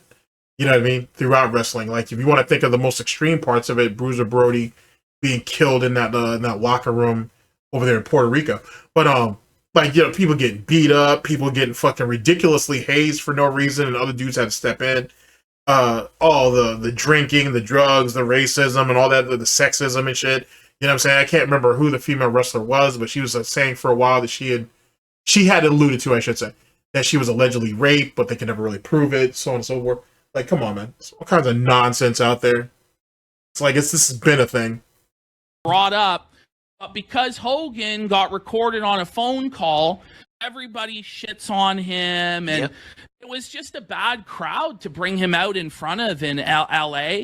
And this was a real low point for the show, and a real low point for Hogan's career. And when you think about what Hogan's done for wrestling, all of the memories, all of the matches, all of the money, a 40-year career. Right. But who remembers it? That's the sad fact. All you remember is what you heard recently. He's pro, MAGA, and remember when he said the N-word. No one remembers the classic stuff anymore. And it's, again, separating the art from the artist, right? He did so much for pro wrestling back in the day, and people just can't seem to do that with him. So you're right. It brought the whole show down. It was kind of embarrassing. I remember when he used to come out and the crowd would get pumped and hyped and, will he have another match? Of course, he's never going to have another match. But, you even think about stuff like that. Now it's just like, why is he even here? At this point, just find another way to promote his beer because this is not working, obviously. Yeah, it was really sad to see him treated like that. I don't think he deserved to be treated like that because, if we talk about like the race stuff, he's come back several times since then and been cheered. Yeah. People have given him good reactions and ovations since that happened. I think it was just that it was the LA crowd And, you know, it's just tough. They, in the intro package at the very beginning, they were promoting Hogan and how he was a hero and all of this stuff. And it's just a shame. But I think part of it is, too, the audience is just different for wrestling. It's you know, the guys who grew up with Hogan, you know, they're in their 40s now, their 50s now. Are they going out to these wrestling matches? And also, the audience that was there, let's be real, this isn't a common wrestling audience. Right. These are people who are paying $2,000, $3,000, $5,000, $10,000 for tickets. Right. I don't know if this is representative of the actual broader wrestling audience. These are rich Hollywood liberals who wanted to virtue signal and get themselves over by shitting on a legend who, without him, there would be no WrestleMania. There would be no WWE. There would be no wrestling in the form that we have it today at all if it wasn't for Hulk Hogan. But none of these people want to fucking admit that. And it comes to a point where it's like, wrestling is a dirty fucking carny business. And some of the people who made wrestling the best that it's ever been were dirty, filthy, flawed, carny fucks like Hulk Hogan and Vince McMahon. And I don't know how you can have a WWE without Hulk Hogan and Vince McMahon. But no one has to worry about that now because it does still exist. You can write them out all you want. You know what I'm saying? You can literally discard everything they did because you still have the product in hand right now. That's how people do it. You know what I'm saying? It doesn't get any more complicated than that. You know what I'm saying? I get what he's trying to say about the lack of appreciation and so on and so forth, but this is the world that we live in. You know what I'm saying? It is what it is. It's not just in wrestling. It's in sports. It's in entertainment. It's in all these different things, bro. Yeah. They are WrestleMania. You don't want... Here's the thing. You don't want history to repeat itself or continue to make the mistakes that those people have made, but at the same time, you don't just erase the things those people have done because today you don't agree with those mentalities. You know? Tell that to a Chris Benoit fan. You know, like, yeah, back then, probably that was a common thing. Now, the locker room mentality, everyone talking shit, everyone going overboard with the kind of stuff that they said. But is it acceptable today? No. But does that mean that you cancel the person entirely for having that mentality when they grew up during that era? You know, how many of us... Hogan wasn't a kid, Phil. Shut the fuck up. Like, I see you. You've done this a couple of times, and I let it slide a few times, but fuck you, Phil. Fuck you. You're not going to sit here and shoehorn this bullshit in about, oh, I did some dumb stuff back then. You weren't a kid. He wasn't a kid when he was doing that shit. You weren't a kid when you did your dumb shit. Shut the fuck up and just take responsibility for it. He's going to eat it just like you've been eating it in the story. I know this is going to make Hogan sound really old. How many of us have like grandmothers, grandfathers who talked that way? Does that mean we hate them? We will never speak with them ever again? Or do we just, all right, it's a bygone era, we're different, but that doesn't mean we cancel these people from existence because they had those kind of thoughts. But this is the thing is, like, how soft and how sensitive are we going to get about stuff? Because when I was growing up, which wasn't even that long ago, we all said the F slur, and we all said shit's gay, this is that. But now that's not politically correct. It was completely common back then. Yeah. So it's a question of how far are we going to go with this stuff. Now, I know Hogan has said some pretty crazy shit. Hogan has also been a big-time locker room cancer, and there's a lot of stories of him holding people down or sabotaging people. What's wrong, Phil? Go ahead and fucking defend that shit, Phil. You want to sit there and try to isolate this one thing on this is the reason why people hate Hogan. What about all the other nonsense he did? And see, that's why DSP doesn't like to acknowledge his detractors, because they can't hit him for one thing. They can hit him for all these things. His retort to that is, oh, it's just goalposting, or it's pushing the goalpost back. It's pushing the goalpost back. When in actuality, he still isn't acknowledging what the core problem is. And he's never going to, because there's too much to acknowledge. There's too much to apologize for. And truth be told, he's not sorry anyway. He'll say what he has to say to try to appease people, but he don't mean it. You know what I'm saying? You think Hogan really gives a fuck about any of the apologies he made? Probably not. It is what it is. Because if he did, he would have said it. Stuff like this, but at the end of the day, it is Hulk Hogan. And there is no WWE without Hulk Hogan. Okay, well, when he's dead, I'm sure people will fucking acknowledge him. But for right now, he gonna eat it, and that's it. That's like, and I hate to say it like that because it's kind of brutal. But truth be told, that's the end of it. Like, you know what I'm saying? In some states, he's going to be hated. In other states, he's not. In other countries, you know, they'll praise him no matter what because they're not going to give a fuck about what goes on over here. And it is what it is. I mean, you know what I'm saying? You can't change a particular mentality. You know what I'm saying? It is what it is. You know what I'm saying? He had his walk of shame. There'll be many more for him between now and whenever. So he just eats it and you keep it moving. So, and that's the thing is the question is how we're going to grapple with Vince McMahon's legacy too. Because are they going to erase him from the tape libraries? Right. Is he the next Benoit at this point? I mean, geez. Yeah. Are we going to do that with Hogan as well? Like what, where does it stop? Right. And so I believe that because of those guys' massive contributions, they still do deserve to be celebrated. And I feel like in a different arena that isn't LA with $10,000 tickets, he would have been celebrated. But I know that's a controversial opinion. I know a lot of people are upset about the election right now as well. And it didn't help matters that Hogan showed up in LA in MAGA gear. Right. So he kind of... It was all over social media. It was all over... in a way. Yeah. It was all over the internet. Okay. Finally, Seth Rollins versus CM Punk. What were your thoughts, Phil? Well, first of all, I had watched a brief video that you had sent me to help build up the plot of this match because I had no idea what the feud was between these two guys. You know, back in the day when I was actively watching pro wrestling and doing this show, Smark Guys, a decade ago, you know, CM Punk was very prominent. This was during the pipe bomb era. So to see him now back in WWE is kind of shocking, you know, especially after all the things he's said and done over the last decade that was anti-WWE and the fact that they welcomed him back like this. Hey, Vince probably would have invited them back either way. Business is business. And Vince has always kind of always prioritized that.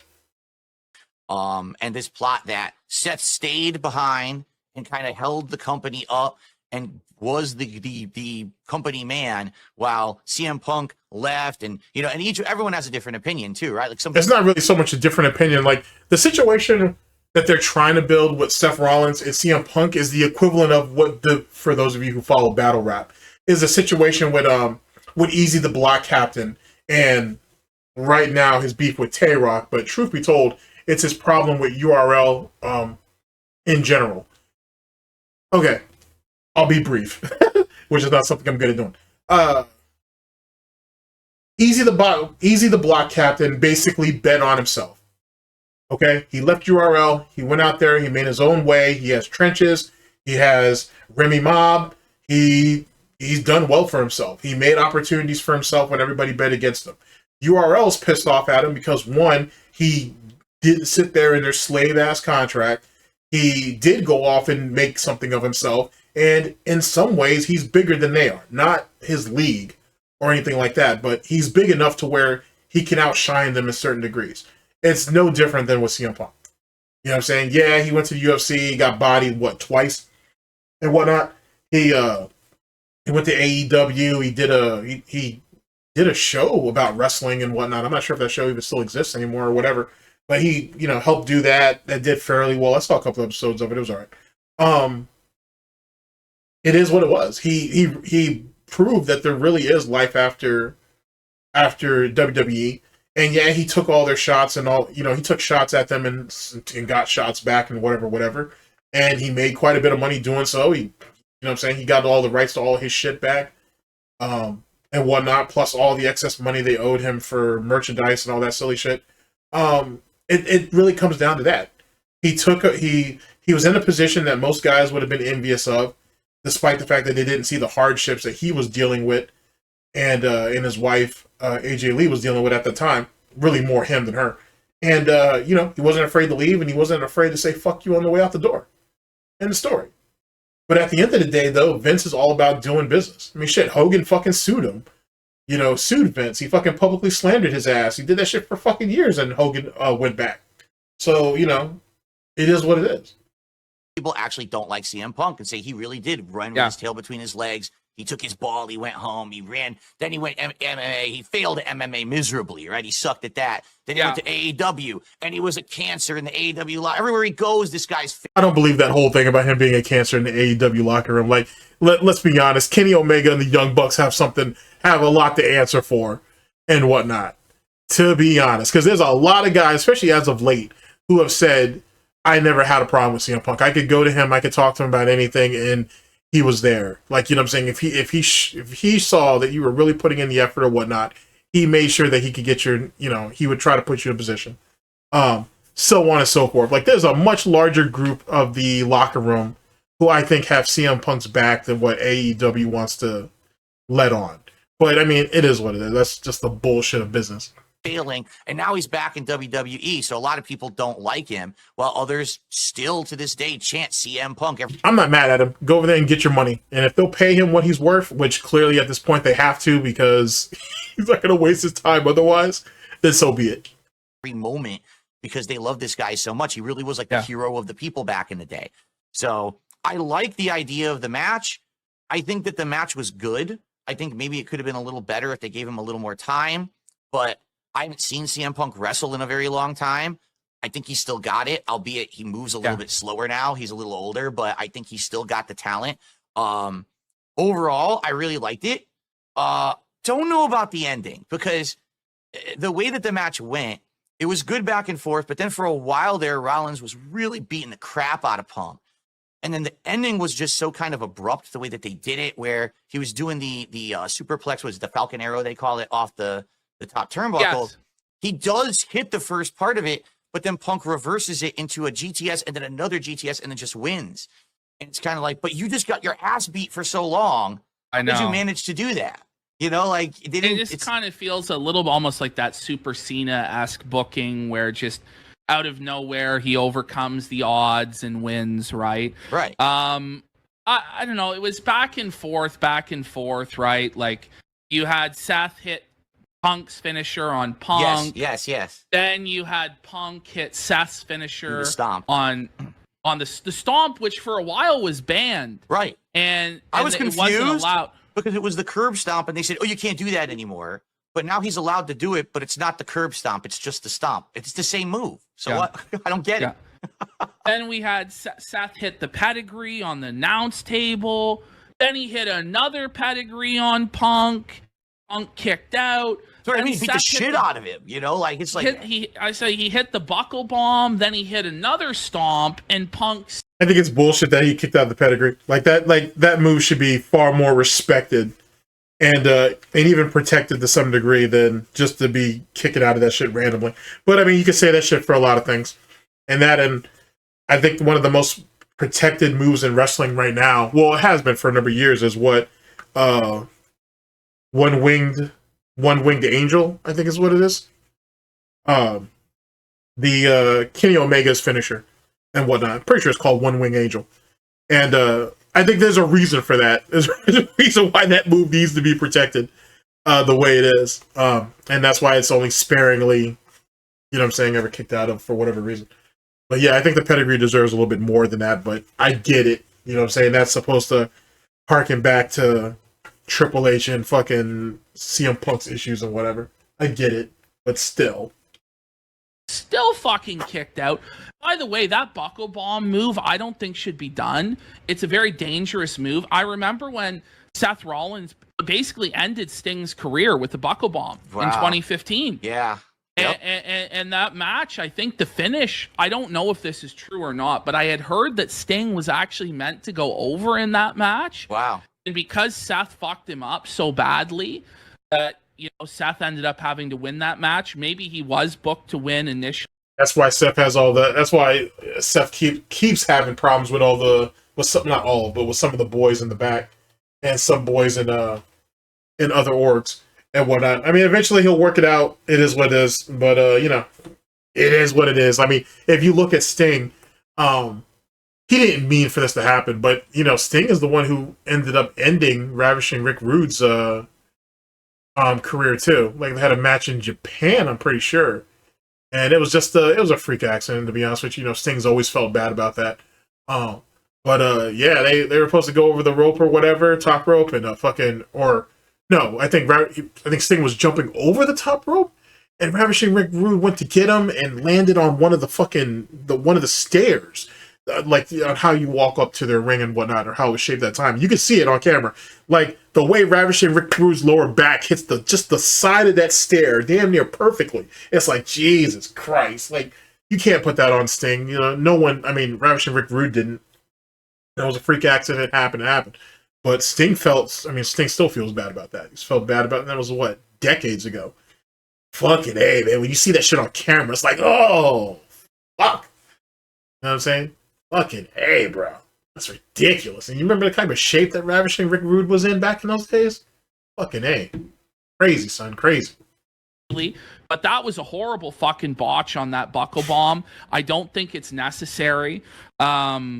And I didn't like to see CM Punk 2 is not, a spring chicken anymore, and for him to be taking that buck. That's funny. DSP can go ahead and mute himself with PPP or Triple P, as we like to call it, but he can't do it for his own product, for any of his other quote unquote shows. Makes you think.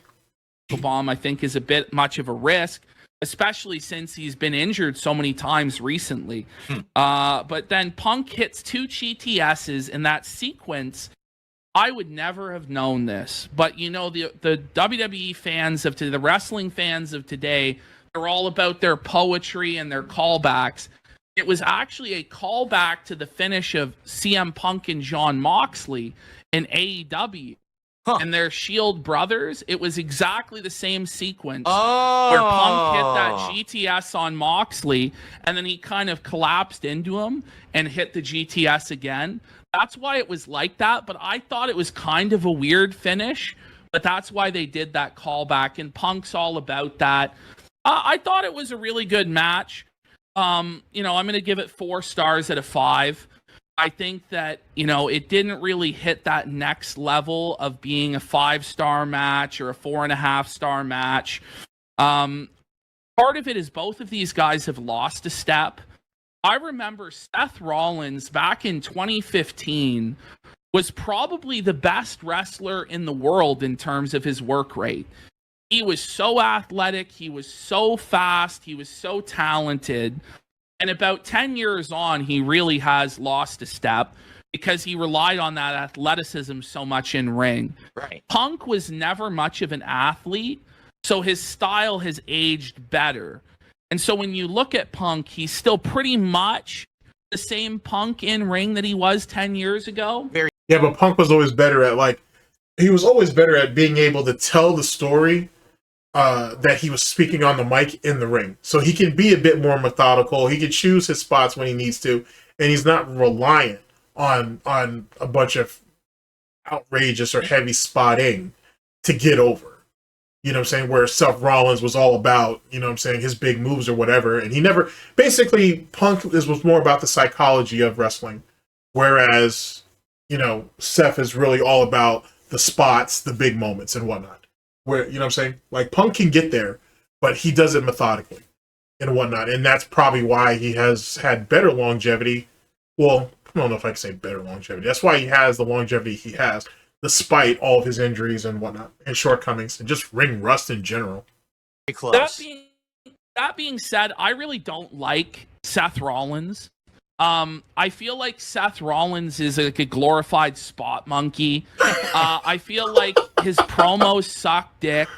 His character sucks dick. I feel like his character peaked in 2015 when he was in the Authority. I feel like those were the best promos that he ever cut. I find his character really, really cringy. I find all of the stuff he did with Becky Lynch and his wife and the man and these weird fucking, I don't know how to say it, queer outfits that he would wear, so flamboyant. I just didn't enjoy that. My take, he really wanted to be the modern HBK, right? He wanted everything about it. He's the modern HBK. His ring style, his flamboyant outfits, everything about him. He hasn't reached that level. I don't know if I would ever have said Sean was flamboyant, per se. I guess now, if you look back at it, maybe. I don't know. That's like saying, was Tupac's leather vest out of place when people really thought now it's like, wow, he was really trendsetting. He was ahead of the curve on that. So I don't know about how Sean is, but Sean would have never been. I mean, Seth Rollins can't hold a candle to HBK, but then there's always someone who's like, oh yeah, he's gonna be the next HBK, and it just there's never gonna be another Austin. There's never gonna be another HBK. There's never gonna be another Rock.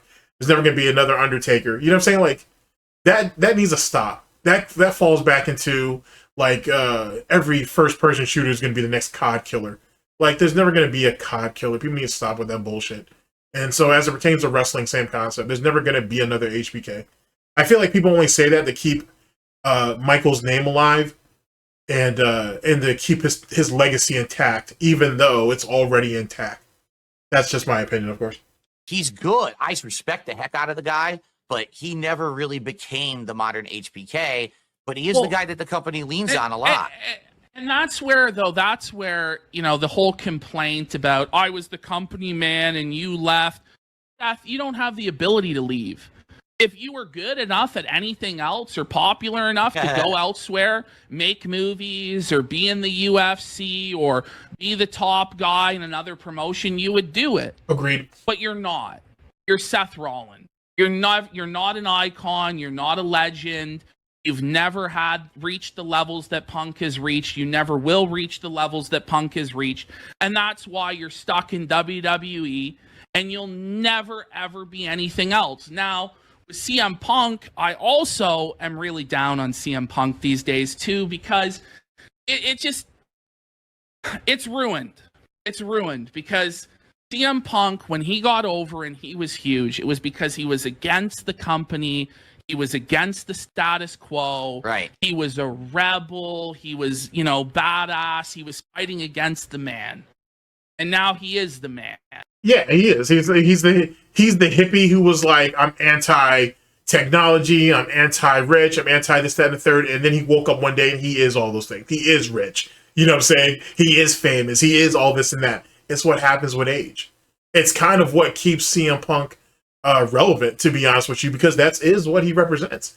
He was the young man who was against all these things, and he grew up to be what he hates. And despite all the years he fought against that, he ended up becoming, he ended up aging into what he hated the most. That's what makes that story compelling. Seth Rollins doesn't have that.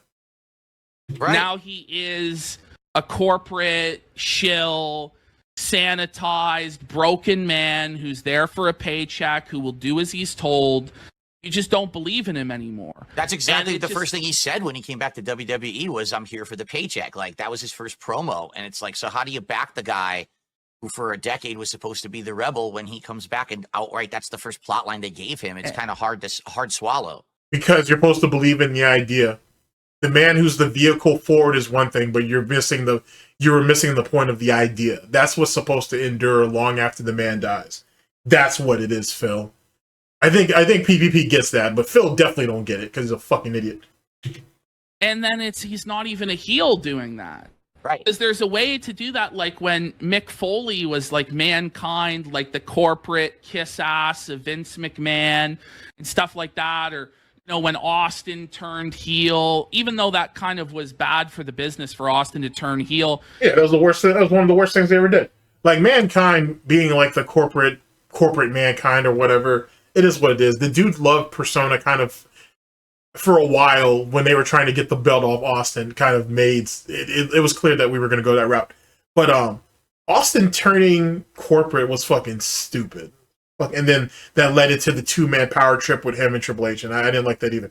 But then that falls into the many mistakes of Vince McMahon, just like the Undertaker losing the streak. That should have never happened. That should have never have happened, and no one's gonna be able to convince me otherwise. That should have never have happened. That was the two things. I mean, there's a couple other things I can think of too, but those are the two worst things that ever happened. Like, those are the two fucking worst actions that Vince McMahon has taken. Well, I mean, he's done a lot of fucked up shit. Those are the two messed up things he's done as it pertains to the WWE storyline. You're talking about just fucked up shit in general. How much time do you have left? There's a bunch of, I've got a laundry list I can go under or go over with fucking Vince making just dumbass moves. He was that like kissing Vince's ass and shit like this. Punk's not even really embraced that heel aspect. He's still kind of like a baby face. So it's hard to get as excited about CM Punk as I used to be. And then also CM Punk has gotten really political. And, you know, obviously my politics are diametrically opposed to his politics. I try and overlook that. But he really gets cringy about his politics, man. And it's the same thing. I really like Jim Cornette. But his podcast, it gets going about politics and Donald Trump and this and that. And, you know, Republicans buy sneakers too. So you can't just be so upfront in an entertainment product like this about politics and expect there not to be some backlash. So, you know, the match was good. You know, I give it 4 stars out of 5. We'll see where these guys go from here. But, you know, in 2025, CM Punk and Seth Rollins, I feel like they're both past their prime. Yeah. You know, I would say I liked the first match and this match equally, but for different reasons. Like the first match felt like the perfect Raw match with some good in-ring work, a plot line that ended and was a really good plot line that had been going on for a while. It gave it closure. You got the interference from everyone, so other people are getting involved. You get introduced to those people. This match was the flip side of that. It was just these two guys, mano a mano, no interference, no craziness. It's just them going at it. They've got good ring work. They've got good chemistry. I don't think I got as much out of it as I would have if I knew all this background stuff. Like you're talking right now, I don't know anything about Punk's politics. I don't know anything about any of this. So maybe I would have enjoyed the match a lot more if I had known a lot of this stuff. I was going to say I probably was going to give it 3 3/4 like I did the first match, because I'd say that for me they resonated about equally. But the thing was there's really no payoff. Like it didn't really matter who won this match. You know what I mean? There was no title change. This isn't going to change the course, I think, for either of them, that they got the win. So it was a good match, but I just wish that maybe there were more stakes involved. And that's why I don't think I would have liked it as much as Homelander in chat says Drew versus CM Punk was better. And I agree. Drew versus CM Punk was a really, really good storyline, and that's where Drew, to me, really was elevated as well. But Phil didn't get to see any of that, which is kind of a shame. But that Hell in a Cell match that CM Punk and Drew McIntyre had was a really, really, really good match. And it's dynamics like that, or it's elements like that PPP and the audience can point out. And you can literally skewer, not even prod. You can skewer DSP with that shit, and he has to eat it. He has to eat it until he really can't take it anymore, and then we'll see what happens after the fact. But for now, you know what I'm saying? This is a power dynamic on a particular show that DSP can't really do anything about. He has to just sit there and deal with it, unless he's lying, of course, and then he ends up revealing his cards. So I'm hoping that they don't start like dumbing down aspects of wrestling history to try to fit DSP's ignorance. I hope that they come out and say, hey, Phil, you didn't watch this, but this is what happened here, and it led to this, and it led to this, and it led to this, and it calls back to this, or it harkens back to this. So unfortunately, you weren't a fan at this time or whatnot, or so unfortunately you weren't a real fan and didn't stick through it for this, and this. If these type of elements are put through, he has to just eat it. He legitimately has to eat it. And that right there will make it far more interesting, because it's only going to hurt his ego even more. And this was a decent match as well, but it's not like anything amazing, like crazy that we've never seen before. It was a good enough main event match, and we'll see where these guys go from here.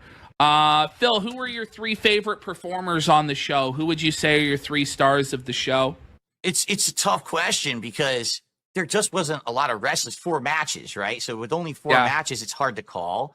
I would say I really liked Roman Reigns here, because I got to see him as that tribal. Well, he's not really the tribal chief anymore, I guess. Now he's the OTC, but to see him in that new persona, I hadn't seen this before. So to see him actually, become that character that everyone likes, I really enjoyed that. So I want to give Roman props for that. I would probably say, honestly, Rollins and Punk, only because these are guys that I haven't seen for a long time, and they performed well, and they're good at their promos. Like everything was in line. They didn't botch horribly or anything like that. In-ring work, that's probably the 3 best of the week for me. Yeah, I had CM Punk as the first star, best match of the night, and I think he was the best performer in the best match of the night, so I gave him first star. I had Roman Reigns as the second star of the show, second best performance of the night, second best match. Then I had Paul Heyman as the third star. Oh, sure. Oh, yeah. He's great. He's absolutely great. I thought he really made that match as well. And so, Jabroni of the week, I think it has to be Hogan. I think Hogan's the quab of the week. Cack, what a fucking bitch Hogan was.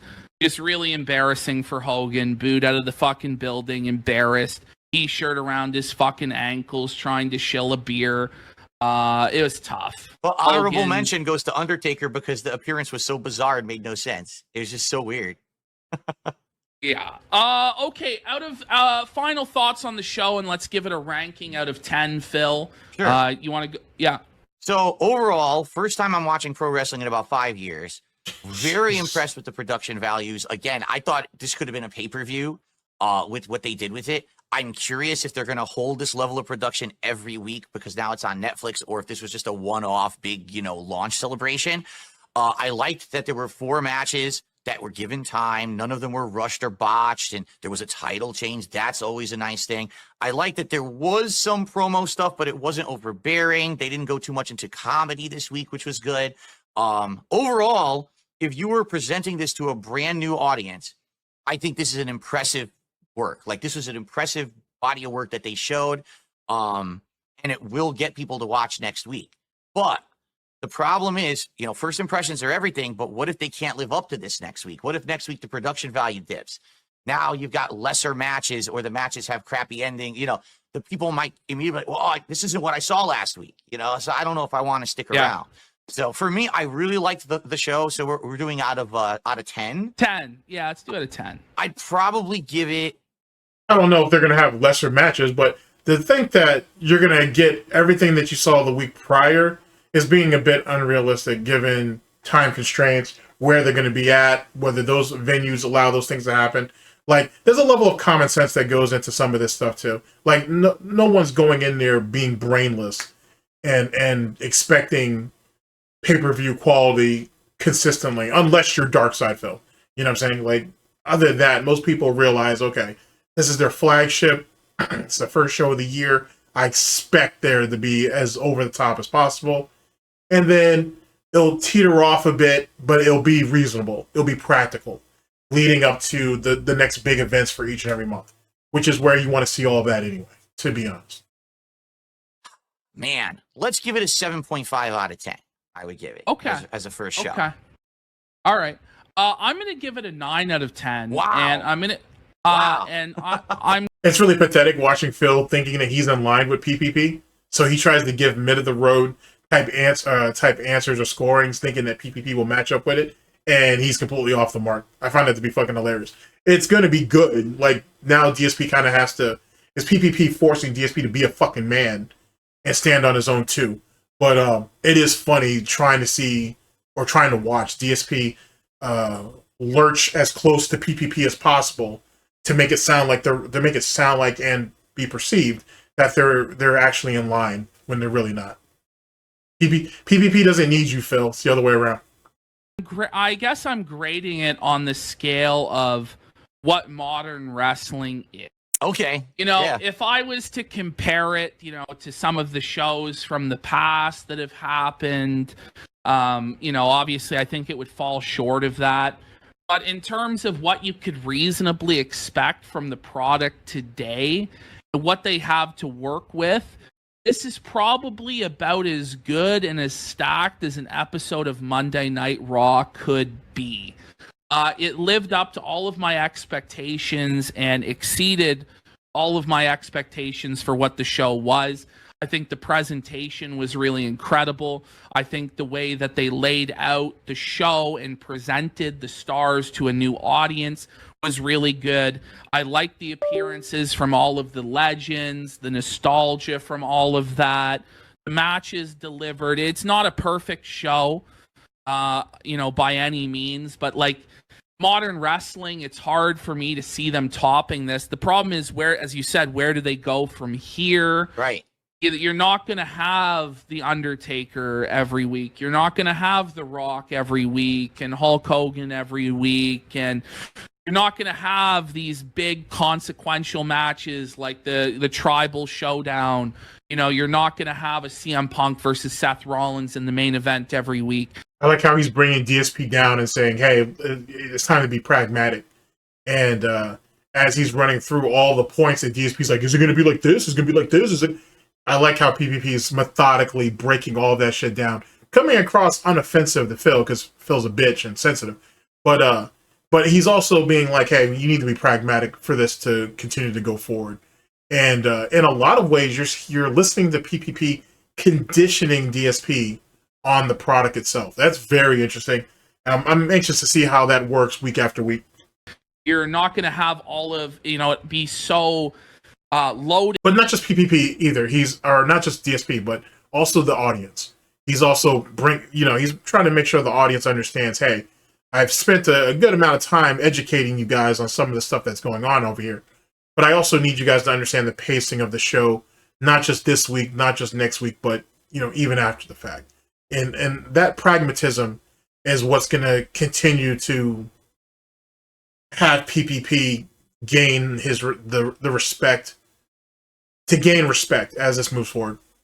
With top level talent, you're going to have the mid card guys, you're going to have the job guys, and so it's going to be tough. When you come back next week and you're bringing in these job level talents and stuff like this.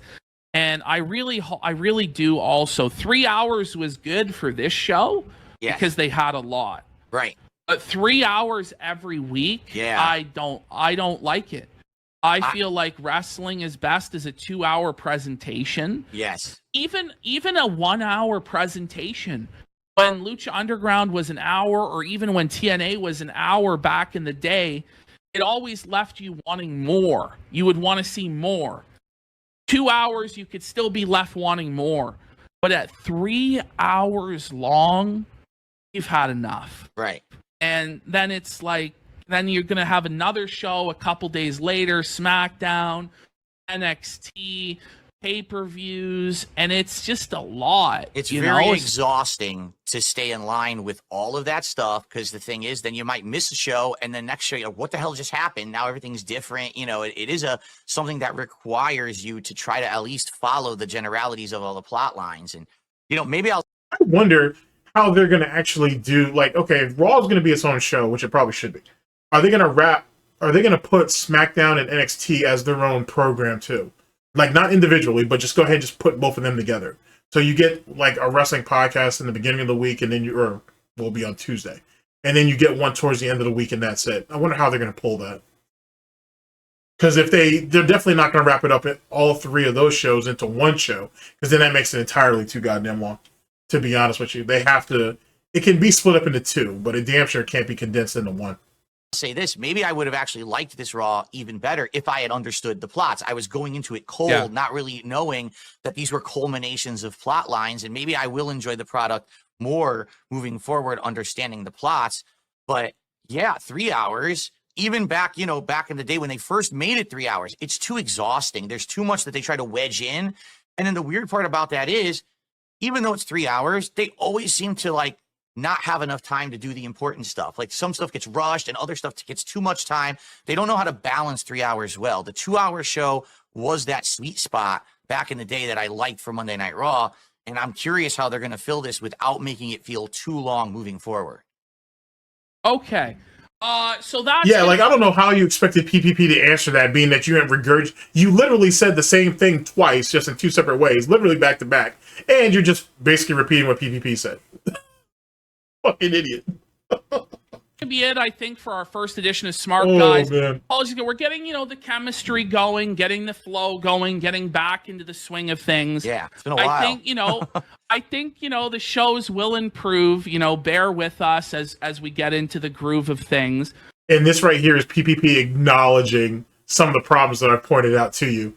Because it's very clear that there were some glaring problems that PPP saw, and he... okay, let me just go ahead. Let's just sidestep that shit. I'll make a mental note of it, and then I'll address Phil with it when he prompts him for the next show. Because there are glaring issues. There are glaring fucking issues. And a lot of it, I mean, it takes two people to tango. A lot of it's on DSP, obviously. And that whole my 5-year fucking excuse is lame as shit, and that shit needs to stop. It's not, you're not going to get anybody, you're not going to get anywhere with that. It needs to stop.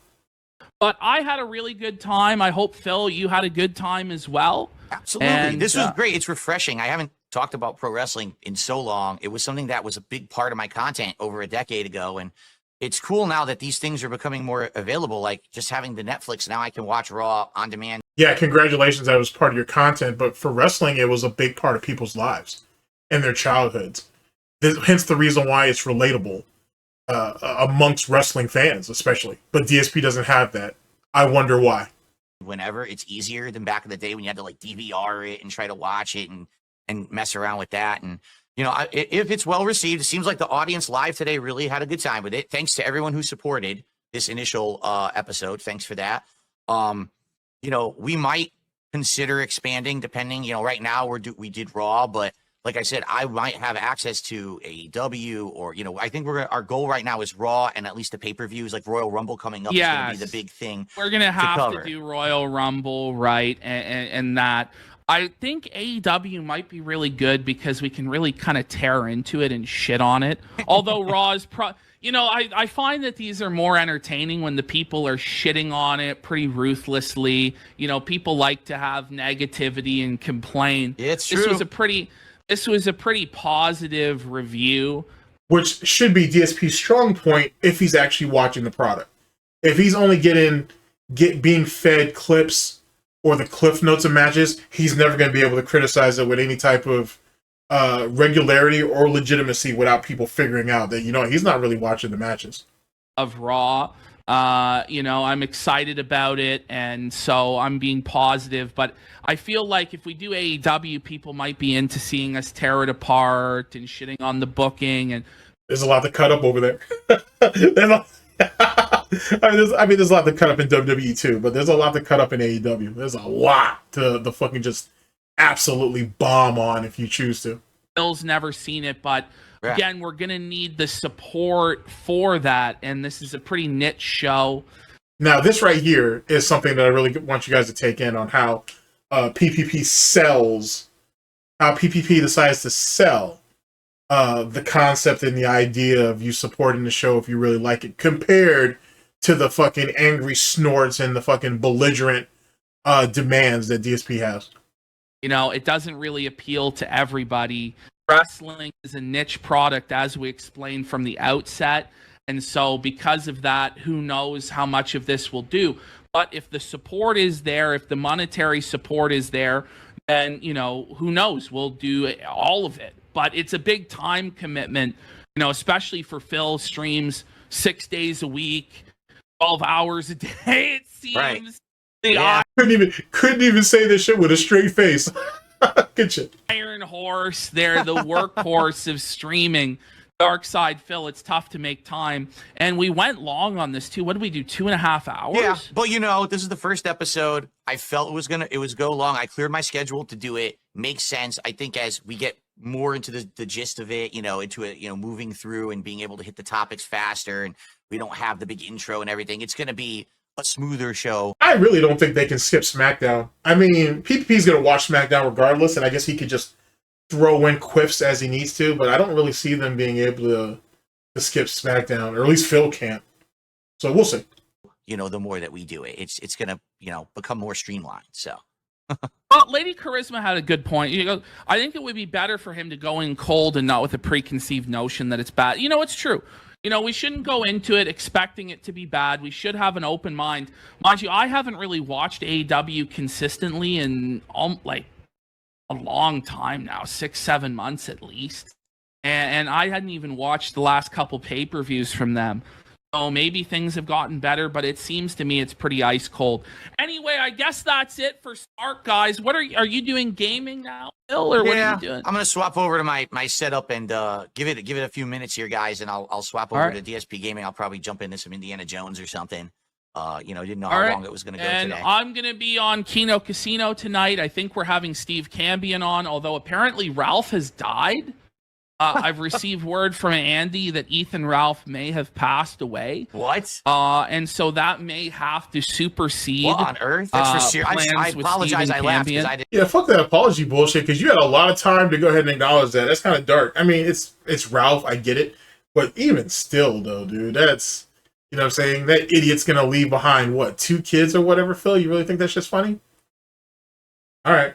You better hope nothing happens to Dave or Linda. You know what I'm saying? We'll see how people react to that nonsense.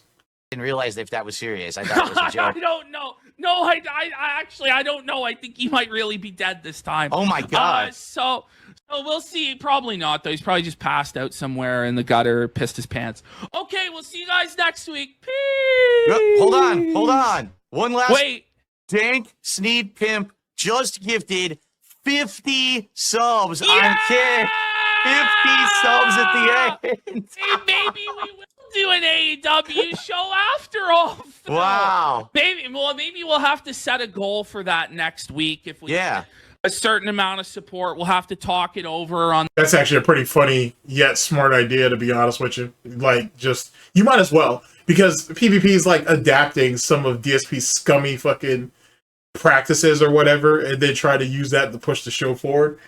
It could work, at least for a little while. It could work.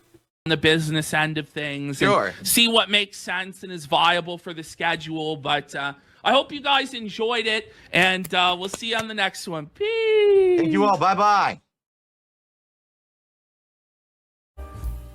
Okay, what's up, everyone? Can you hear me? Important question, because with my setup being messed with for the show Smark Guys earlier, I just want to make sure I didn't screw anything up. Hopefully you guys on both sides can hear me on YouTube and on Kick, and I just need to get the chat open on the YouTube side. I am just coming off of my first episode ever of the Smark Guys revival over on DSP React, and I'm curious to hear everyone's thoughts. Like, I had a great time doing it. We're gonna play some It's almost like you probably should have done a podcast then to go over it then, huh? Imagine that. Indiana Jones for about an hour and a half here. I'm only gonna go till 4 p.m. like I usually do. But I'm very curious what you guys thought.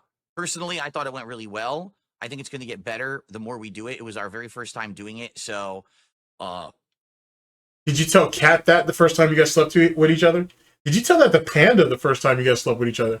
I'm just asking because it's kind of funny. You know, the momentum was a little slow. I think we got off on tangents a little bit. That probably will be better moving forward. Tangents. He sat there and he gave, if you're talking about PPP in particular, or Triple P as we like to call him, he gave some clarification to some of the stuff that I thought needed to be clarified, to be honest with you. Just because your dumbass is ignorant to it doesn't mean that the audience needs to be honest with you. I wonder if that's what he's speaking about in particular, but let me press the brakes on that shit, because, you know, it's a little early to assume he's taking shots at PPP. But I thought it went well. Hold on, let me get the chat open so I can see what you guys on the YouTube side thought. Harry says it was a great first show.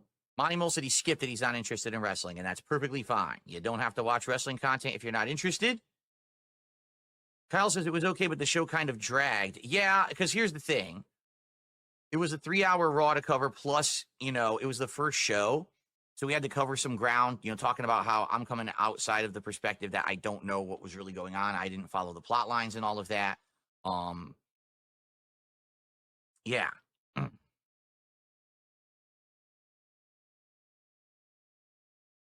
So anyway, how did it go?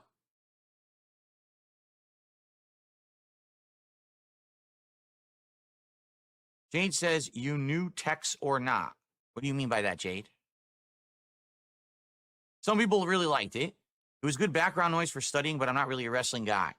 The thing is, a lot of people who have been long-time wrestling fans probably aren't watching my content anymore because I stopped covering wrestling.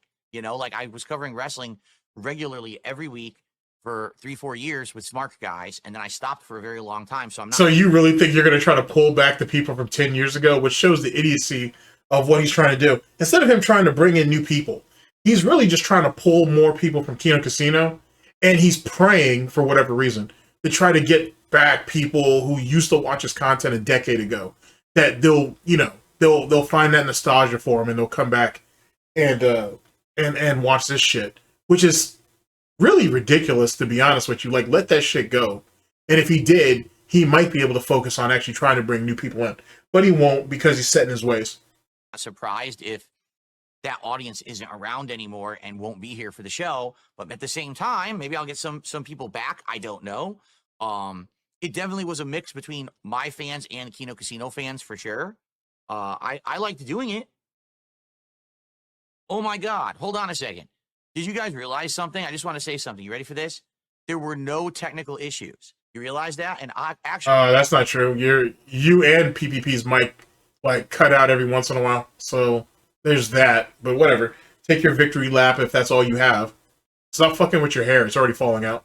I mean, I have to pat myself on the back for a second. I set that whole thing up.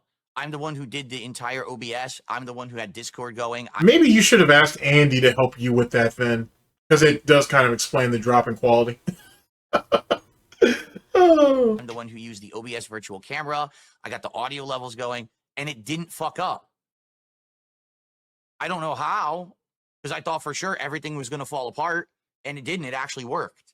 I guess once in a blue moon, something goes right. You know, like they say, even a broken clock is what, right twice a day or something they say. I don't, actually, that's probably not even the right saying, but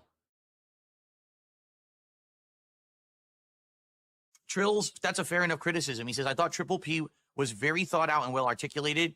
You've got a lot of catching up to do, so every point won't start with a history lesson, but it was a fun show. You're absolutely right. Once I'm watching the product regularly and I understand the plot lines and everything, it'll be a lot more smooth moving.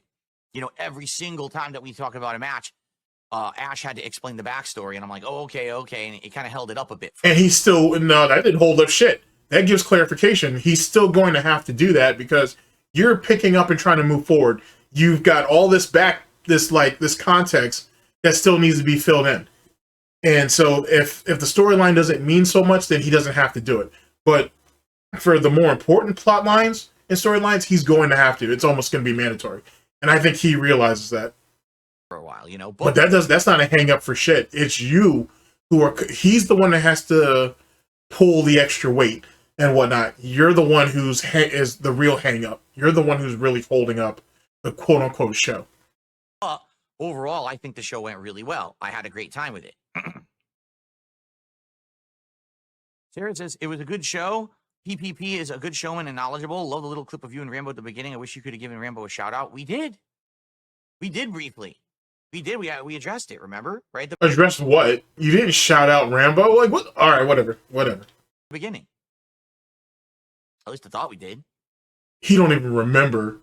And this is what happens when you're a lying alcoholic sicko like this guy who defends pedophiles. You can't even remember your own shit. And not even to say that he was lying. He's lying that they shouted him out. He didn't. Like, you know what I'm saying? It was a mention that you had a show with him and you guys fell out. How was that a shout out, Phil? How?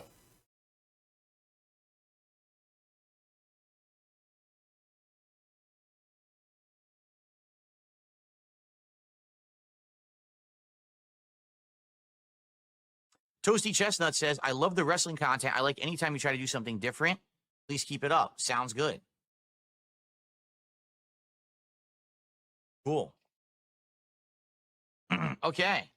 All right, so here's what we're going to do. We're going to set up for Indiana Jones. Really? There was a lot of desync with Ashton's camera and audio, but that didn't really make a big deal. That, I don't know what causes that. That's not on my end. I was just literally ripping the video direct from Discord. So if that's the case, it might be his video via Discord was having an issue. I don't know. Remember, you're the one who set this up. You're the one that was giving yourself the pat on the back. You should have tested this with him on so you guys could have been able to get things lined up. Don't put that on PPP. You didn't mind sucking your own dick and whatnot and say there wasn't any issues when there were a few and whatnot. It wasn't the complete clusterfuck most people thought it was going to be, but it was still a clusterfuck nonetheless. And now you want to blame PPP for it. Gotcha. Did it resync after it desynced? Because I didn't, again, I couldn't really tell. Am I going to restart the tip counter? No, I'm not going to ask you guys for more support. Are you crazy? Look how much you guys supported. That was an amazingly well-supported show, especially those who were dropping those sub bombs over on Kick. I really appreciate that, guys. I'm not going to reset that counter. Absolutely not. If I get no support for the next 90 minutes, I don't give a shit. That was great. Thank you, guys.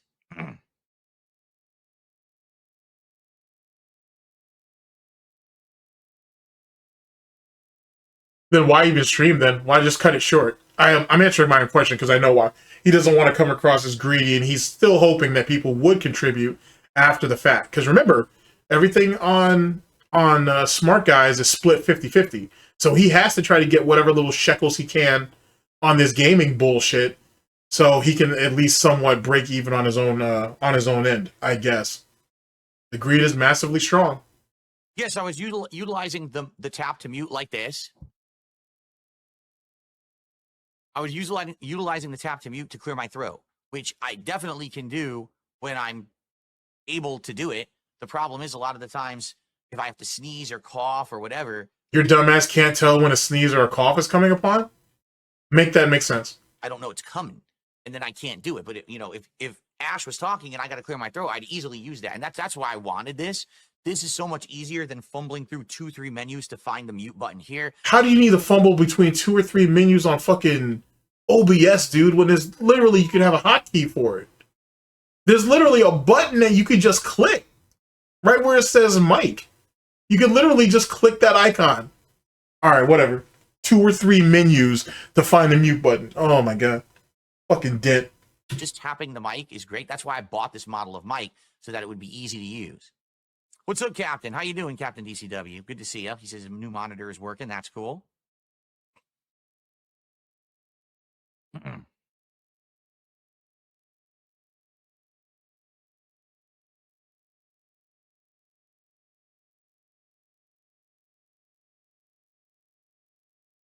You watched Raw last night, Jade? Awesome. What did you think, Jade? Overall, I thought Raw was good. I didn't love it, but I didn't hate it. I was kind of in the middle, and I thought overall the show was good, but, Ash loved it. He gave it a 9 out of 10. I gave it, a 7.5 out of 10? I'm not going to keep repeating myself. We've already addressed this, that, the support, it's going to be a 50-50 show,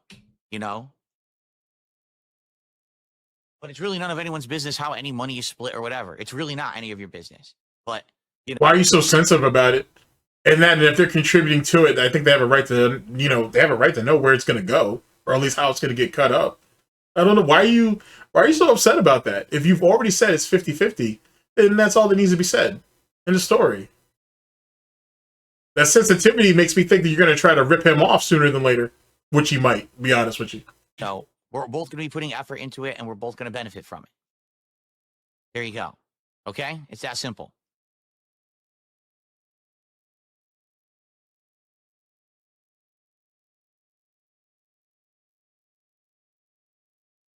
I don't know why people have to be all up in each other's business about money and shit. Do you ask Andy and Ash how they split stuff from Kino Casino? Well, we know how Andy and Ash split their money, to be honest with you, if you actually, watch the show and shit. So that's a thing. Like, we understand how that money gets split up. See, the thing is, no one's worried about Andy fucking over PPP. You know what I'm saying? Everybody's pretty confident that you're going to fuck over PPP somewhere. Do you go on their show every day and get into their business about their shit? I don't think so. So get out of my shit. How about that? Okay. All right, so... And you have a history of fucking your friends over.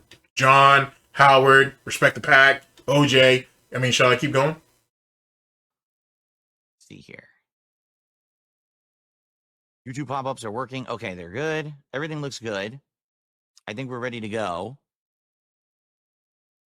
Great first show. PPP is very knowledgeable. I agree, Bonos Tecmo. He knows his shit. I figured he did. He seems to be a longtime wrestling fan like I am, only he hasn't stopped watching. So you're not a longtime fan? He knows all the plots and everything while I didn't. So you're not a longtime fan then? You really want to hold on to that, don't you? All right, then. Fair enough. Because it's really contradicting yourself saying, I'm a longtime fan. Oh, I've been out of it for 5 years. It doesn't match up, but all right. But I think the show is going to get better in time. I really believe that.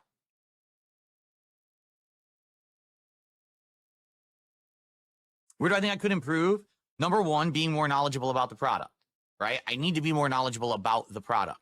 and I'm not knowledgeable about the product. The Yeah, it probably would have helped if you actually cared about the product, but whatever. more I watch, the more I absorb, the more I'll have to add, right? You know, better keeping the show moving. Ash has a lot of knowledge and a lot of things to say, but we definitely could have cut the length of the show down. It was 2.5 hours, and Well, that's on you. Maybe you should shut the fuck up if you have nothing to say because you haven't watched for 5 years. That really kind of falls on you. If PPP was allowed to go on the way he was going, I think he'd been fine.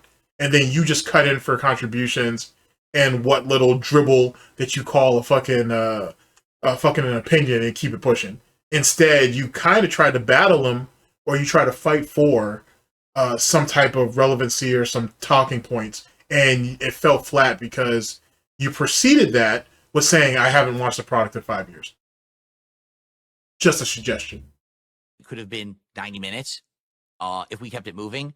So trying to keep the show on the rails and not go on a tangents. And I think maybe I could do more of that corralling of the show while Ash goes through the show and the matches and the points. I can try to get us back on topic if we get off topic. I think that's what I can do. But how are you going to do that when you don't know anything? That doesn't make any sense. And even with whatever dribble, I'm going to use the same term again, dribble of knowledge that you think you can sponge up, it still won't be enough to outweigh what PPP is saying. Oh, well, okay, whatever. We'll see. More of. So it's literally trying to micromanage a project when you yourself don't even know what the outline or the overview of said project. It's literally like that. That's fucking crazy.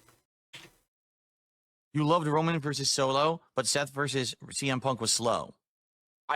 For me, Roman versus Solo was the best match of the night. It really was. That was like the essential Raw match. It had everything. It had drama. That's not what you said, though. Didn't he say that the CM Punk Rollins match was the match of the night? I know he said he wanted to give props to Roman, but he didn't say... Whatever. It had good wrestling. It had people running in and interjecting, but it had a solid ending. Like, that was my favorite match of the night by far. So, Okay. So, guys, we got about 90 minutes to play some Indiana Jones. Let's do it. Let's jump in. So that way people who are craving Indiana Jones get some content today. I don't want to miss out on an entire stream because we did that. Like I said, that show will become more streamlined. I think that the sweet spot would be anywhere 90 minutes to 2 hours long. And we'll get there once we do the show more often. It sounds like he just wants to stay in line with his autistic fucking schedule. That's what it really sounds like. Captain says, I grew up with WWE when they were going into the PG era. Cena will always be my favorite. He was my Hulk Hogan. There you go. That's exactly how I described him on the show today, actually. Sarah says, don't undersell yourself in your knowledge. Sometimes you just have to fake it till you make it. Have that showmanship like PPP and bluff your knowledge. DSP is not a showman, though, and he's a terrible liar, so that's not going to help him either which way. Just lie. Just lie horribly. Sounds like a good philosophy, doesn't it? All right, are we ready to begin? I think I had stick drift there for a second. That's not good. It was moving left and I wasn't doing that. Huh. Okay, let's begin. You mean an answer is still an answer? That's basically what he told you. All right, whatever. Oh, man, whatever. All right, ladies and gentlemen. This was a long one and whatnot, but had a great time. Glad I did it. I think a solid drink is in line. All right, ladies and gentlemen. That's pretty much it for me as it pertains to closing thoughts or final thoughts or whatnot. Big ups to Raw Phil, by the way. And big ups to Chio. Big ups to all of you for listening in for this for as long as you have. I don't know how long this is gonna go. I'm thinking at least till WrestleMania.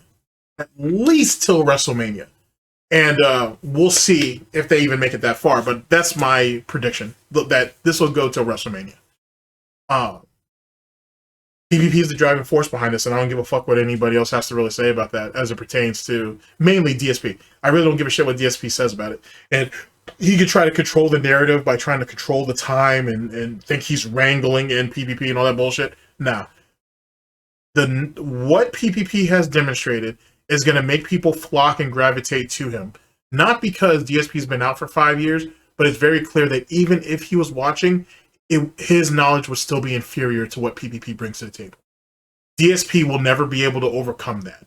And sooner than later, he's going to eventually get buck broken into the position that Andy's in, where just shut the fuck up, run OBS, and call out fucking donations or donos, and just live with that.